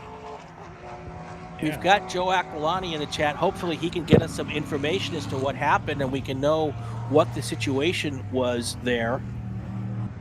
Yeah, and again, we were talking about it a bit ago. Very unusual for a Phoenix car to have any kind of a mechanical issue. So, not the norm there. I'm sure that team's going to take a look at that when he gets back. Well, there you go. There's your front two in the field now. A little closer this time by, it looks like. Yeah, it does look like someone got on the horn to Atwell and said, hey, you know, that car's coming and coming quick, but it's still 1.6. That seems, last time it was 3 seconds. So. Yeah. You can definitely see right there that J6's gotten a lot closer now, right there, coming through 2. They're just a couple of car lengths apart. So different. I mean, these you can't have 2 more different race cars, both built in a factory for racing, but very different formulas to get there. I don't remember who built the DPI cars. Was that Dallara? I'm gonna have to don't know look if it that was, up. if that's more of a Pratt Miller thing. I'm not sure who did those. Yeah.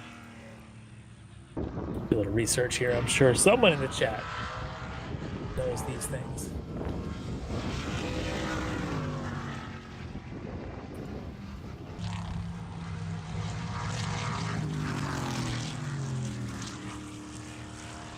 May have actually been Dallara.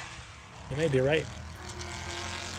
There were several manufacturers. Well, the Gen 1 had several. There was a Crawford, there was a Duran, the Gen 2, which is what I think.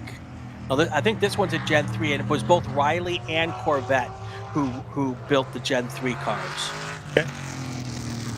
So it was a Corvette body kit on the Riley. Interesting. So it was Riley built cars, but the Corvette had, and there was also a Dallara The chassis. Cadillac. Yeah. That's this one, or is this? No. Yeah. I think this is DPI. I think this might be the Dallara, basically similar to the Dallara P217s that iRacing knows as the cars. In fact, that I drove for a few hours in yesterday's race. This is the Cadillac version of that.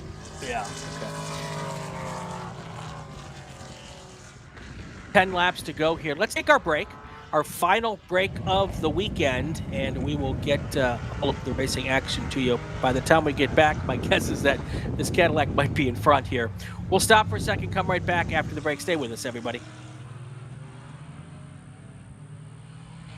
Hoosier Racing Tire is proud to be the presenting sponsor of this year's Hoosier Racing Tire SCCA Super Tour. As the world's largest race tire manufacturer, Hoosier has been at the forefront of motorsports innovation for more than 65 years. From local tracks to the global stage, Hoosier is dedicated to delivering high-performance tires that meet the demands of champions. Whether you're a seasoned competitor or an aspiring racer, Hoosier tires are engineered to help you push the limits. For more information, visit us online at HoosierTire.com or visit us trackside, and remember to connect with us on social media. Summit Racing is a proud partner of the SCCA and its nearly 70,000 members. Get more bang for your buck at summitracing.com. Choose millions of in-stock parts from over 1,500 name brands, parts for racing, street performance, trucks, plus tools, accessories, and more. Shop anytime, anywhere with the Summit Racing app. Hagerty is the official and exclusive insurance partner for SCCA. Hagerty provides affordable off-track insurance protection for motorsports vehicles while in the paddock, in transit, in storage, and at the shop. They provide guaranteed value coverage and even have protection for your trailers. SCCA members can save 5% on insurance through Hagerty. Hagerty, let's drive together. Learn more at Hagerty.com. Mazza Vineyards is the exclusive sparkling wine for podium celebrations at the Hoosier Racing Tire SCCA Super Tour, SCCA Runoffs, and Tire Rack SCCA Pro Solo. Celebrate your racing weekend with Mazza Vineyards and learn more at enjoymazza.com.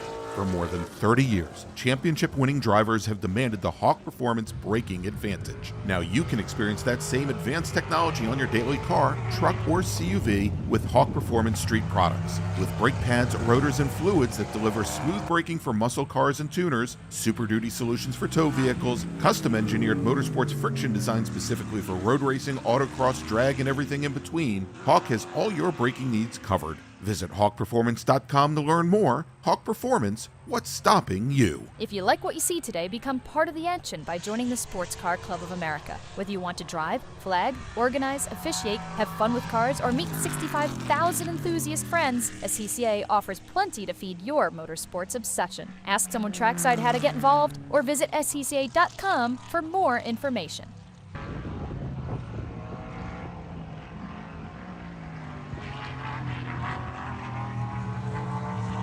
We're back here, 9 laps to go in our race weekend here at NOLA. Big thank you to everybody here at NOLA Motorsports Park. The hospitality has been fantastic.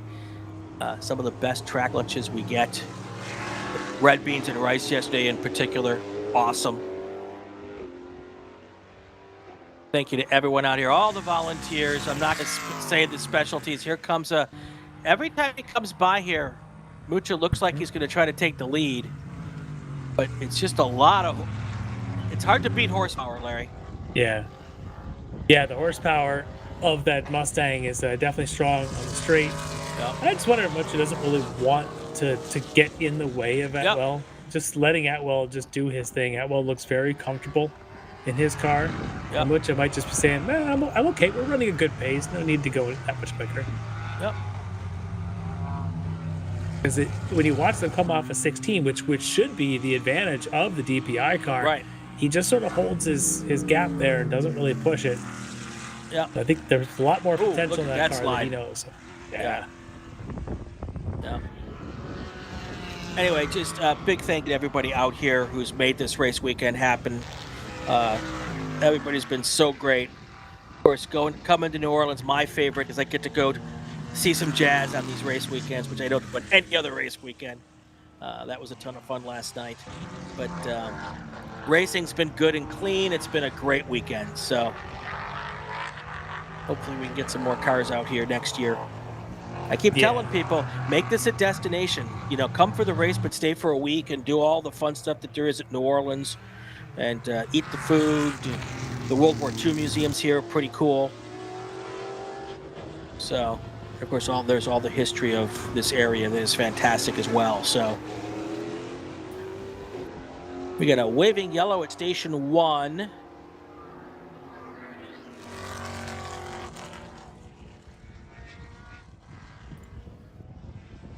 See what issue it's the 65 car they're saying, which maybe they're talking about the 63 car. They are. It's Kevin Rich in his Mustang. Kevin. Okay, so they're saying Kevin Rich then just overshot and came back up on the course. Why do I not have a 65 on my... At 63. Yeah.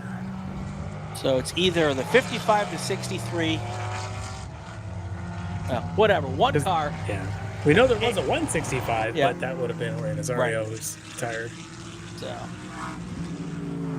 Boy from New York asked in the chat, anyone remember the Mosler? I absolutely remember the Mosler, badged as a Corvette. Yep. So, yes, this track seems to promote clean racing, but oddly passing is hard. It is not easy to pass on this racetrack. So, yeah, you have to have a lot of trust in the car you're trying to pass, because you may be side by side for a third of the racetrack to get the pass done. Which is cool. We don't get to see that anywhere else. Yeah, because the front straight, the longest straightaway here, it's longest here. It's not the craziest longest straight that you're going to find at some of the other tracks, and it makes it tough. You have to get a great run off of 15, 16. And some of the classes we saw in Spec Miata, SMX, even in the Spec Ford, you still had to even nail that. But it's hard to get by in a class like this. These we're seeing here or in the STU, the others. It's very tough to make a pass around here, but track's wide enough. You definitely have to have a lot of skill to have pace here. Keegan Massey just makes a move into 6th place in his McLaren. Our top 10 right now. Well, Mucha, Ferstad, Quattlebaum, Molina, Massey, Kapowitz, Steves, Rich, and Burns. That's your top 5, or top 10, I should say. All right, just got a note from Joe Aquilante. Jorge suffered overheating and shut it down. That is the financially responsible thing to do. Yeah. No sense. You're never going to get it to the end if you're overheating anyway. So no sense to keep it out there any longer if you need to. Yeah. And, it's no not, workout. It's not last lap at the runoffs and just Right. go for it. This is right. Yeah, it's a it different is still deal. March. That's right. So, yeah, smart move there. Good to hear. That's also overcomable. So the Phoenix guys and gals will figure that out pretty darn quick. So 6 laps to go here.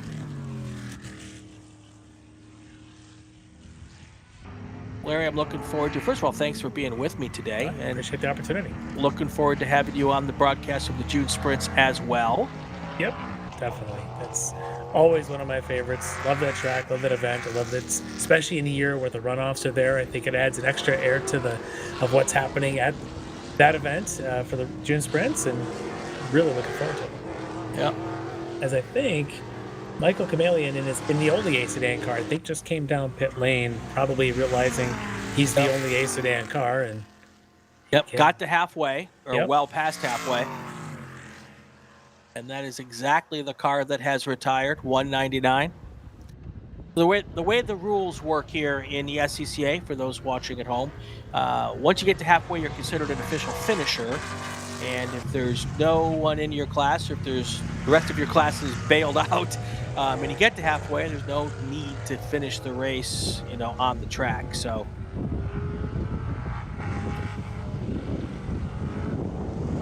I wonder if that's pollen flying across. See the dandelions I wonder if that's flying pollen that we're seeing, and it's not rain.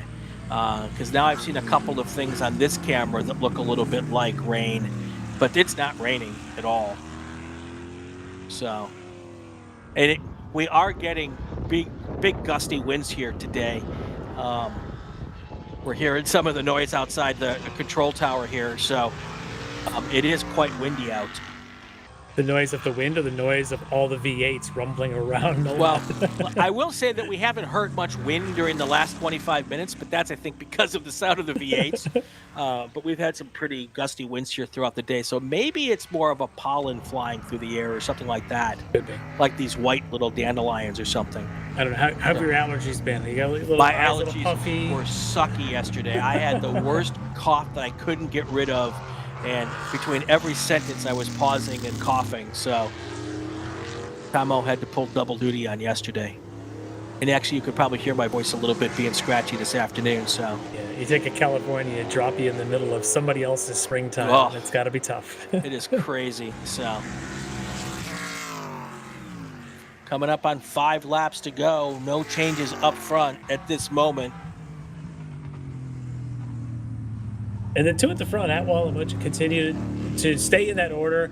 Last time around, 46s, which is still faster than anything else on the track, even if they backed off a little bit from the 43s they were running. And I think they're both just content staying in that order, doing their thing there, and just putting a couple more laps in and enjoying their beautiful race machines. If you're in this area and you want to check out what we do in the SCCA, go to scca.com and look for the Lone Star region. They're the folks helping us run this event this weekend. If you're not in this area and want to check us out, just go to scca.com. You'll find a local region near you. Larry is up there with the Saginaw Valley region. I'm part of Cal Club. And we're all part of a region somewhere. Tomo, I think, is Central or Ohio Valley region, down there by Columbus. And there's a place to race everywhere in the U.S., races every weekend, different types of racing also. Larry is a multiple national champion in autocross. I am a never national champion in autocross and road racing and road rally. What else have I done? I think those are the 3 I've spent. Done any rallycross? I have not done any rallycross, but you know what? I wouldn't be a national champion in that either. So it would be great. It would be great. Rallycross is an absolute ton of fun as well. And if you have rallycross, if you're watching, it's not necessarily, your rally cars doing things like you see the rallycross, the pro rallycross. It's everyday sort of streetish cars doing it in a farmer's field against the clocks, and it is a great time. It is an absolute hoot. We do a lot of it up here in Michigan all year round, as well as around the Midwest. It's a good time. SCCA does a whole lot of it, so check that out near you if you can. And lots of different ways to come and play. SCCA Club Racing is the best racing on YouTube. I love that. Thank you, My Race Data. big thank you to Where everyone out there do I watching. send the check? Exactly. I've already sent the check, so that's how this works. You prepay for the compliments. Anyway, so yeah, if you want to come find a place to do stuff with your street car, or if you want to go out and buy yourself a race car, go to SCCA.com. Watch the Inside the SCCA podcast. We're talking about all the different programs on the podcast, not just road racing. As a matter of fact, I've got one scheduled coming up on Time Attack, which is like time trials, and also on Road Rally. So those two are coming up in the next couple of weeks. And of course, we do a lot about road racing and autocross as well. Once we get to the end of the Super Tour season, I'll be ramping up a lot of autocross coverage as we get ready for our autocross solo nationals coming up at Lincoln, Nebraska, right around Labor Day. So lots of different ways to come and get involved with the club. All it takes is a little bit of Googling, and you'll find what you need. So PSC rallies actually are a ton of fun. They're essentially just a drive on the street to driving instructions of when and where you got to go. Oh no, that's race leader. We got a spinner. Atwell. That's your race leader. Handing over the lead. Yeah, his last lap was his fastest lap of the race. I wonder if he was trying to do it again. Wait a second. Where is the second place car of Michael Quattlebaum? Okay, he's back on the track. All right. Yeah. I was going to say, I wanted to look to see. Quattlebaum was a minute 20 back, so. I have a feeling Atwell is just going to be a bit red in the face over that one. I think he was trying to set another quickest lap on the third to last lap of the race, and maybe playing around a little bit with Jason Mucha, just the two of them doing their thing, and it just lost. It looks like he just got a little bit hot. He started to slide around 14, and then when he kind of snapped the weight the other way, it looks like it just went off, and no other anything. There was certainly no contact, but it doesn't look like he had any damage either. Just maybe a little red in the face over that one. The team will get a good laugh tonight. I think he was just changing the CD in the radio. No Mustang jokes though about that. Oh yeah, there you go. He is now Jacek Mucha is our race leader. Next time he goes under the start stand, he will see the white flag. So we are on our second to last racing lap of the weekend here. Now I want to see if Jacek Mucha can really uncap the cork here on this pace. Another spinner. That's the 47. That's Salvador and his Chevy as he goes spinning off in the S's. And everybody's spinning right in front of that Cadillac DPI. Must be some intimidation as it comes through there. So, yeah, that or the pollen just got really thick. That's right. I don't want to see anybody in front of me now.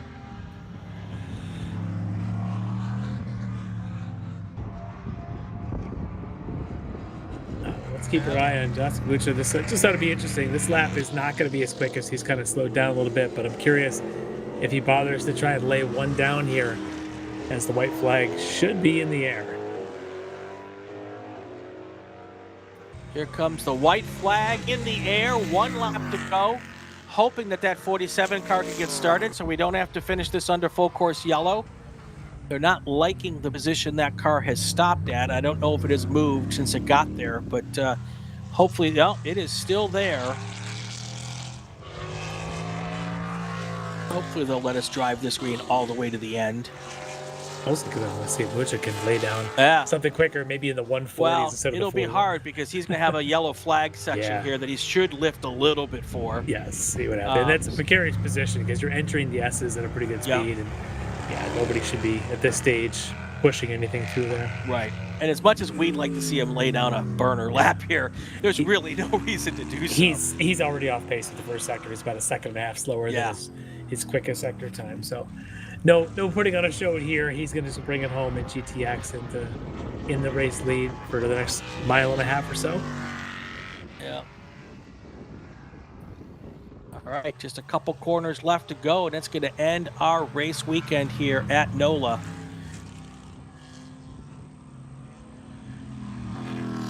There he is through the S's.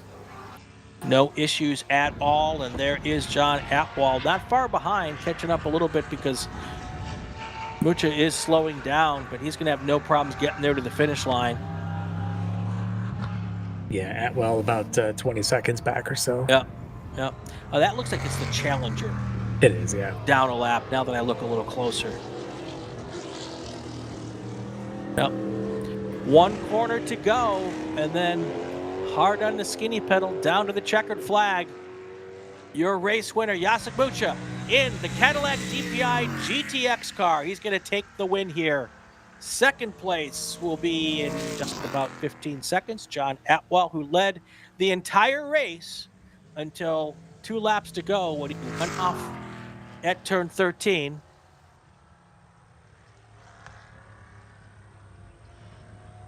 All right, here he comes down to get his checkered flag. That is John Atwell across the line in second. And we'll see a couple Corvettes come across next. Yeah, I think a few others that were a lap down. Renee Molina, Keegan Massey, I think they may have just finished as well. Well, I think Renee Molina just finished right behind, so he was a lap down. So everyone now should be getting that checkered flag. All right, well, let's go through the provisional order here. I don't think much is going to change. This is our provisional finishing order. Your race winner, Jacek Mucha, then John Atwell. Dave Ferristand is in your third place car. He is first in GT1. Michael Qualabom, second place in GT2. Renee Molina, third place in GT2. That's your podium there. Keegan Massey will take home the second spot on the podium in GTX. Then you've got Ron Kasperwich. I screwed it up again. Kevin Rich is your fifth place car in GT2. Michael Steves, your GTX third place car, hits on the podium. And then you've got Stephen Burns. That's your top 10 here. Oh boy, our next race up here is coming up April 5th at 8 a.m. at Virginia International Raceway. Greg will be back with me for that. He will be at VIR. I will be remote for that weekend, so that'll be a whole lot of fun. Hopefully, can you pop up our big schedule also, Jordan, here before we wrap it up?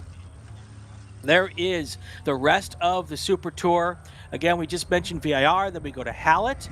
Portland is one of our 2 May races, Portland and Mid-Ohio. And we've got Road America for the June sprints, and Watkins Glen wrapping it up in the Finger Lakes region of New York for our final race of the Super Tour. Lots of racing action to go. That is, 12 rounds left. So we just got started, Lefty. Yeah, just getting close to this halfway point, but I had a lot of fun today. This track is great. I hadn't really seen too many races here. Definitely, as you said, don't miss this track. If you're anywhere nearby, come check this out. Put this one on your calendar next year. This was a good time, but now I get to look forward to June sprints. And, there you go. Getting ready for that. So thanks for the opportunity. Really appreciate it. All right. Thank you to everybody in the chat. Thank you to Jordan Worth, our director, Brendan Kazmarek, our producer. Thank you to SCCA National for trucking around our stuff and being a great supporter of what we do here, and all of our fine partners who make this happen. We will see you in a couple of weeks from Atlanta. I'm Brian Bielanski. Have yourself a great week. Stay safe and go play with cars.